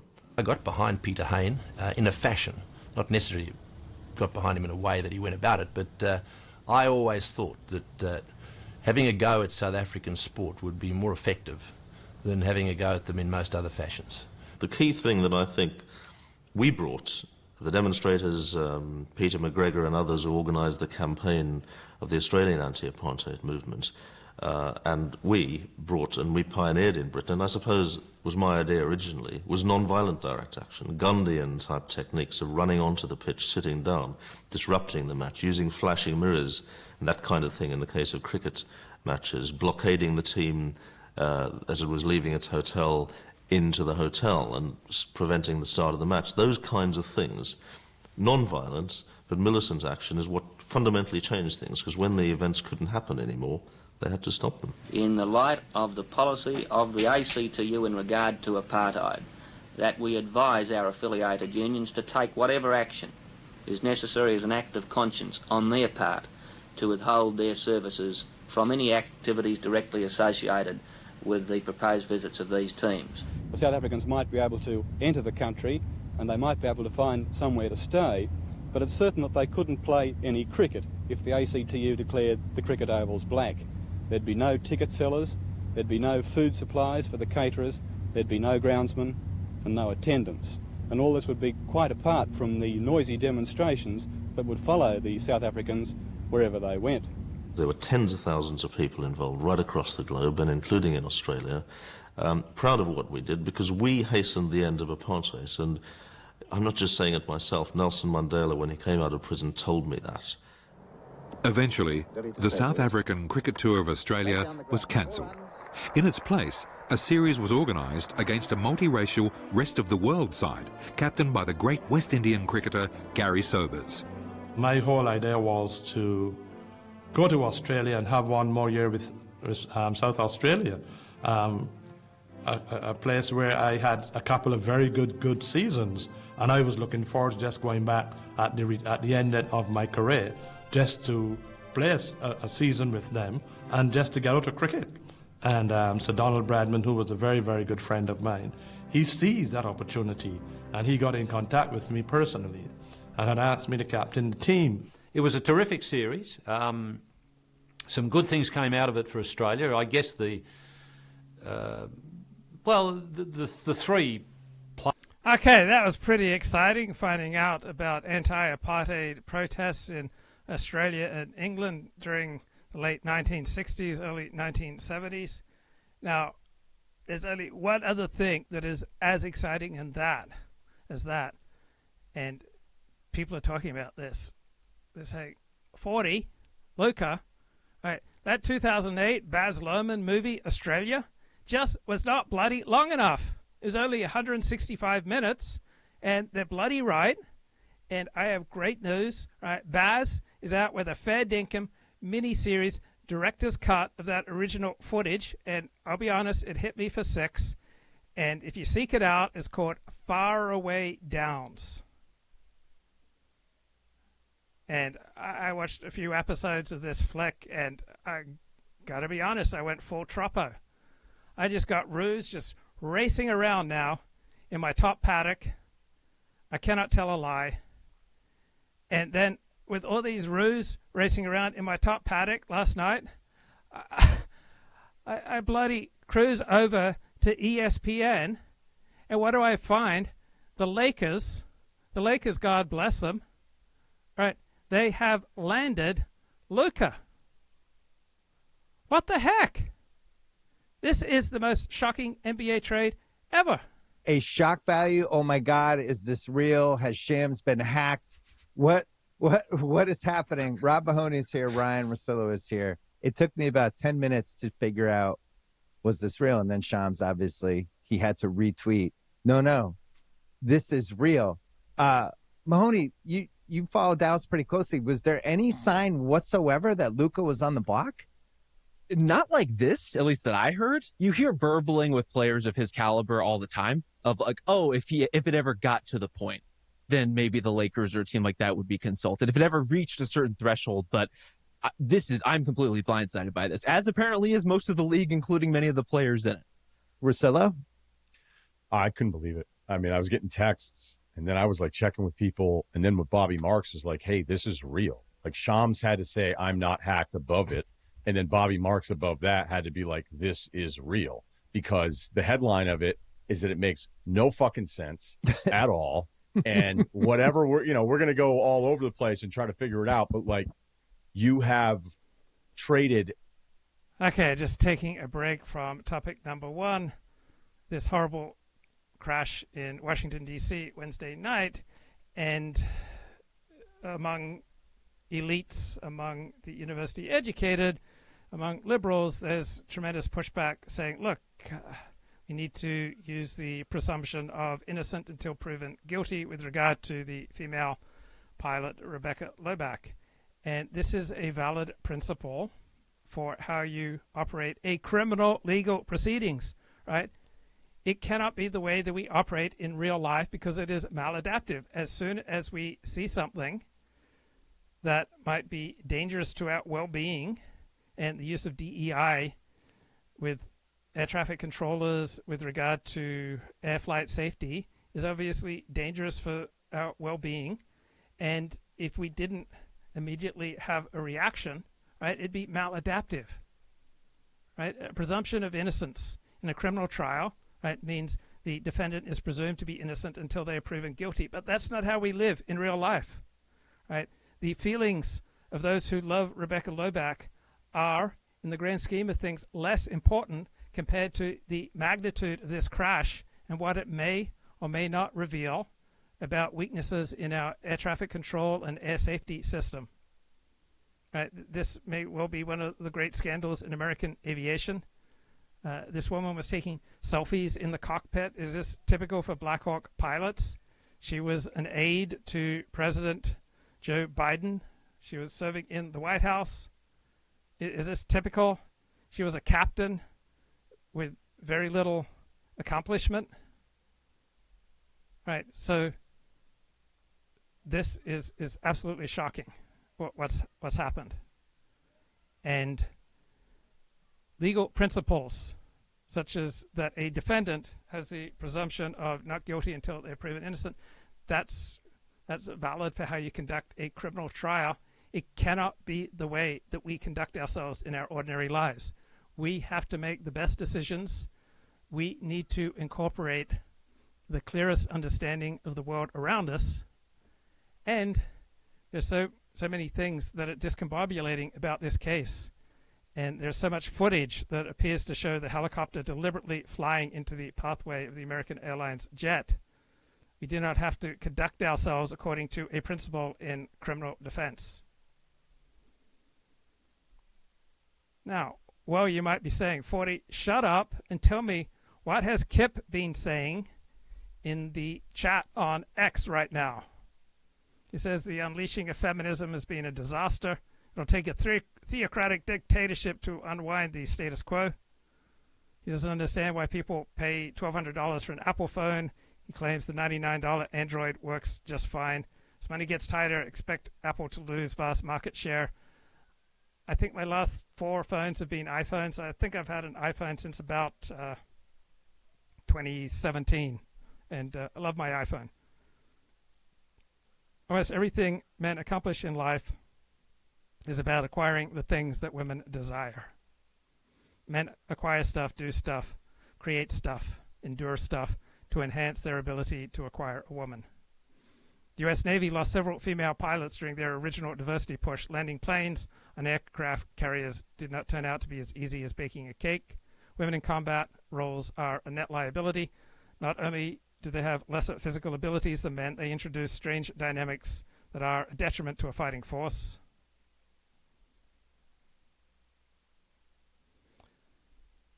U.S. Military wants men to be able to do 20 pull-ups, 80 sit-ups in 2 minutes, and a 3-mile run in 18 minutes. Not many women can do that. Kip says Lex Friedman is boring. Patrick Bet David is a MLM shyster.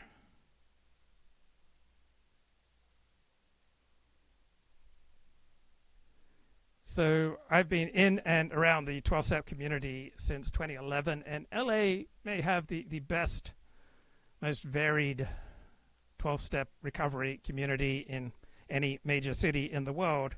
And one phenomenon I've noticed as people are getting sober, they often get jobs as sober coaches. Like, what the hell is a sober coach? Okay, wait just a second here. Interesting discussion on Fox News. Let me see how Quote, good every it is. Democrat pondering a 2028 presidential run about staying away from the more radical ideas, saying this election conclusively proved that a Democrat cannot embrace the far-left groups to please the activists in a primary and then simply pivot to stances that voters actually like in the final months of a general election campaign. If you want to best position yourself for 2028, publicly distance yourself from far-left losing ideas. And Mayor Catherine, they talk about abolishing the police, wiping out every single student loan, declaring climate emergency. I mean, they were very clear on what they were telling future Democrat candidates to stay away from. Yeah, the Democrats, I think, were culturally dominant for a very long time, backed by a lot of cultural forces for many, many decades, and got very hubristic about their positions. And now they have lost the pitch that we can make things work, because they demonstrably did not. A perfect example of this, and why I think the Democrats are so disoriented in this position at the moment, is that they lost a generation-long double-digit lead on trust in education from 2020 to now. It will persist because, as you saw, the national report card, the National Assessment of Educational Progress, came out this week with devastating results showing that students are not coming back from the learning loss that some of them incurred starting in kindergarten, who's being tested right now. That kind of thing is a marker in many areas of governance that Democrats have lost ground on, and gaining trust back will take a long effort, I think. Well, and they, as we talked about in last panel, are sort of overwhelmed by everything that President Trump and Republicans are throwing at them right now. But Congressman Jerry Connolly, Democrat out of Virginia, said this: they're going to stumble, they're going to screw up, and we're going to pounce when they do. In their haste to remake the federal government, they're going to make big, big mistakes. And Josh, they're pointing to some of that happening this week with at least the backtrack on that OMB memo. Yeah, like, cuts can be popular, but when you're cutting essential services, Head Start, Medicaid payments potentially, that can also lose you support. It's often very important to not spend your capital too fast, because you want to a lot of the stuff that Trump has been doing, as we've been talking about, is quite popular. But when you generate a backlash, you give Democrats something to run on.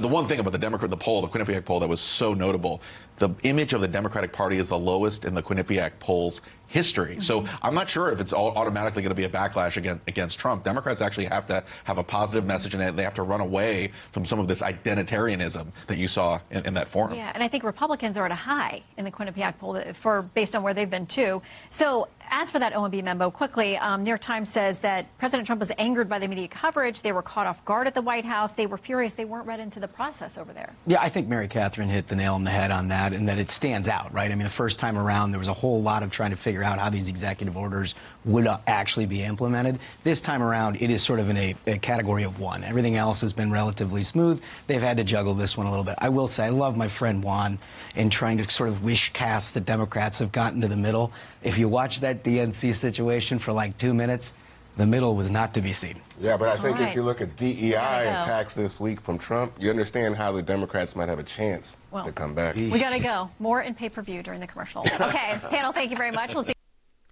Okay, what the heck is a sober coach? So it's someone who hangs out with you. It's also called a sober companion, and they typically help people with drug and alcohol problems to get sober or to stay sober. Usually it means they become a live-in best friend, butler, nanny, therapist, yoga instructor for weeks, months, or years. They can cost anywhere between $500 to $1,500 a day.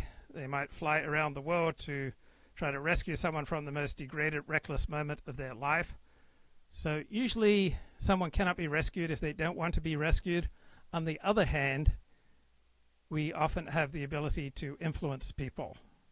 So a sober coach can help someone who has a predisposition to get sober. But a sober coach only on their own is not going to get you sober. So sober coaches aren't credentialed, right? They're people who have experienced addiction and gotten sober on their own. So 12-step programs are some of the most interesting institutions on earth, right? They are not hierarchical, right? They don't have leaders, internal or external. They don't have paid staff beyond a skeleton administration team. There are no requirements for membership. They will turn down donations above about $2,000 a year, and they will utterly refuse donations from someone who does not share that particular addiction, right?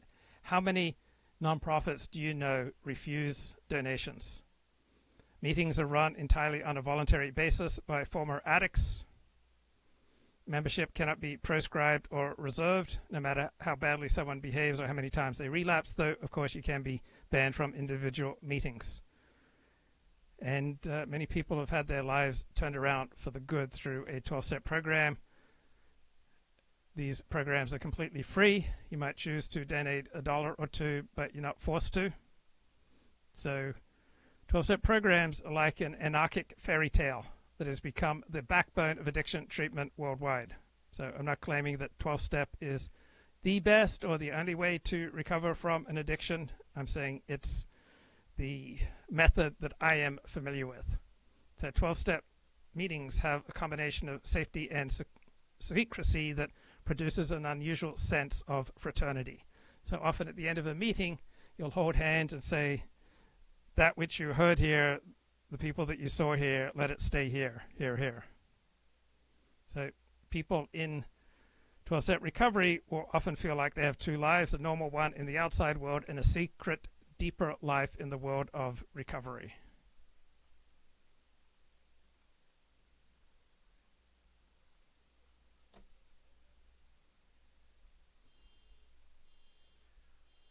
Okay, I want to get back to this discussion of military women in combat. And they'll say, hey, there are already different standards in place based on age. This is such a non-argument, it shouldn't even be considered. The 40-year-old gunnery sergeant brings a lot to the table. He's already a battle-scarred veteran who has survived being an 18-year-old private and worked his way up through the ranks by taking hills and kicking in doors, yet he's no longer working in a position where he's taking hills and kicking down doors. He survived that, and he brings his experience and leadership to the table to guide those 18-year-old privates further in their survival. Along with that, his job is now different, and he has learned administrative and further leadership skills to accomplish that job. The 18-year-old G.I. Jane, however, theoretically should have similar strength, speed, and skill as the 18-year-old G.I. Joe. If that's not the case, we're just kidding ourselves about having women in combat. Now understand, one of the most crucial elements to physical fitness for success in combat is upper body strength.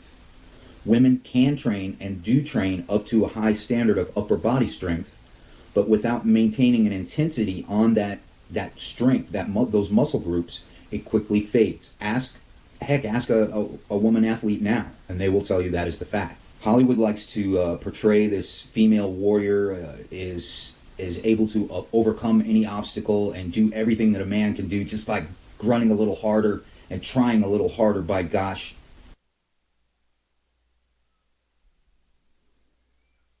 But this is not the case. This is not the reality.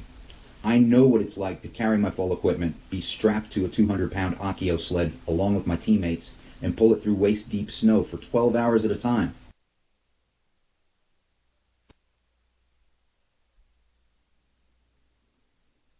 And then there are various visuals. If I didn't have adequate strength and size, I would weaken the rest of my team by causing them to work harder. The result could be the death of us all from exhaustion. Now zoom out from that one little fire team in northern Norway and look at the U.S. military as a whole, and you will see that we have greatly weakened ourselves just now. Greatly. And with that weakness comes unnecessary death of our young men and women so that feminist progressives may further their agenda. The Marine Corps, unlike the Army, has the good sense to keep their boot camp integrated. Now, studies have shown that girls' schools and boys' schools, the students do better. I'm talking high school now. So students do better. He meant to say segregated. He didn't mean to say integrated. Right. Why Trump's Secretary of Defense, Pete Hegseth, opposes... Because I'm straight up just saying we should not have women in combat roles. It hasn't made us more effective, hasn't made us more lethal, has made fighting more complicated. 2 female soldiers have completed the Army's Ranger School, a grueling test of mind and body. Only the toughest survive. Admission standards, overall standards. I think a huge one is women in combat and quotas.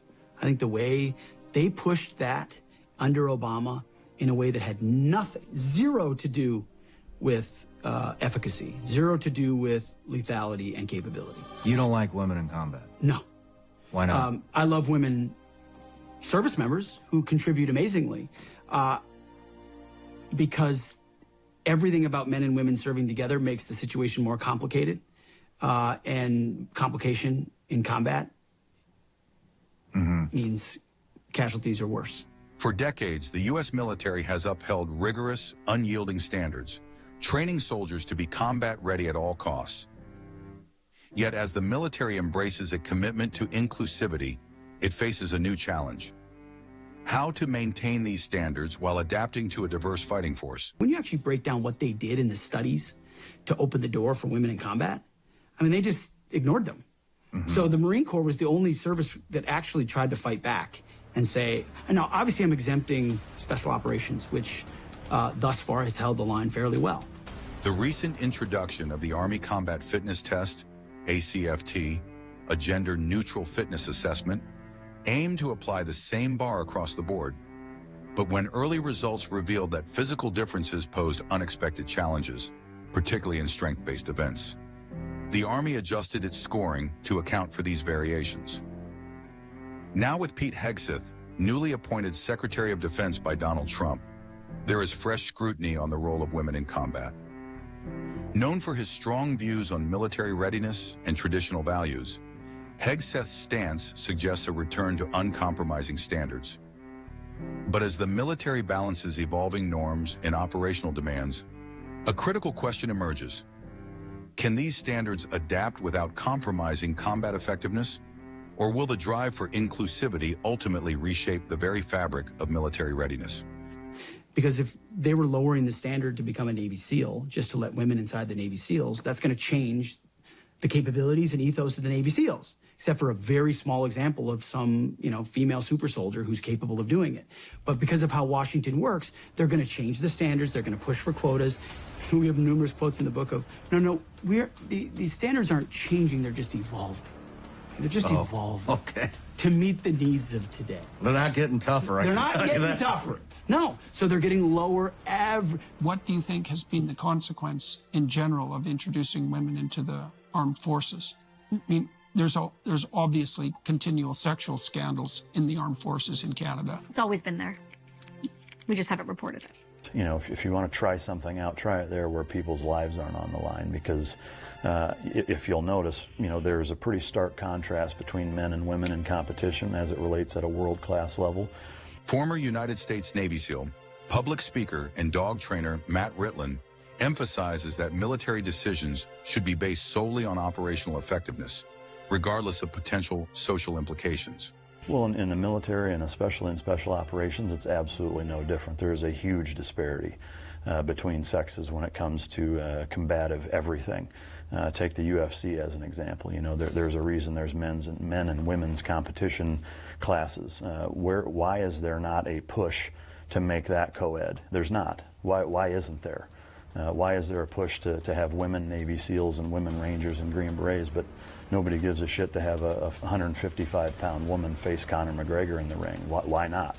Why is there not the same level of bordering on vitriol for that competitive equality that exists when the reality of it is whether you take the Olympics or the UFC, is that everybody knows what the actual result would be, and that would be an outclassing. And I think very few, if any, women would win anything, and that's why there are women's divisions. Captain Kristen Griest and First Lieutenant Shay Haver made history as the first women to complete the elite U.S. Army Ranger School in 2015. Their achievement sparked controversy, with supporters celebrating a breakthrough for gender equality in the military, while critics questioned whether standards had been lowered to allow their success. This is a little of what it took for Captain Chris Grice to become one of the first 2 women to make it through Ranger School. First Lieutenant Shay Haver is the other to survive the 62-day course, which subjects soldiers to nearly constant physical and mental stress on little food and less sleep. Ranger School is the make or break proving ground for the Army's combat leaders, and it breaks more than it makes. Take someone like Milley. I mean, he was calling down to individual units to make sure they had female company commanders after they graduated from Ranger School. Like, what's the chairman of the Joint Chiefs doing pushing company command slots? It's all an agenda. It's all to say, oh, we have this first, or we have this, that. So that's proliferated everywhere. The Army refused to officially identify either woman, in part to shield them from snarky comments which began popping up on social media. The debate over women in combat is not over yet, but these 2 young women have broken one of the toughest gender barriers in the military, and it seems only a matter of time before the remaining barriers come down. The reason women started getting in combat is because of forward support companies, and they were, we were integrating a lot of the rear echelon activities into BCTs, Brigade Combat Teams, that were now deploying forward as an entity. And so you had women truck drivers or fuel or mechanics on these convoys in Iraq and Afghanistan, and then they'd be ambushed or hit by IEDs, and suddenly now you have women in combat. That's maybe a modern reality in a 360 battlefield. That's different than intentionally saying, we're going to put women into combat roles so they will do the combat jobs of men, knowing that we've changed the standards in putting them there. So why do elites, why do people on the left, why do liberals, why do children of the Enlightenment love the idea of women being able to do anything that a man can do? Because they believe philosophically in the buffered identity, that on our own, through the pure force of our reason, that we can be strategic, that we can determine right and wrong, that we can do anything, and we don't have to be limited by our body and by what's going on around us, right? The traditional view of life is that our identity is not buffered, rather it's porous. What's going on with you affects me. What's going on in my body affects my thinking. That my biological sex is going to have a profound influence on my thinking. That right and wrong and the proper ways to lead a life exist outside of me, and it is my duty to observe these standards that exist outside of me. The liberal left elite educated post-enlightenment perspective on life is that you follow your bliss, that you can decide right and wrong in a strategic autonomous path forward just through your own Buffett identity. The traditional perspective on life is we don't have a Buffett identity. We have a porous identity that's what's going on around us is constantly affecting us, that our testosterone levels, that our biological sex, that our genetics, that our family imprinting, that our community, right, the social norms that we learned growing up have a profound influence on us, that no man is an island, that instead we are shaped by all these things that are often far more powerful than the power of our own strategic autonomous thinking. So from a traditional perspective, free will and our own strategic autonomous thinking is quite weak when compared to the power of genes, compared to the power of early imprinting, compared to the power of family, compared to the power of community, compared to the power of society, right? Our own free will is weak. So on a philosophical basis, it comes down to this perception: is the human operating with a Buffett identity, all on his own, deciding right and wrong, and what's the strategic autonomous path forward?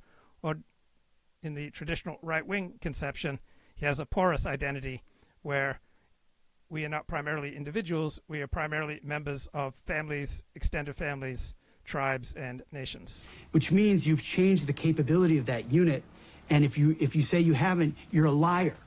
Because everybody knows between bone density and lung capacity and muscle strength, men and women are just different. On average, men have about 20 to 30% higher bone density than women, which is partly due to testosterone's effects on bone mass and size.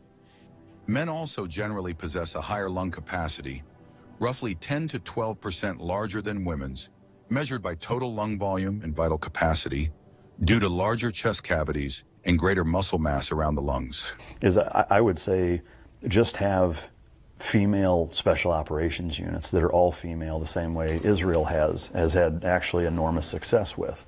There doesn't need to be female SEALs. There could be female whatever, special operations detachment or unit that you want to stand up from scratch and have it be all women. I've got no problem with that. There are a number of applications where women, I think, are better suited than men in certain, especially covert operations, where women, especially in certain parts of the Middle East that you can relate to, where women have far more access and far less microscope on them in terms of getting into certain areas versus not, because they're women and they're going to be given a pass. I'm just going to be honest. Ranger School, for me, was the hardest school I had ever attended. I'm having a hard time wrapping my head around these women that are graduating Ranger School. Now, am I going to tell you that it's impossible? No, but I find it highly improbable. Should elite training standards be adjusted to allow more diversity, even in life or death roles? Broadening access may enrich perspectives, but if it risks readiness, lives could be at stake. Can inclusivity be achieved without compromising mission integrity? And so if you want to, I'm okay with the idea that you maintain the standards where they are for everybody. Mm-hmm. And if there's some, hard-charging female that meets that standard, great, cool, join the infantry battalion. But that is not what's happened. Yeah. What has happened is the standards have lowered because the general comes by and asks a question. You know what questions are when generals ask questions. They're just a command. Lieutenant or captain or major, why aren't there more women in your unit?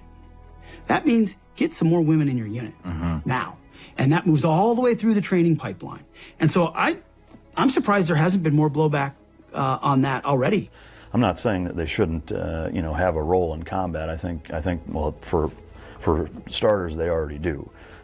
Which I'm not going to get into any further than that, but there's no shortage of women that are already doing things that most people never hear about that that are absolutely beneficial and worthwhile and should be applauded. However, in my opinion, and I can say 98.9% of all other special operators' opinions out there, former or active, mirrors that same thing. A 38-year-old woman, mother of two, that made it through Ranger School, fuck no, that is absolute bullshit, unless they are watering down the standards to the school to the point where it's just gonna become like a worthless fucking school you go through to punch your ticket, like airborne school is today. Because back in the 50s and early 60s, airborne school was a fucking ass kicker, and it made you mentally and physically tough to become a paratrooper, taught you the skills of jumping out of a bird, and when you went to your fucking unit as a paratrooper back in the day, you were a force to be reckoned with. The U.S. military has adapted standards across several areas to balance combat readiness with diversity goals. In the Army, the Combat Fitness Test, ACFT, initially gender neutral, was revised in 2021 after 65% of women failed, adding age and gender-specific scoring to address disparities. Similarly, the Marines and Air Force are re-examining body composition and height standards to better fit diverse body types, with the Marine Corps increasing permissible body fat for women to 30% and the Air Force removing rigid height limits for pilots. Meanwhile, elite units like the Rangers have sparked debate by adjusting training schedules to accommodate women without formally lowering physical demands. Other branches, like the Navy, now include options like planks in the physical readiness test to prevent injury, and ASVAB score flexibility for technical roles attracts talent from varied educational backgrounds. These changes reflect a strategic push to diversify the military without undercutting the rigor needed for operational effectiveness. Because I'm straight up just saying we should not have women in combat roles. It hasn't made us more effective, hasn't made us more lethal, has made fighting more complicated.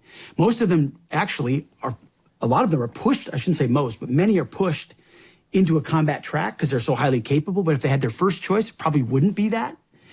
I've met more than enough females that are Apache pilots, fighter pilots, badass EOD chicks, which is explosive ordnance, like Hurt Locker, right? Mm-hmm. There's some bad women in the military. Yes. They want no part of that job. I haven't met one that's like, I wish I could be a Navy SEAL. And it's not shitting on them. They just don't want that job. Why is that? You'd have to ask them. An 11 series job, armor or infantry. So, I mean, the Marine Corps did the study, and integrated units, meaning male, female, did drastically worse than all-male units. And Ray Mabus, who was the Secretary of the Navy in 2015, said, study, we're doing it. Because that's what the Obama administration wanted. And everything else changed. It's coming from the top, but it's also in the education system, which we should talk about too. And then they get in to these agencies, and so it's coming from both.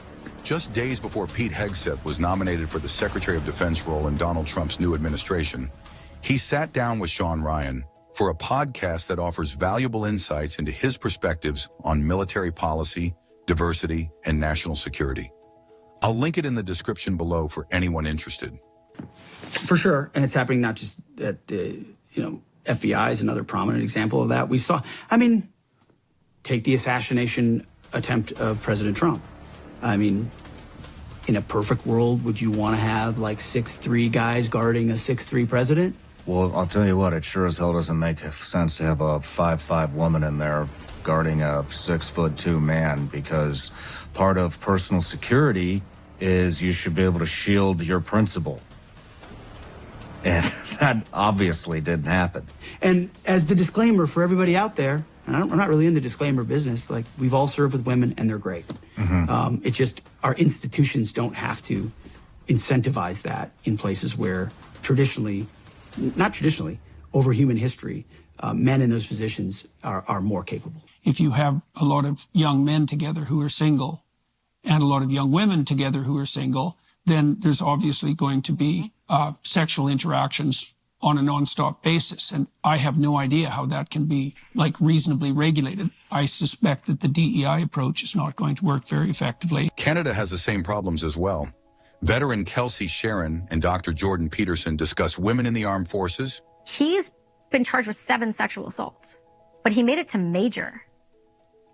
And he's not being arrested or put in jail, and he's getting to leave with a pension. So what does that say to everyone else below him? Do it. Just make sure they're quiet about it. Like, give me a break, man. Come on. This shit happens everywhere. Everybody knows it. Happens everywhere in corporate, happens everywhere in government. Like, it's just humanity. Like, people are going to have sex.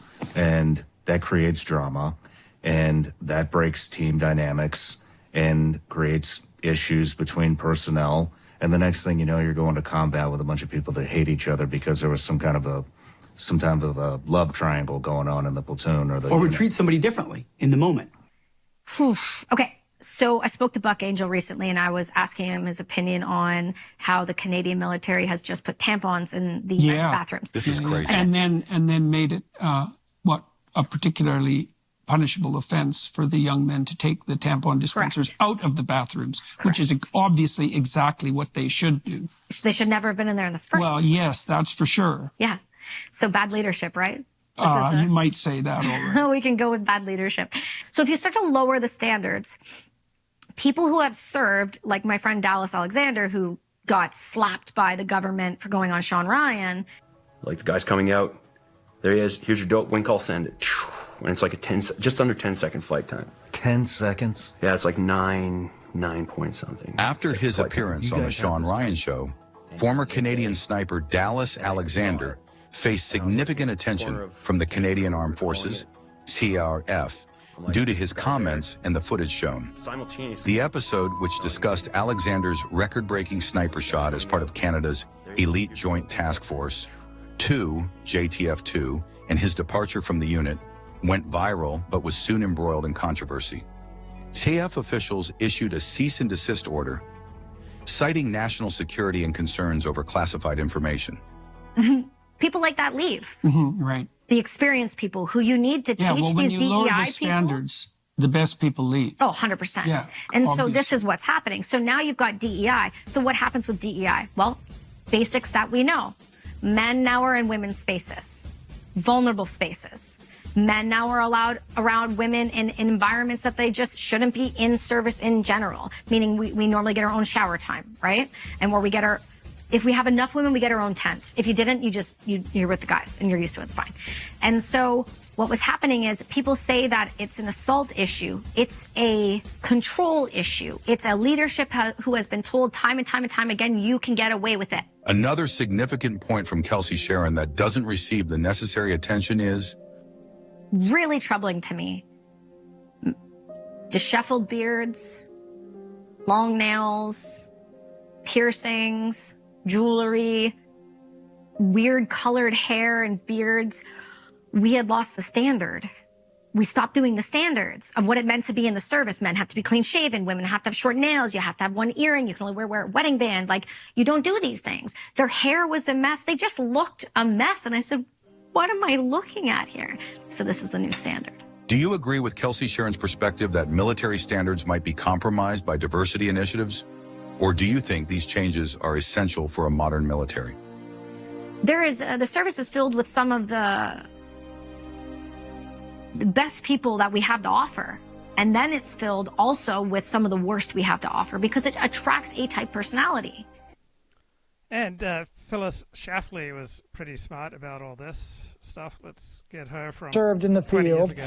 Is it an idea whose time has come, or an idea whose time should never come to a civilized society? Well, the issue is here. The House has voted to permit women combat pilots in both the Air Force and Navy, and the Senate will take the matter up within weeks. A good idea or a dreadful idea? Michael? Phyllis Schlafly, the women who served in Operation Desert Storm believe that they served bravely and served well for their country. Do you disagree? Well, of course, this wasn't really combat, you know, where the casualty rate was 1,000 to 1. It was, as what one soldier called, a turkey shoot. But this is just a terrible idea, because what it would mean would be... You sound like these worst kind of anti-war hippies like me and Pat here. No, I don't think we can call it a real combat test. But anyway, this idea to put women as the flyers is an affirmative action quota plan for women in which they would not be competing equally with men. They they would only be competing with each other for affirmative action female slots. Oh, wait. And then, let me tell you, once they get this $1 million training to be a pilot, then when a nasty old war comes along, every one of them would have the right and option to say, well, hello, fellas, I'm just going to take 9 months out to be pregnant and another 3 months to have a baby, and you guys take care of the nasty fighting, and I'll see you all in a year. So you wait a minute, now I'm confused. You sound like you're arguing that women wouldn't really fight in combat after all. Is that what you're saying? Well, I say they've got the option. And if they wouldn't, then there's no problem. If they would, then the problem's your problem. The trouble is they would have the option, and you cannot give that option to Wait a men. minute, I don't understand. As I understand this argument about women pilots, there's all the issues that are usually raised about women in combat don't apply. There's no question of sharing latrines, sharing tents. There's no question of brute strength. Tests show that women can fly a plane just as skillfully as a man. And presumably the same rules would apply to them as apply to men. So what's the problem? But you haven't addressed the pregnancy and the baby question. And every one of them under military policy today has got the right to say, pardon me, boys, I'm going to take 9 months out. Your problem is not, once again, just to get this down, your problem isn't that women might actually be fighting in combat. Your problem seems to be that women might get out of fighting in combat. My problem is that Do you have any objection to women actually fighting? My problem is that it isn't fair. It isn't just. When the women have the option to say, I've had all the peacetime training, I've had your $1 million training training, but now so you don't object to women actually fighting? I think there's no way to make it equal. You're worried that they'll just get out of it? I object that it's not equal.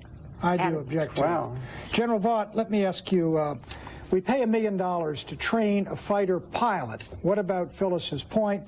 You pay this $1 million and the fighter pilot comes to you just as she and others are about to be sent abroad, and she says, I'm pregnant, I'm sorry, I want to keep the baby. Well, I would respond to that by saying, what do you do about that male fighter pilot who comes in and he's broken his leg? You don't send him that way. You wait till he's ready to go. The male fighter pilot can't get pregnant. No, he can't get pregnant, but there are lots of things he does, and when you look at lost time, women have far lost time than men do in the military services. General Vaught, some 10%, I believe, of the women in various services are pregnant at any one time. Training a fighter pilot takes over $1 million. But more people than that, and I'm not just talking pilot specific, a greater percentage of the men are losing time than the women are. And let's just look at what the record really shows, and that is that when the women were called on in Desert Storm, Desert Shield, as they have all the time when they've been called upon, the women pilots, navigators, crew members, they responded, they were there, they met their requirements. All right, but no Air Force in the world has women pilots. We have, it is argued... Not so. Fighter pilots. We have, it is argued, the finest Air Force in the world, the most capable fighter planes, and the best pilots. We are number one. This isn't a game they're playing. It is war. We won it hands down. Why change a winning game for some sociological experiment? Oh, I don't think we're changing it for a sociological experiment. I think we're changing it because it makes sense. It's good use of our limited resources. It's good use of the training that we're giving people. Further, it's not we're not the only ones. The Russians used women fighter pilots and bomber pilots during in World War II. General Vaught, you know as well as I do. The Netherlands right now are using them, and the Canadians are using them. You know as well as I do right now that in the service academies, in order to keep the women there, and at Paris Island, they have shifting standards. They have one for the men, one for the women. I was at Paris Island and watched these with Ronald Reagan when he did his tour, and you watch these fellows crawl up a 35-foot tower and come down a big rope forward, crawling on it. They had to have tremendous upper body strength to do it. A lot of them just dropped into the creek. There weren't any women on that particular tour. There are different standards at the Naval Academy, different at West Point. Do you need to be able to climb a 35-foot wall and slide down a rope in order to fly a plane, Phyllis? You need to treat them all equally, or it isn't fair. And we know the truth about this affirmative action because of the West Point colonel who testified in the Virginia Military Institute trial. And he confirmed that they have double standards for men and women, that the women do not pass the same physical tests, and if they take the same ones, they get a higher score for doing the same thing. So they actually have affirmative action slots for women, and the women do not compete with the men. These aren't affirmative action slots. These are slots that the women have qualified for because they're able to meet the requirements of the job. You know, for not every job that you do in the military service do you have to be able to do the same things. Doesn't that make sense? Doesn't that make sense? It doesn't Phyllis? make sense. Shouldn't you have objective standards? Let's get right to the question of combat. You design a set of rules. Yes, you probably do need upper body strength to be a good soldier. Most men can probably meet an objective test. Most women maybe can't meet an objective test. But have an objective test. Treat people as individuals instead of treating them as members of groups. I thought that's what you conservatives want in America. But that won't work because we know the military is not telling us the truth about it. And you know good and well, Michael, that the only news we got about the Gulf War was what the military chose to give us. And we know that the Colonel Toffler said that a lower-class woman is allowed at West Point to correct her superiors if he says something like chairman, whereas the men, if they make anything negative about women, that is, as the New York Times said Sunday, a career killer. So the men are not allowed to tell the truth. We're not taking in a lower class of women at the academies. The women at the academies are able to do better physically than the men did 10 or 20 years ago. Oh, but they're not competing with the men. General, look, I'll bet those men can probably do 50 push-ups, and how many women do you know could do it? I mean, those women at the academy can do 50 push-ups. But they can't, do you need to do 50 push-ups in order to fly a plane? That's the question on the table. Let me talk about the plane, Michael. The pilots, listen, these pilots that are in combat pilots are some of the best athletes America's got. They are tough. They are aggressive. The idea that you women can compete on a par with them is ludicrous. You know as well as I, General, you would have to lower the standards. General was in the Air Force. Pat, one of the things that I find just exceedingly interesting is I look at what women can and can't do, or what women are permitted to do or not permitted to do, is to go back to World War II, when planes were much more difficult to fly than they are today. And who was out there ferrying planes? Our women. And they were 5'2", and they weighed about 90 to 120 pounds. Didn't have a bit of trouble. But you know, aggressiveness and ability. Let's take high school football teams in America where you got 20,000 kids. Speed, stamina, aggressiveness, toughness. There's probably not 10 women in America that could play high school football. Well, so have the objective test, but if they lose the test, fair enough, but don't rule them out just because of their sex. Oh, but the military is not giving an objective test, and we know good and well that they are not telling us the truth. It's just like, now wait a minute. If there was, it's just like, no, now wait a minute. It's not if. We talk about the way things really are, and it's not objective, and it's not truthful. Phyllis, why don't you campaign to make the test objective? Why don't you campaign to make sure that women fight in combat? It's just like in the other colleges. You're not really being. Listen, Michael. It's just like in the colleges, we all know that they've got minority quotas, but when somebody dared to tell the truth about it at Georgetown, the whole thing broke loose, and everybody said, but it's the same thing about the military, because even the New York Times says that it's a career killer for any officer. As the one of us, the four of us who's been in the military services, the tests are objective, and the women do meet their qualifications, and the women perform magnificently. But under oath, Secretary Cheney said they don't. But General, you're not telling. I mean, it is not true. The tests are not the same at Parris Island. They are not the same at the Naval Academy. They are not the same at West Point. And I would say let's change them so they are the same, because I believe if you can't meet the test, you shouldn't do the thing, whatever it is. But let's be sure the tests are realistic, that we don't just set well, what you're saying is let's reduce, don't make it abnormally high. Make it realistic. All right. Lower the standards. These two guys will settle this while we take a break. When we come back, we're going to talk about the country's reaction to the women who were killed and held prisoner in the Gulf War, and Scud missiles don't know the difference. Some people say that's a good reason to let women play any military role they're capable of. Others say it's a better reason to keep America's mothers and future mothers back home and out of danger. We're debating all this with Air Force Brigadier General Wilma Vaught, retired, who heads the effort to build a memorial to the women who've died defending their country, and Phyllis Schlafly, founder of the Eagle Forum, syndicated columnist, radio commentator, and probably America's best-known anti-feminist. Phyllis, before the war in the Persian Gulf, a lot of people said, when women start dying and being taken prisoner, this country is going to be traumatized. Now, it happened in Operation Desert Storm. Obviously, no one liked it, but there really wasn't much of a fuss. People's attitude seemed to be these women are in the same position as men who volunteer for military service. Did that reaction surprise you? Well, that's because there are only a couple of women who died and were taken prisoner. But you did see an outrage about the mothers of babies who were sent out to the Gulf. And the Associated Press poll showed that the American public, by 2 to 1, thought that was an asinine policy. Well, there's a very simple solution to that. It has nothing to do with whether women are in combat or not. Simply give couples who are both serving an option that one of them, and they can choose which one, can stay home. Well, the military policy was after 6 weeks, a mother's fully deployable. So they sent out mothers of 6, 8, 10-week-old babies, Phyllis, dragged them away. everyone agrees, even the military, that policy should be re-examined. That doesn't have anything to do with women in combat. No, they haven't. They've been trying to devise some type of a sex-neutral. What's wrong with that? Why shouldn't the parents be able to decide among themselves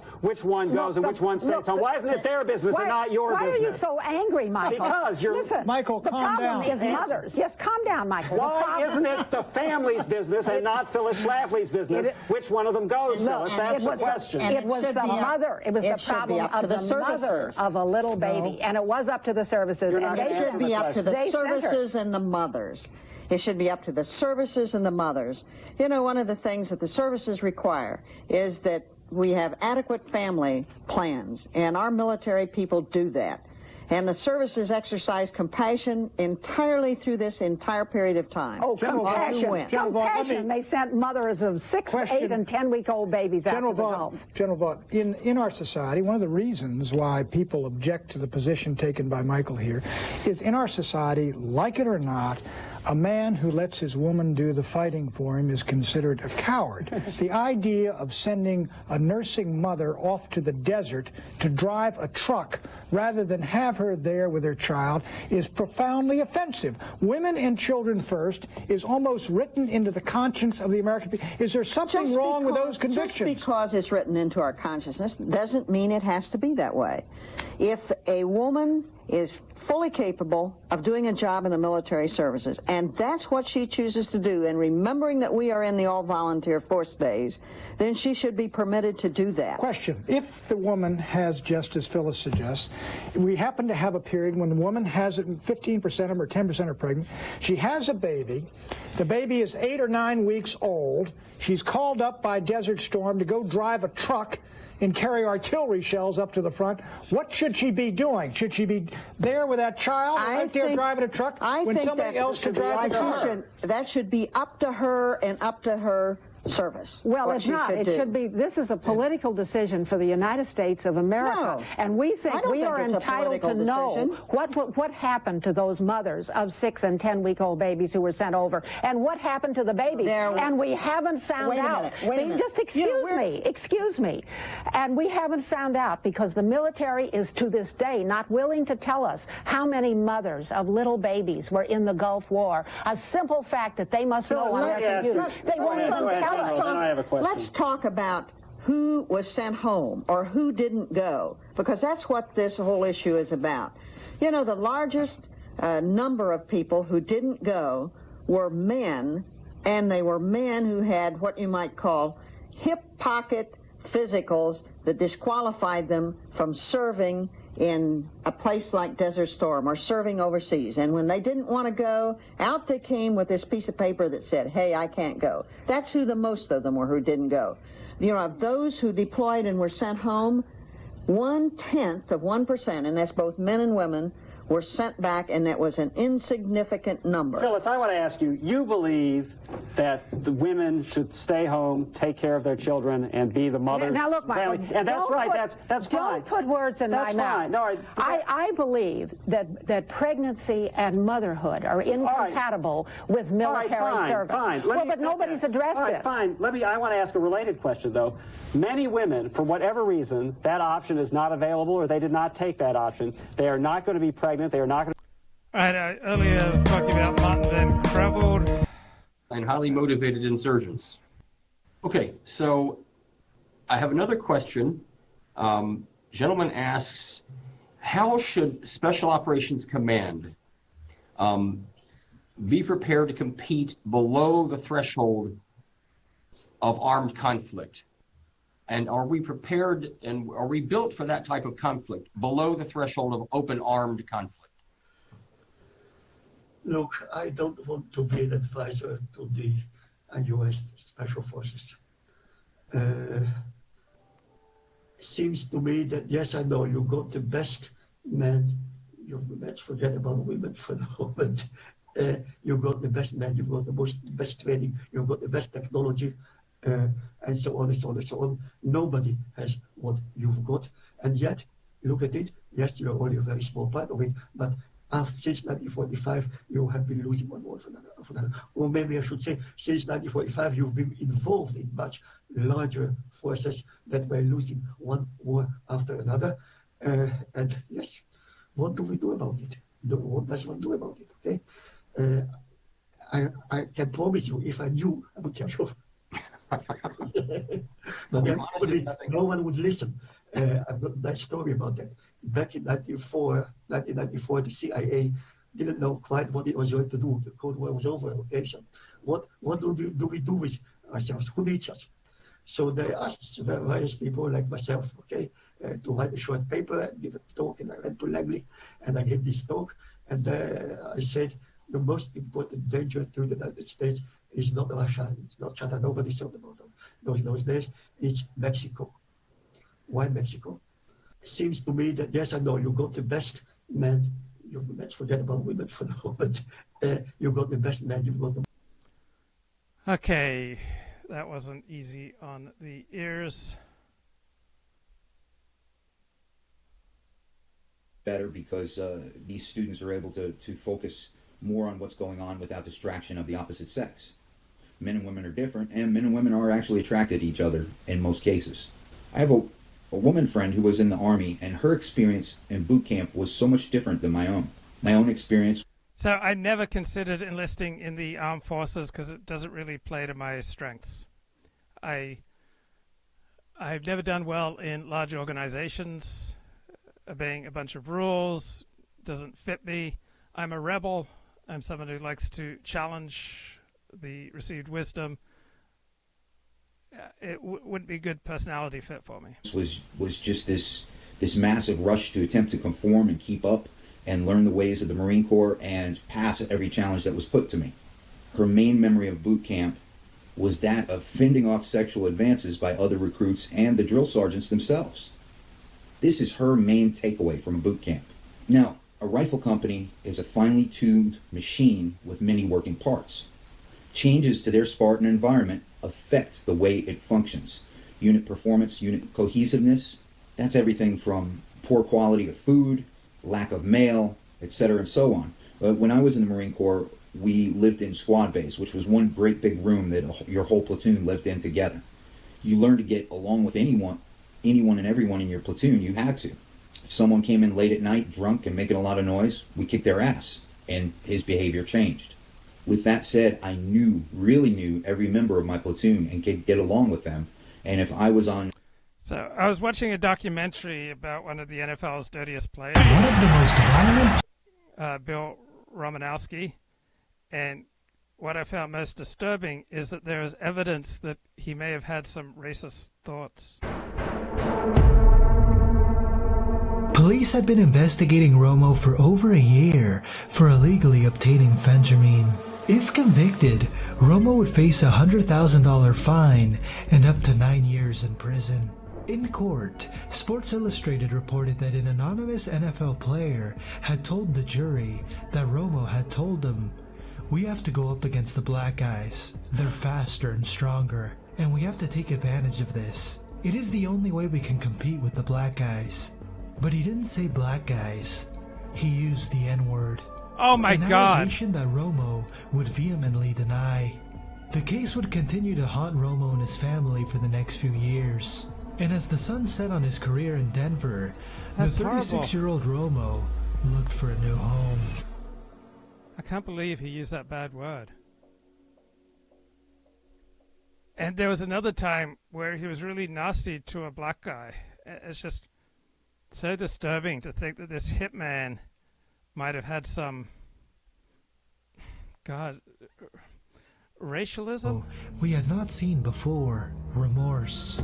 The Balco controversy ran for 2 years. What, for you, was the most difficult part of it? The embarrassment to my family, and ultimately, I had a little boy that looks up to his dad. And he said, "Dad, do you do drugs?" No. The worst thing about this is that he might have said something racist. That would hurt me more than anything. He'd heard that at school.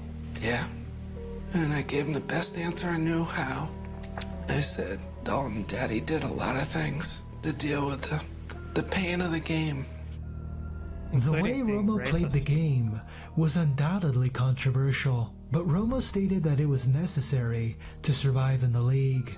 The sport I played, the position I played, required me to be violent. I had to turn into that character on the field. I had to dig deep and take myself to a really dark place inside my being. Early in my career, I had to do it to make my mark. Later, I needed it to survive. Romo would publish an autobiography about his brutal career in the NFL, a book I highly recommend. So there are situations where getting filled with hatred and anger serves you, right? If you're playing in the National Football League, getting hyped up so that you're filled with anger and hatred, right, may well serve you, or it may well serve some people. But what's most important when you're out there causing brain damage and grave physical harm to people, what's most important above all else, don't say anything racist. I mean, yeah, wreck people, destroy people, you know, be as evil as you want to be, but please don't say anything racist. So I talked about Michael Smerconish last night, and I read his novel. It was called Talk, a novel. And I like and I respect Michael Smerconish's critique of conservative talk radio. Smerconish started out as a right-wing talker before moving to the center. And so here's an early quote in the book. Fire, tits, and sharks are TV gold. But on radio, you need to make them hot the harder way. You've got to do it through the years. Right? The 3 C's. Be conservative, consistent, compelling. You need to serve up the red meat. Add an occasional slice of life segment. Sprinkle in some Seinfeld jokes. Right, look outside the normal mix of newspapers and cable TV for your program content. All right, you got to balance the hard news of the day with stuff that will command attention at workplace water coolers and coffee machines. Right, if listeners aren't using your stuff for stupid talk with people they barely know, then you didn't nail it on the air.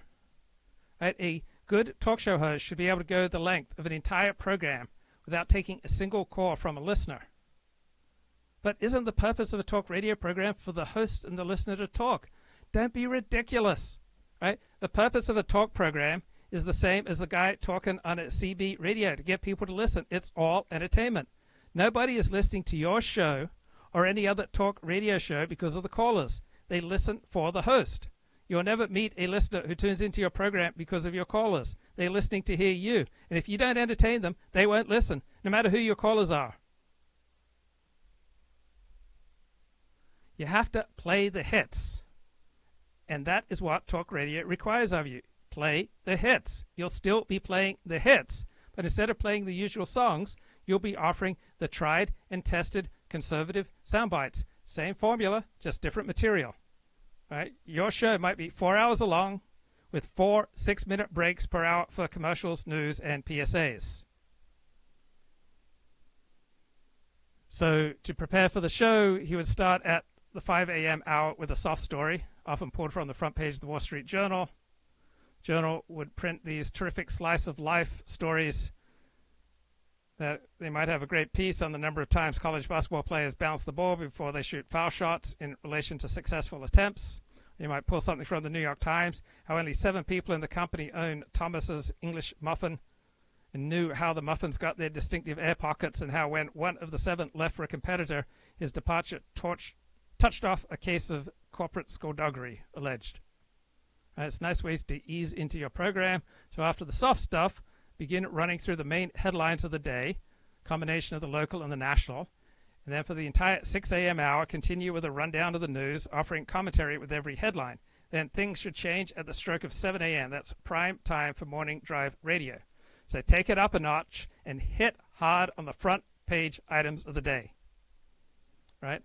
The lead political story should command your attention. Right? National health care is bad. Legal immigration is worse. The federal deficit is atrocious. Right? Then run some sound bites that correspond to the news, offer your opinion, then go to the phones. Right? Ignore those blinking lines until they serve a purpose. The callers are your props. Nobody cares what the callers have to say. If the old lady cared about what he had to say, he'd be telling her, not you. But she doesn't care. You are the only outlet he has. The only reason you let him on your air is that he gives you fodder to say more. So you should time your callers like they're running the 40 at an NFL combine. Never let a caller on the air for more than 2 minutes. No caller is ever worth 2 minutes of airtime. Isn't it supposed to be talk radio? Yes, and you, the host, are the only one who is supposed to be talking.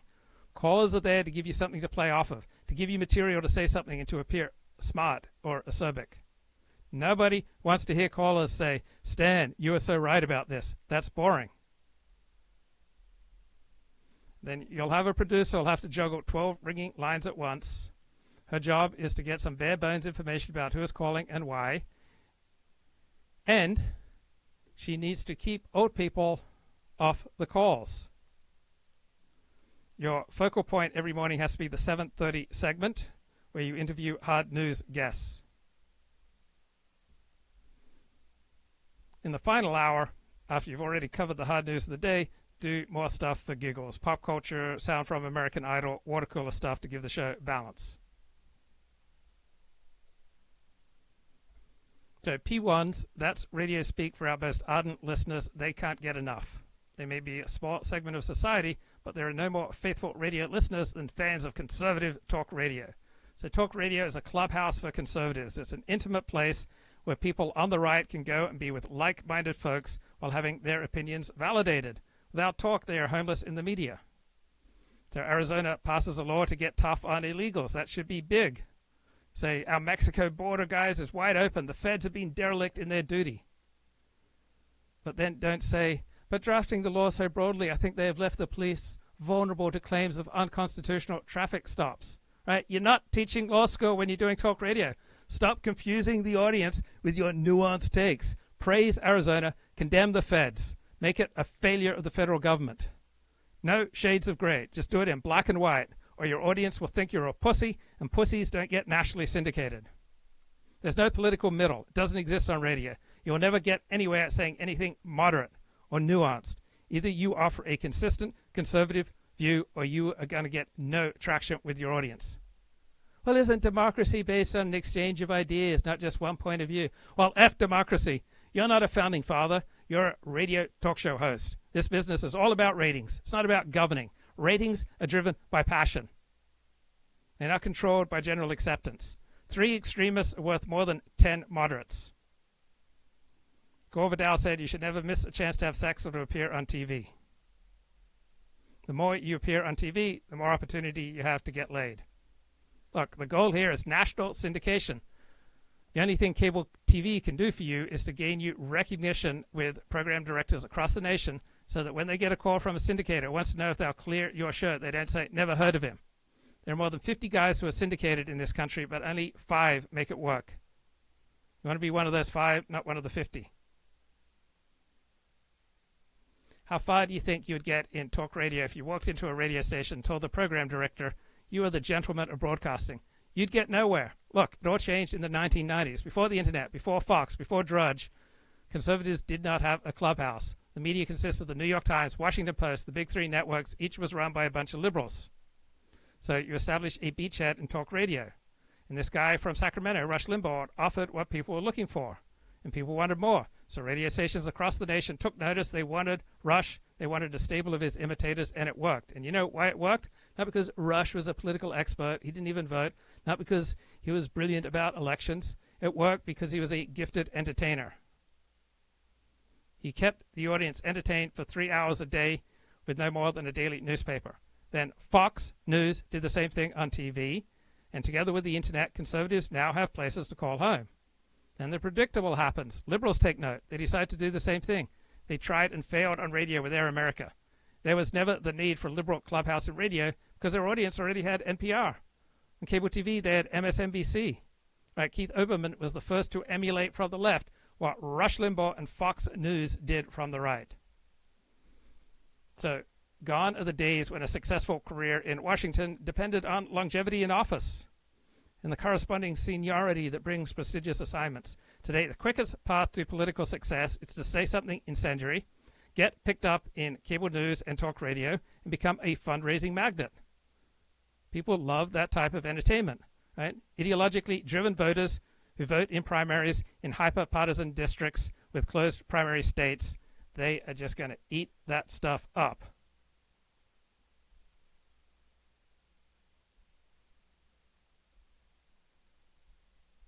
On duty with someone who wasn't one of my regular buddies. Well, they were a member of my platoon, and I knew them well enough to function. Just as I was getting out of the service, though, they were going to 3-man rooms. They were really nice, and they were really comfortable. But it was noted that there was an immediate drop in unit cohesiveness, because now you had all these small groups that could retreat to their private space, their safe space, so be it, and they didn't have to deal with everybody. They didn't have to learn these skills to meld together as a team. Little things mean a lot. Sure, in the field, everybody has a bad day. I succumbed to heat cramps. I had a friend that succumbed to hypothermia several times. These things happen in the field. Exhaustion, hypothermia, dehydration, everybody has a bad day. And when that happened, you carried his gear. Semper Fi. But the guy who was always the weak link, who was always lagging behind, who was always falling back, got a beat down. Semper Fi. You hack it. You learn to hack it. You improve yourself, because we're not carrying your crap every time out. The weak link was the man who made you suffer and could potentially get your whole fire team killed by his weakness. We applied extreme peer pressure for this person to improve himself. And basically this was not some baloney hazing. This was about decreasing our suffering and increasing our chances for survival. Now, fast forward 5 years into the future. The mission hasn't changed. The life has not changed for an infantryman since the Roman legionnaires. But we know that now everything else will. Some folks will not come home who should have come home. This isn't about... So I started listening to pop music in 1979 when I moved out of my parents' house because they'd moved to Washington, D.C. I got to finish my last 6 months of 8th grade at Pacific Union College in Angwin in the Napa Valley in California. My parents moved to Washington, D.C., so I got to be a little bit more normal. I took up popular music, and one of the songs that was playing on KNBR radio at that time was Pilot of the Airways by Charlie Dorr. Pilot of the Airways, here is my request. You don't have to play it, but I hope you'll do your best. I've been listening to your show on the radio, and you sound like a friend to me.